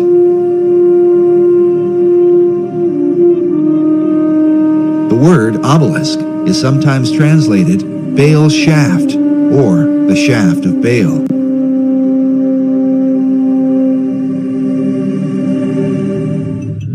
As a result, critics of Masonry argue that Baal, not Yahweh, is the real God to whom Masons perform their ceremony. It's not until you get to the Royal Arch degree that all of a sudden you realize who God is or what the name of God is. It's hidden for a long time. It's believed that at the higher levels, the Masons secretly worship Baal under a hidden and unusual name. As you go higher up in the Masonry, you learn the secret name of God, which is a secret and the lost word that the Masons in the Blue Lodge seek. They already know it. It's Jobulon. It's a combination of Jehovah, Baal, and Osiris. Nowhere in that additional degree is there ever any suggestion that Jubelon is the name of a god. What it is a amalgam of 3 different words, which in ancient languages was the word for God. Coyle's Encyclopedia of Freemasonry, he admits on page 516 that Jebulon is basically a composite of three different names of different gods. Je, meaning Jehovah, or the Syriac name of God, as he says. And then Baal, or he says Bel, B-E-L, or Baal. He spells it B-A-A-L, how the Bible spells Baal or Baal. It's pronounced in Hebrew, which is the Canaanite god. And then he gives on for the Egyptian god, referencing, many Masons reference Osiris. It's Baal worship. That's what you're involved in. Freemasonry is often attacked and accused of being a religion simply because it promotes a belief in God.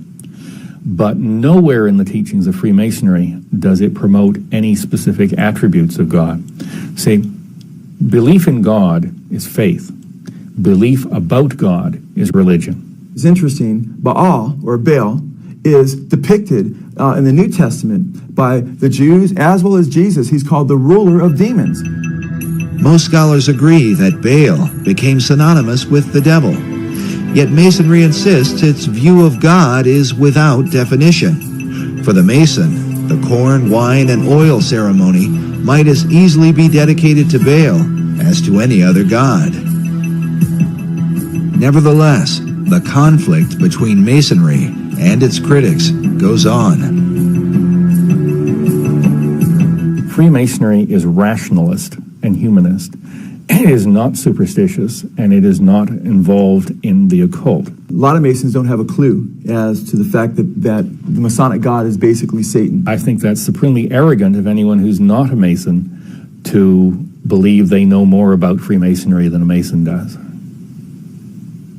May corn, wine, and oil, and all the necessaries of life abound among the people of the world.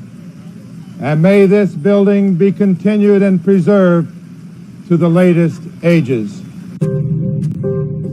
What do these things really signify? Could it be an occult ceremony, as some suggest? Or is it merely a harmless practice to honor an ancient tradition?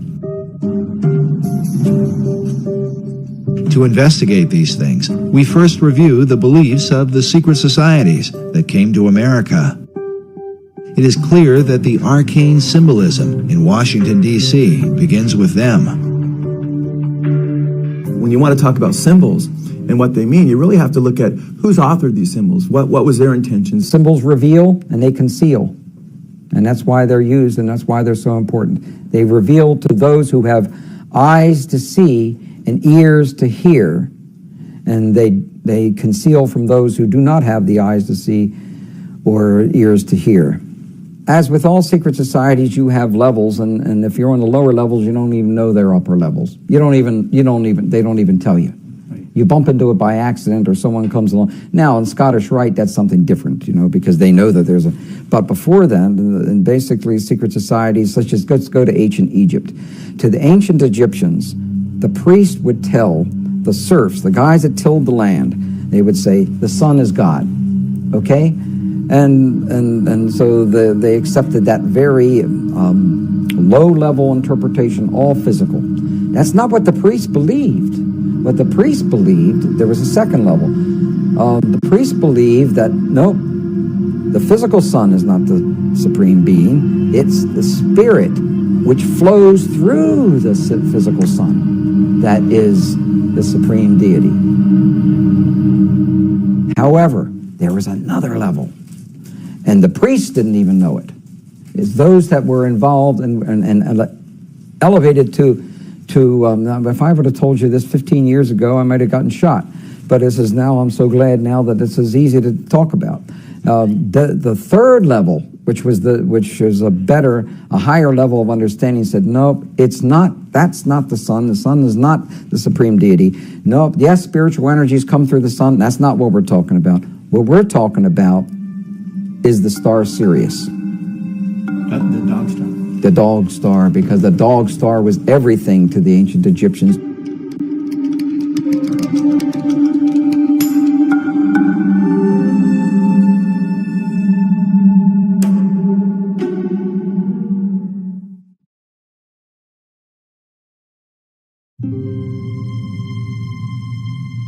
Sirius is said to have been the most important star in the ancient world.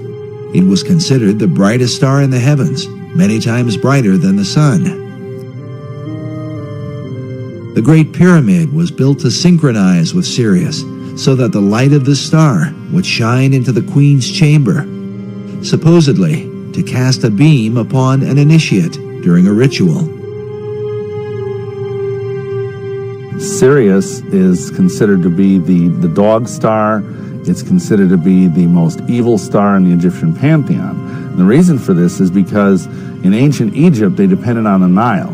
And during the time when Sirius is in its ascendancy, which is in late July and early August, was the time of drought. It was a time when the Nile was at its most weak in terms of being able to be used for crops. And so the Egyptians thought this was a time of blasted blight, drought, and evil. It seems strange then that Sirius should be related to the founding of America.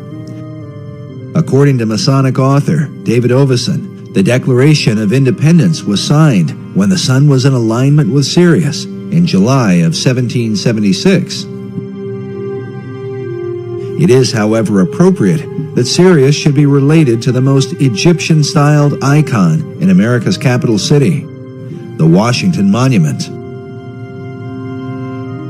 Oveson writes that in 1848, when the cornerstone of the Washington Monument was laid, the sun would have passed over Sirius. He goes on to say that in the course of the ceremonial, the star Sirius would have been seen on the eastern horizon. It would have been rising over the Capitol building to the east of the monument. The monument itself was originally designed by Freemason architect Robert Mills. Mills was trained by two fellow Masons, James Hoban, who designed the White House, and Benjamin Latrobe, who designed the U.S. Capitol. Mills' original design seemed to combine the whole pantheon of pagan mysteries, an Egyptian-style obelisk surrounded by a Roman colonnade with Greco-Roman looking statues all around it. According to the original plan, the monument should have been built directly south of the White House. But as with every plan, things change. When they went to build it, and when they calculated what the weight of the monument was going to be, they determined that that precise spot, that the foundations and the bedrock at that precise location would not safely support the weight of the monument. As a result, the monument was shifted slightly to the east.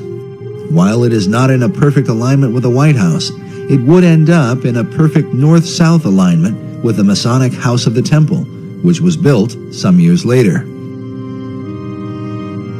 The construction for the Washington Monument began on July 4th, 1848, with the laying of the monument's cornerstone by Freemasonic President James K. Polk.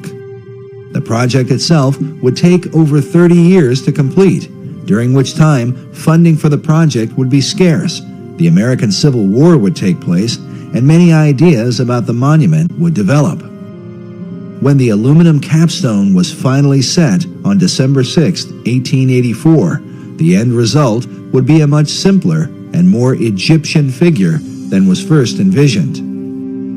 While a true obelisk is fashioned from a single block of stone, the Washington Monument is made up of many stones. The hope of the Washington Monument Society was that the structure would reflect the idea of, out of many, one.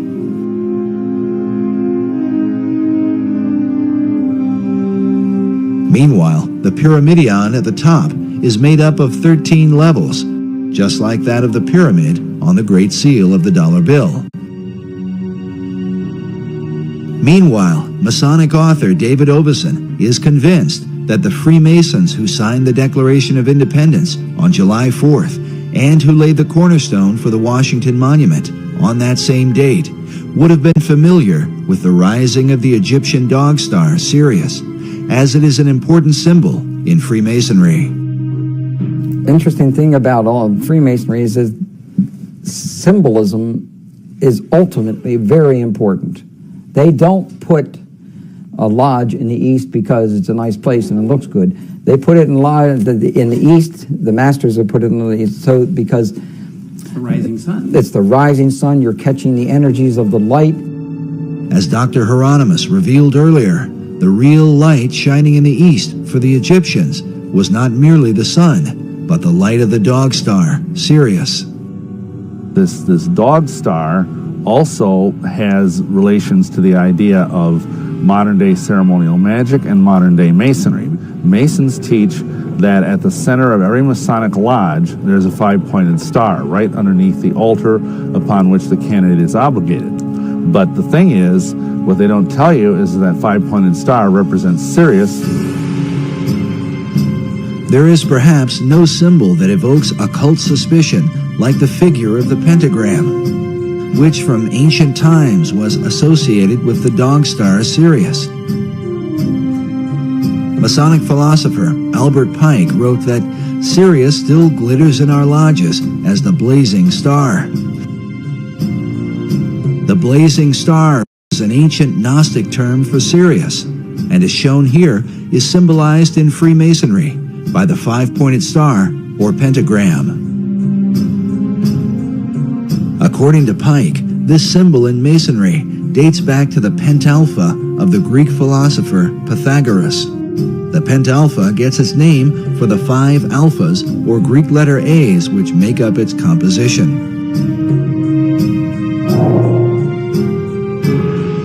Because Sirius is said to arise in the east, it also became known as the Eastern Star. To the Egyptians, Sirius was identified with the dog god Anubis, which is where the name Dog Star comes from. But Sirius was also associated with the Egyptian goddess Isis, and here, as we connect the dots, a more complete picture begins to emerge. For the Egyptians, the rising of Sirius in the east preceded the annual flooding of the Nile River, which for them was a magical event. It was also the time that the goddess Isis would appear and give birth to Horus, the divine child of the Egyptian Trinity. The all-seeing eye is also called the Eye of Horus, and in Freemasonry, Horus symbolizes the Masonic concept of a Christ. This is further represented by the hieroglyph used to denote Sirius. Notice the 3 symbols, an obelisk, a star, and a half circle. According to Egyptologists, the half circle is used to denote what is called the benben, or the capstone used atop the pyramids. Throughout all history, it has been said that the capstone to the Great Pyramid of Egypt has been missing, which is why the all-seeing eye of Horus floats in its place above the pyramid on the back of the dollar bill. According to occult philosophers, the light which illuminates the eye comes not from the sun, but from the dog star Sirius, as is demonstrated by this illustration of the blazing star of Masonry, centered by an all-seeing eye. As Robert Balville writes, in many esoteric traditions, the return of the capstone of the Great Pyramid will signal the return of the Great Initiate, which, according to many prophecies, signifies the return of the Christ.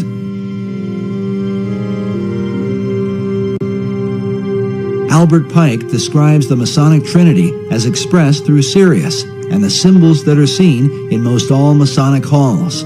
Notice this image with the sun on one side and the moon on the other, while the all-seeing eye sits in between with light blazing behind it. Pike writes that the sun and moon represent the 2 grand principles, the male and the female. Both shed their light upon their offspring, the blazing star, or Horus.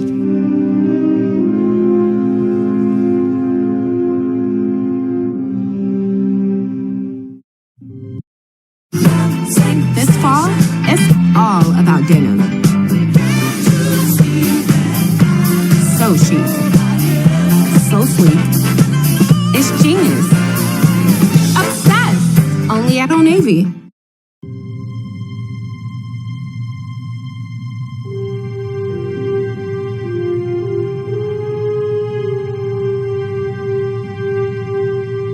These philosophies have been known and practiced by secret societies for many centuries. As the evidence will show, designing cities as a reflection of occult tradition was not a new concept to the Founding Fathers, among whom the influence of Freemasonry seems undeniable. The Masons felt in the United States that they were forming a Masonic republic.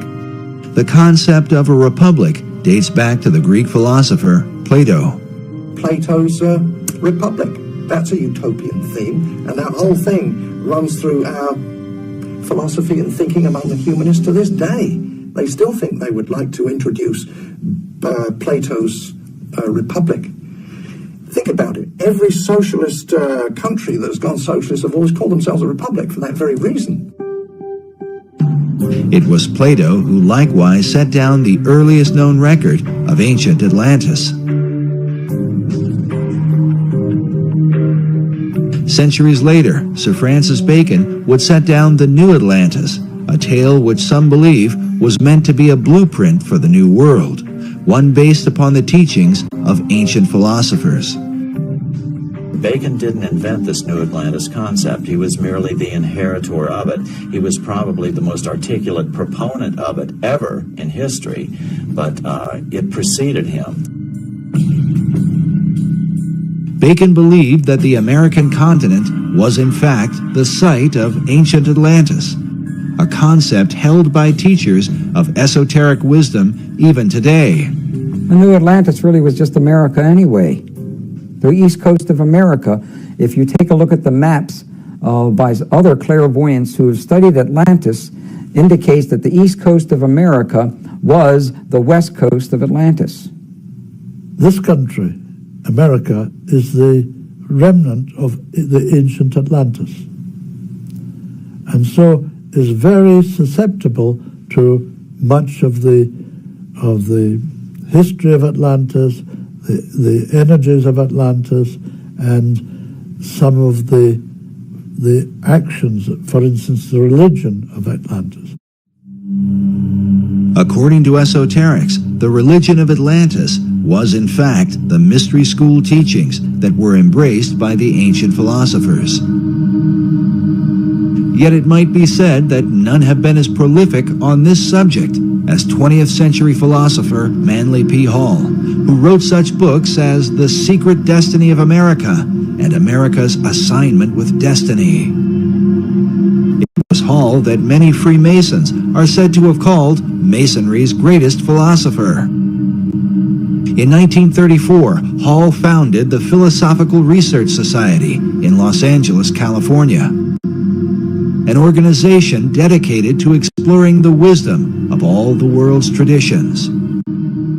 It began in 1934, and I think in this building, the library itself was finished in 1936. This is one of the leading wisdom libraries in all of North America, if not the most comprehensive itself. The Philosophical Research Library has been highly regarded by esoteric students from all over the world. It is composed of books and artifacts collected by Manly Hall throughout his lifetime. Among those who revered the library was President Franklin D. Roosevelt, a Freemason and student of esoteric tradition.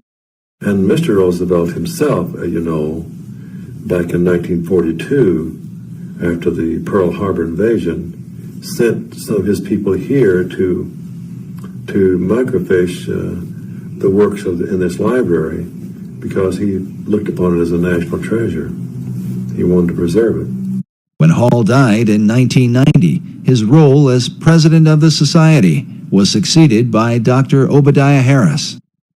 Manly Hall, who was a young Canadian philosopher, sage type, envisioned re-establishing what he called the little Alexandrian library, which was, as you know, destroyed. He was very fortunate in that as he was giving a talk, he was still in his early 20s, a baroness oil baroness from Ventura, who owned most of the oil wells in Ventura County, told him that she was going to take care of him for the rest of his life, that no matter what he needed, to let her know that she would see that he got it. And that she wasn't really joking, because I've looked at the records back in the early 30s, when most of the country was in depression. I don't know if California was really in one, but most of the world, the country was. And she was giving him $50,000 and $100,000 at a time to go around and search out this wisdom literature in manuscript form and in book form. This proves interesting because much of Hall's highly financed research was dedicated to investigating the founding and purpose of America. Through his research, Hall became convinced that America had a secret destiny that was known by the arcane societies of the ancient world. Was it this information that compelled FDR to preserve Hall's literature? Like Hall, FDR also believed that America had a rendezvous with destiny. Hall's connections to the White House and FDR are mysterious, but do not end with the library. Hall was also involved with a mysterious Russian mystic named Nicholas Roerich.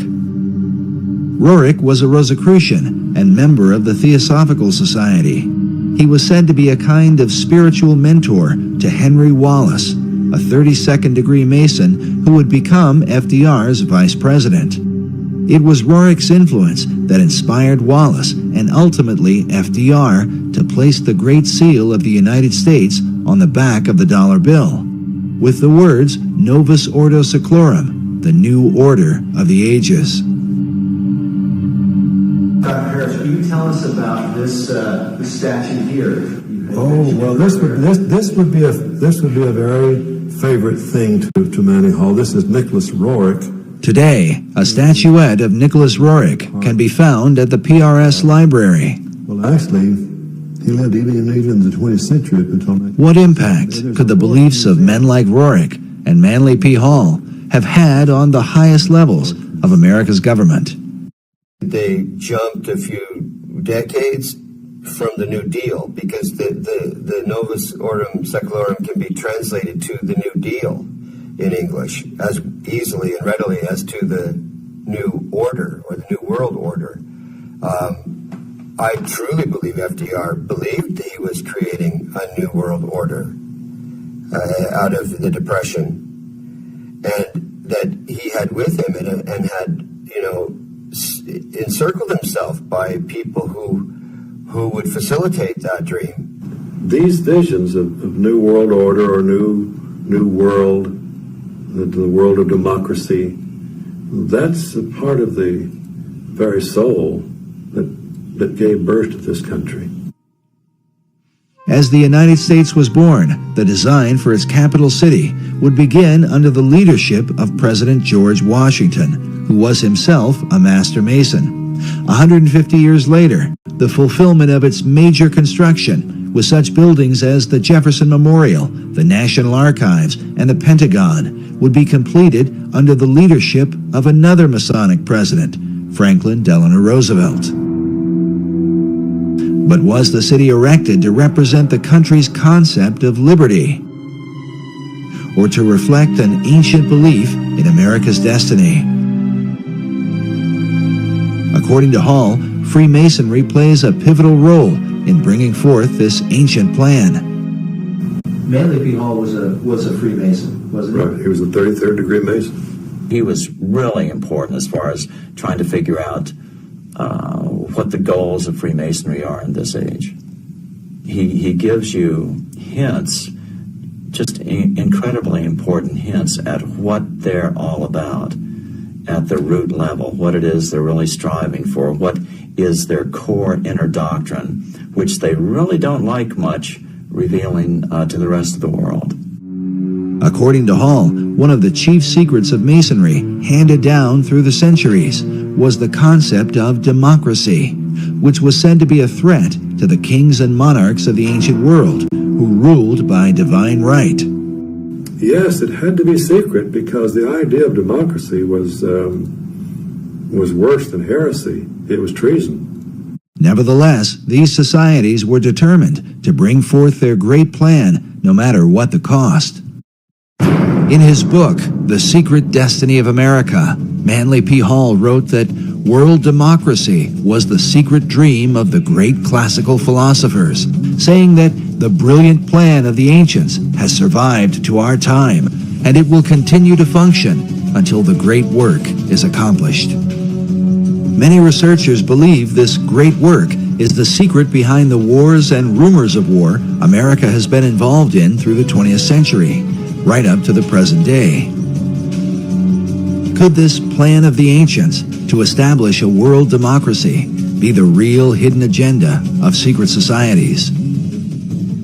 And was this ancient plan echoed in the 2005 inaugural address given by President Bush? When our founders declared a new order of the ages, they were acting on an ancient hope that is meant to be fulfilled. The occult is working at the highest levels of our society, using the military and financial power of the United States to bring about this one world state. And the president has spoken openly about it, how the purpose of the United States is to bring democracy to the nations of the world. Yet the ancient philosophers recognized that a true democracy could only be achieved by a society of perfected men. The perfected men would be comfortable in a true democracy. And probably a true democracy cannot emerge until there is enough of such human beings in the world that can take over the government of man. It will be that kind of leadership. It'll be like Plato's vision of the philosopher king, the man who has wisdom and the man who has power. Democracy has the occult promise of a fair world to live in.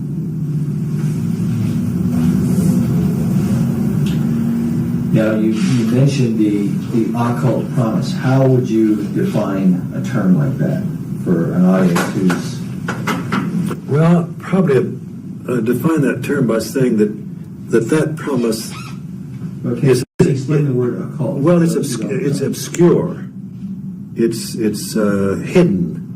Can you start by saying the occult? The word occult means? The word occult would mean hidden or obscure.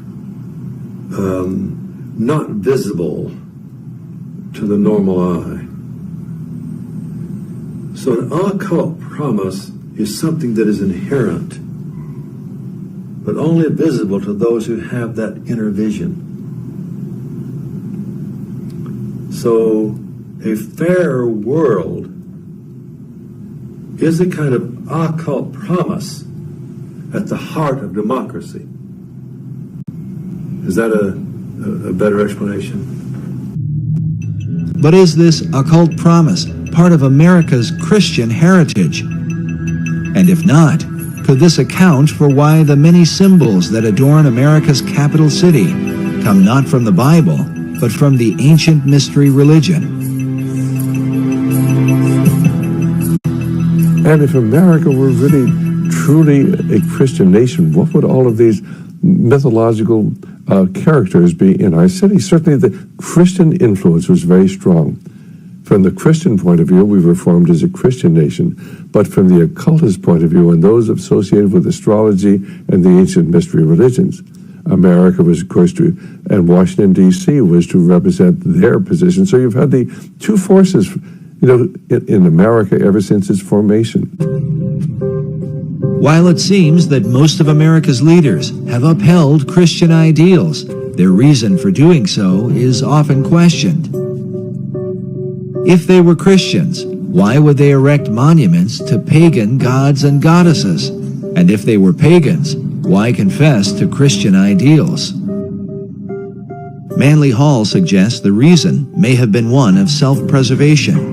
He argues that because of the persecutions of organized religion in the Old World, the secret societies employed even greater methods of secrecy to protect their occult philosophies. making themselves sound as though their beliefs had to do with Christianity, which was the dominant belief in Europe, and eventually America.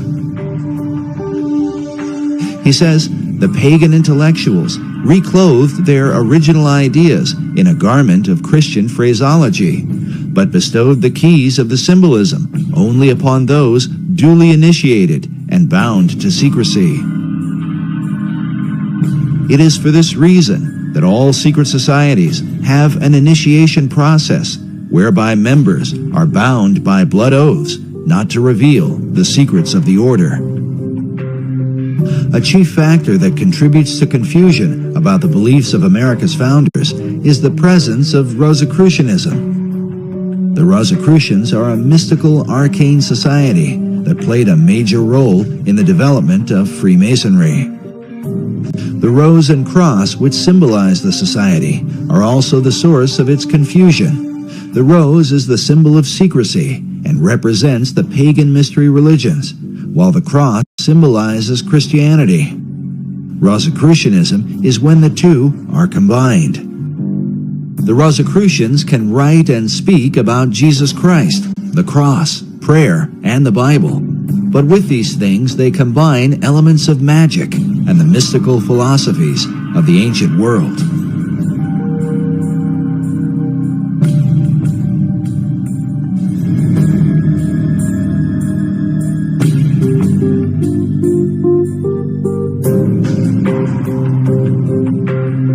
The Rosicrucians, like the Freemasons, follow a particular philosophy known as Hermeticism, which is directly related to how and why Washington, D.C. was built. The origin of this philosophy dates back to the deepest recesses of the ancient world and to what has been one of the most dominant subjects in archaeological and metaphysical research through the 19th and 20th centuries, the lost empire of Atlantis. In Plato's dialogue, the entire authority of the Atlantis tale is based on the reputation of Solon, the Greek poet and lawgiver. Plato cited Solon as his source of information concerning the Atlantis story. And Solon said that he got his information about the Atlantis story from the priesthood of ancient Egypt during his time there, which was extensive. He is featured prominently in the Hall of the Lawgivers in the Capitol building. And he is also featured prominently on the pediment on the back of the Supreme Court building. The pediment above the east entrance of the Supreme Court building features Moses holding the two tablets of the Ten Commandments. To his right is Confucius, the ancient Chinese philosopher, while on his left is the Athenian lawgiver, Solon. Solon, was one of those 7 wise men of Greece. Seemed to be very realistic about what he knew, which we knew where he got what he knew entirely, but he passed it on to Plato.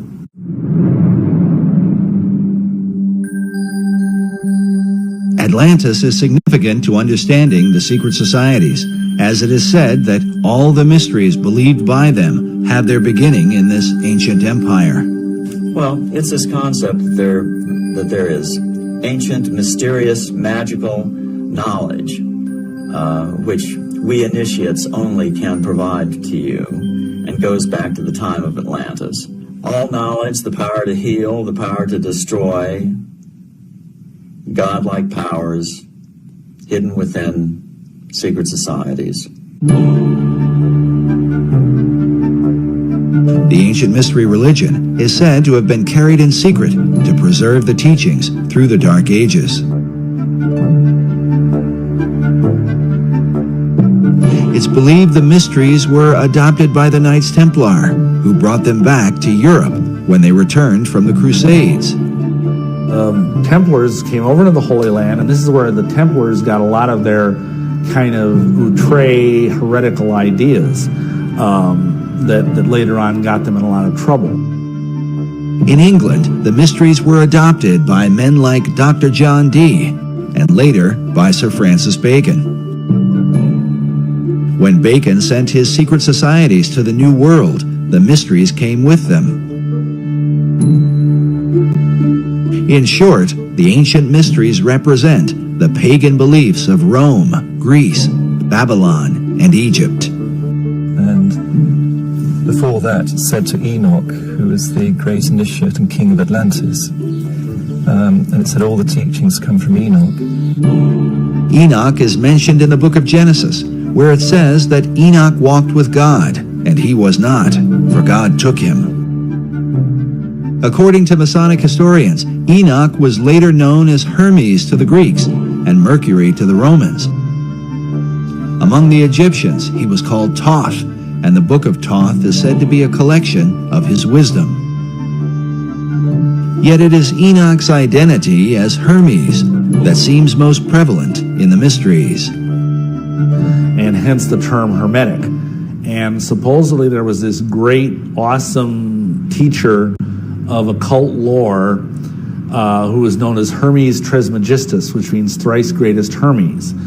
And he produced this book that's called the Divine Poimander. And this is kind of like, if you will, a Bible of ancient occult lore. It was Hermes who was said to be the first to discover the zodiac and invented the art of communicating knowledge to the world. More importantly, Hermes taught men the craft of building cities. In the Divine Poimander is revealed the Hermetic maxim, as above, so below, as pictured by this tarot card of a magician with one hand up and the other hand down. It's as above, so below, but after a different manner. And what that means is that in esoteric thought, in everything that is above is reflected down below. And that's one of the essential concepts in the occult. As above, so below is repeatedly symbolized in esoteric art and a variety of symbols, the most basic of which is a triangle pointing upward or above. This is accompanied by a second triangle pointing downward below.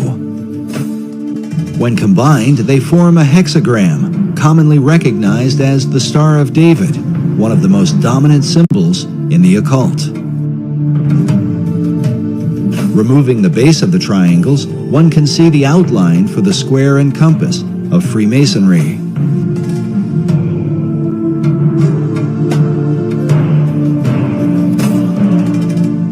This next image shows what Manly Hall called the God of Reflections.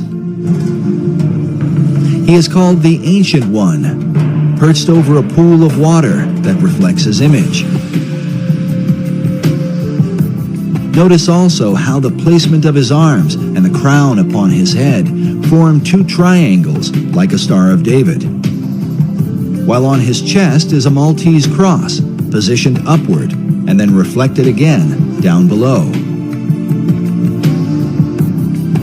Esoterics believe this same principle of reflection can be found in nature, with bodies of water providing a mirror as a picture of the Hermetic maxim. With this in mind, consider the placement of the reflecting pools in our nation's capital. Before the Washington Monument, the U.S. Capitol, the Lincoln Memorial, and the Supreme Court.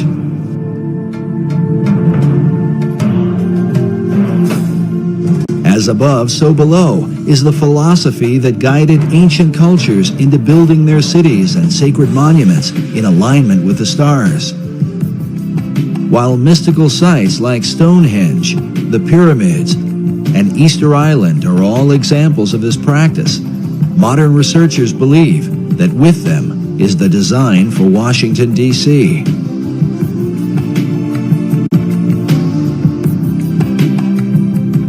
As above, so below. All those individuals that were involved in any type of architecture to the ancients, that philosophy, that dictum, especially in Freemasonry, was as above, so below. What you have in the heavens should reflect at a certain period of time that which is on the earth. So Washington, D.C., in my opinion, has some very strong, powerful spiritual energies because of the lining up of these buildings to various stars.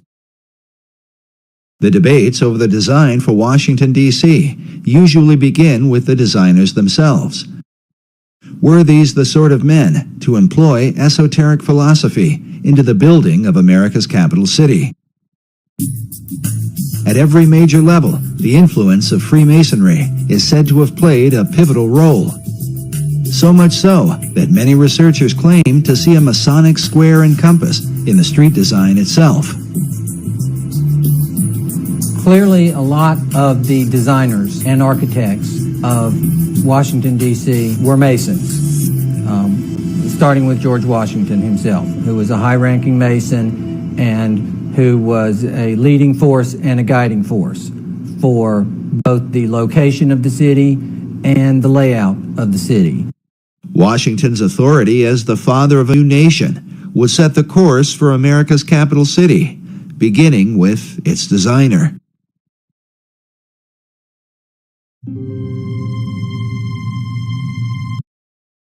My bills were climbing. Even my phone carrier was ripping me off, and I knew it. What I didn't know is that phone service could be free. Text Now offers free nationwide 5G coverage, unlimited calling and texting, plus data for essential apps on the go, all for $0 a month. And when I need unlimited data, Text Now offers the most flexible data plans on the market. Join me and 100 million others who have free and flexible phone service. Download now.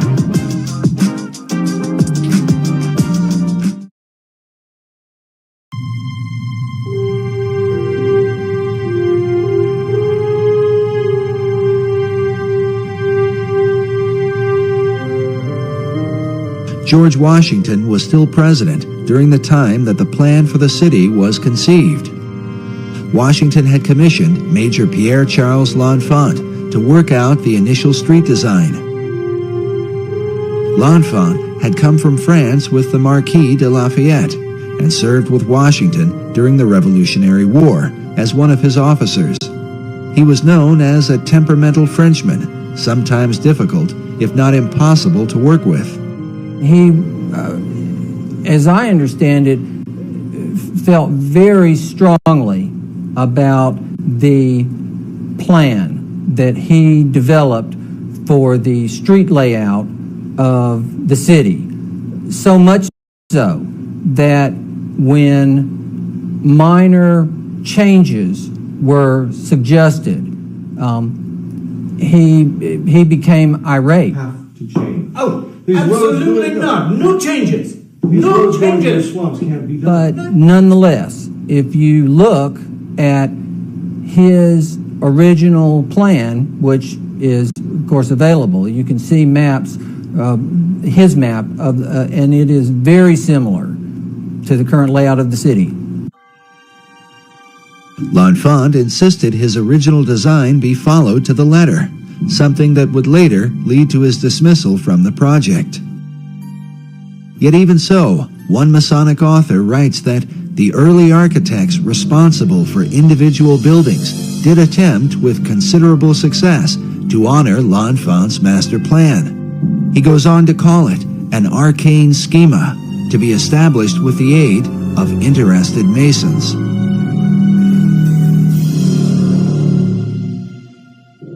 Yet in the planning stages, L'Enfant was particularly at odds with Thomas Jefferson. These guys had a terrible, they just did not get along. Jefferson, of course, was a very important part of the designing of Washington, D.C. Jefferson himself, along with Benjamin Franklin, was said to be deeply involved in astronomy.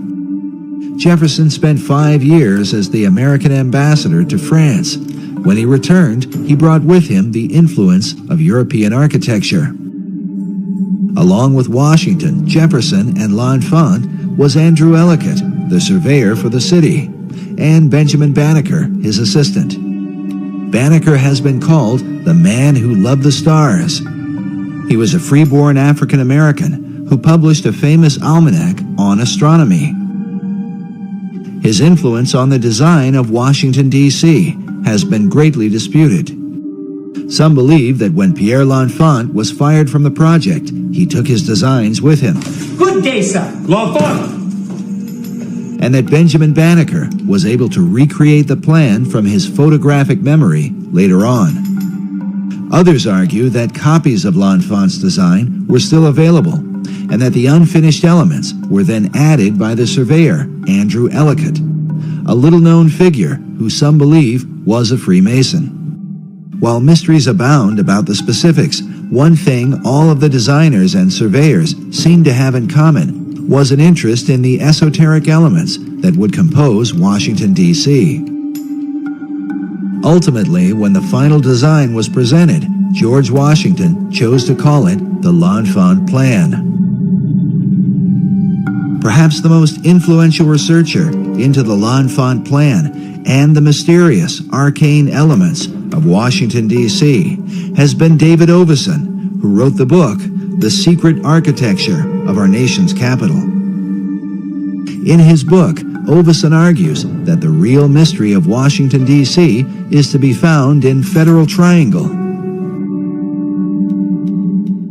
What Oveson felt was that Federal Triangle was basically reflected from the stars. Oveson's research, more than any other, confirms the idea that Washington, D.C. was built according to Hermetic principles, as above, so below. It was laid out to reflect what was going on in the stars, where you had a right-angled triangle surrounding the constellation of Virgo. The right-angled triangle surrounding Virgo is partly reflected in the layout of Federal Triangle and symbolizes the Pythagorean theorem. The theorem simply states that the base of a right triangle squared and the perpendicular side of a right triangle squared are equal to the third side, known as the hypotenuse. This theorem is said to be of unique and mysterious importance in Freemasonry. It's interesting that in the third degree of Masonry, the Master Mason candidate is given several lectures. And one of the lectures, he is told to meditate upon the 47th problem of Euclid, which is also the 47th theorem of Pythagoras. And it's also known as the Pythagorean theorem, which is the sum of the square of the hypotenuse is equal to the sum of the square of the other two sides in a right triangle. And of course, everybody goes, huh? You know, what's that got to do with anything? But it sounds really impressive. And of course, it's never explained. You have to go and look it up. You have to take the initiative and go into a Masonic library or a Scottish Rite library. Fortunately, there was a huge one in Milwaukee where I lived. And then you learn what they're being told. What they're being told is that, again, symbols have different levels of meaning. And, for example, the upright part of a right triangle symbolizes Baal. The horizontal part of the right triangle symbolizes the female, who is, of course, prostrate and passive. And the hypotenuse, which connects the two, that symbolizes the divine child that Baal and the goddess create. Baal and Astarte, Isis and Osiris, pick the name, they're all the same thing. They're trying to evoke the trinity, the pagan trinity of Baal or Osiris and Isis and Horus.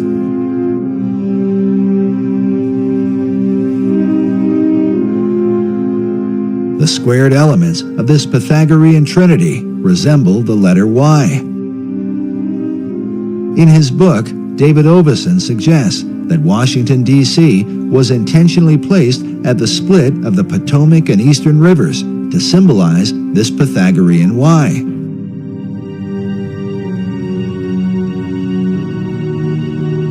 It was George Washington who outlined the 10-square-mile parameter for the city, according to the cardinal directions. But Oveson's principal theory is that in L'Enfant's original plan, the White House, Washington Monument, and Capitol Building were designed in a right triangle, according to a star pattern above, where 3 stars surround the constellation Virgo, forming a stellar triangle. According to Oveson, the Federal Triangle actually exists within this greater triangle, but with the same purpose. This Hermetic symbolism, above and below, is intended to draw upon the spiritual energies associated with Virgo. But for what purpose? Could it be that as Isis brings forth Horus, so the energies of the Virgin are intended to bring forth the divine child? Oveson refers to Pennsylvania Avenue as the spiritual center of Washington, D.C., partly because it forms a direct line between the Capitol Building and the White House, but also because Pennsylvania Avenue is the hypotenuse of the Federal Triangle and symbolizes the divine offspring of the pagan Trinity.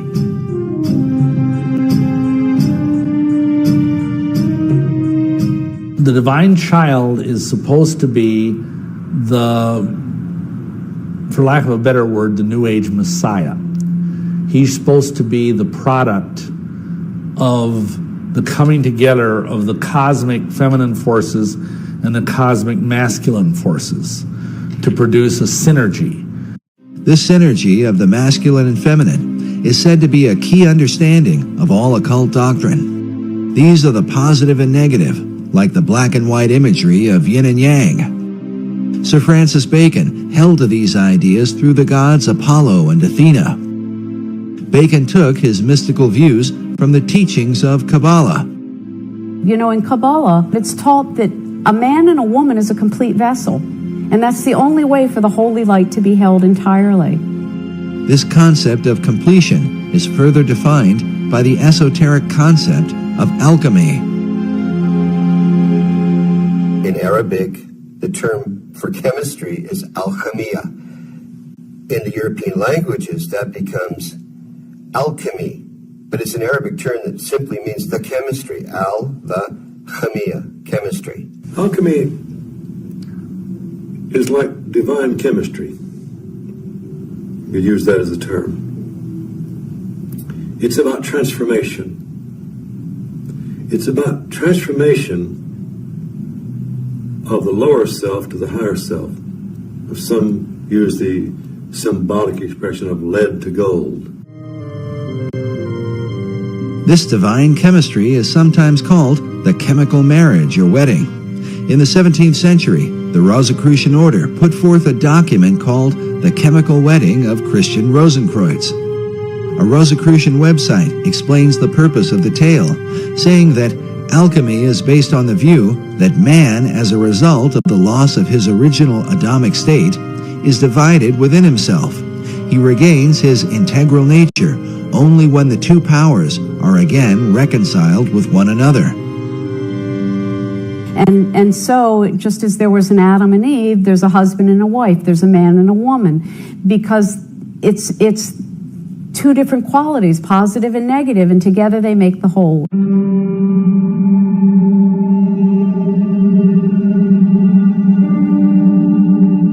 Throughout Washington, D.C., the alchemic and Pythagorean principle of the male and female seems to be repeated again and again.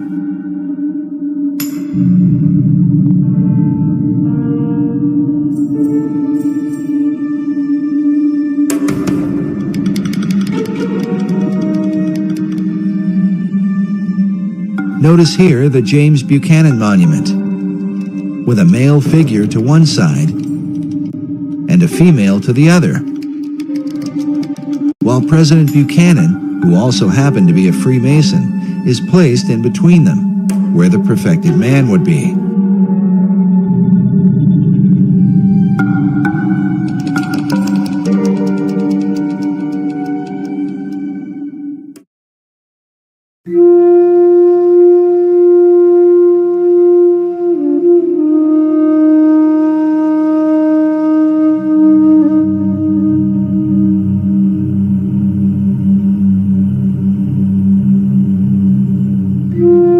But perhaps the clearest single representation of this Pythagorean alchemical formula is the Boy Scout Memorial found on 15th Street between E Street and Constitution Avenue.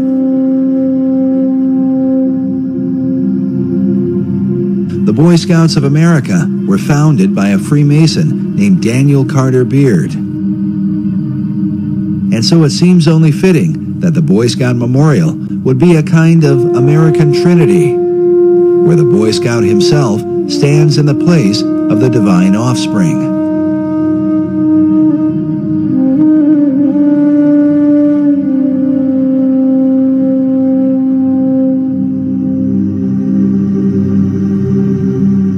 Yet esoterics argue that this divine offspring cannot come forth without help from above.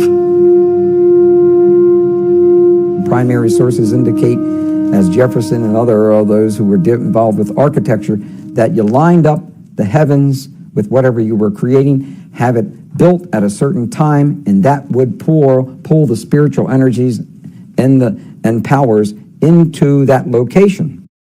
David Oveson's book is subtitled The Masons and the Building of Washington, D.C. Could all of this arcane symbolism have been the intentional working of Freemasons? David Oveson seems to think so. The author declined to be interviewed on camera, but did grant us a phone interview, where he told us he felt his lengthy book was merely scratching the surface. We also learned from the Masonic headquarters in Washington, D.C., that since the book's publication, David Oveson has become a Freemason.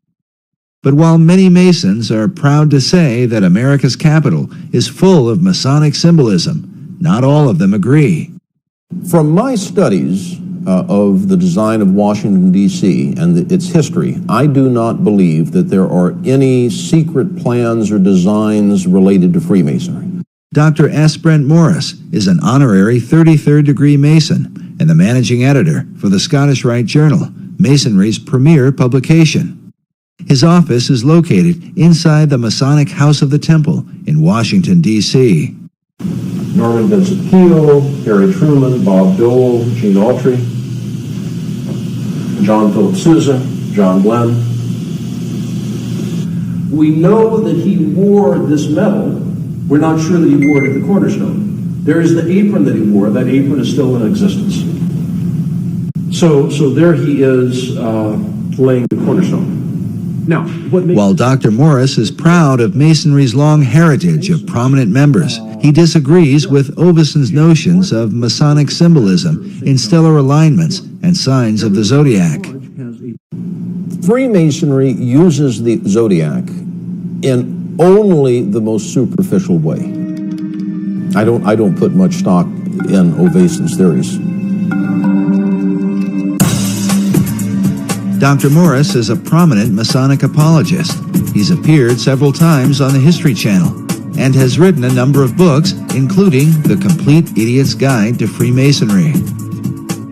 I wrote my book, The Complete Idiot's Guide to Freemasonry, because there is a growing interest in the Masonic fraternity. A great deal of this is caused by Dan Brown's recent book, The Da Vinci Code, and the anticipation that his next book is going to be about Freemasonry. Because of this growing public interest, I thought it was important to put a book, simple to read, that was factual and that addressed many of the accusations, the claims, the rumors about Freemasonry. Dr. Morris has even lectured at Canonbury Tower in London, the former home of Sir Francis Bacon, who is considered the first Grand Master of modern Masonry. Morris is highly respected by his brother Masons for his diligent defense of the craft. There are many theories out there about the influence of Freemasons on the United States. You can find websites that claim that all the signers of the Declaration, or 50 of the signers of the Declaration, were Masons, and that all or most of the signers of the Constitutions were Masons, and that the Great Seal of the United States is a secret Masonic emblem, and that the street plan of Washington, D.C. has Masonic emblems. And there are two groups of people that promote these ideas. The first group of people are the anti-Masons, the people that hate the Masons, that want to show that there is some evil, powerful, possibly demonic conspiracy that is guiding the United States. And the other group of people are the overeager Freemasons that want to promote the theory. Yet those who oppose Masonry are careful to point out that some of the overeager Freemasons have been among the most powerful men in America's history. Ed Decker is one of the leading Masonic critics and author of the book, The Dark Side of Freemasonry.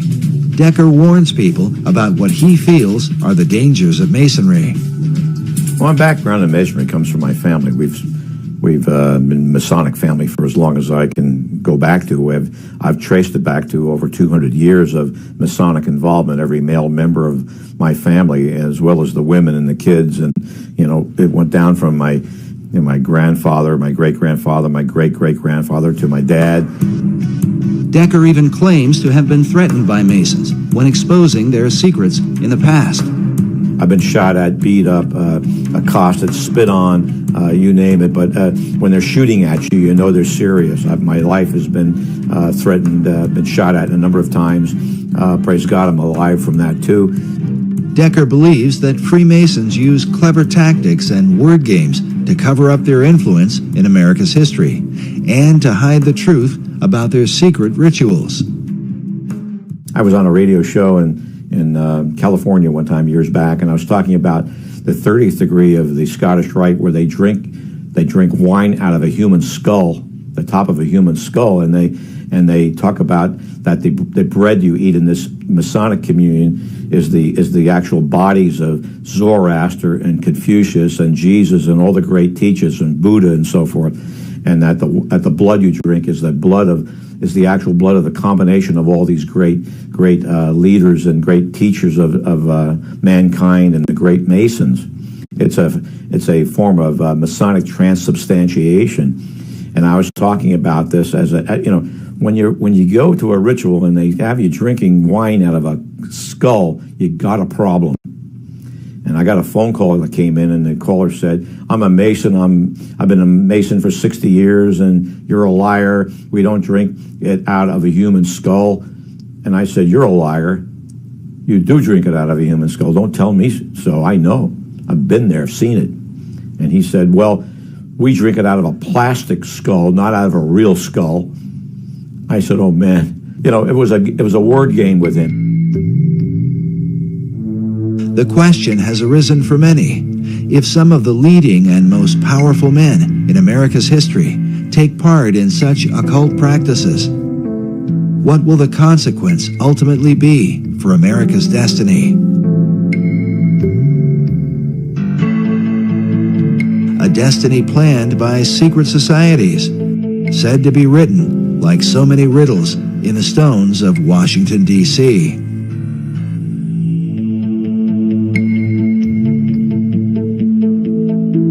Some have argued that the bizarre rituals and blood oaths were not a part of Freemasonry during the time of men like Washington, but were the result of a radical struggle that occurred during the years just after the American Revolution. But how did this struggle come about, and what was its purpose? More importantly, could this influence have somehow impacted the design for Washington, D.C., and with it, the ultimate destiny of America? The answer to these questions may be found by examining a group that today has much to do with Washington, D.C., one that is thought by some to be the most mysterious and dangerous secret society in the world.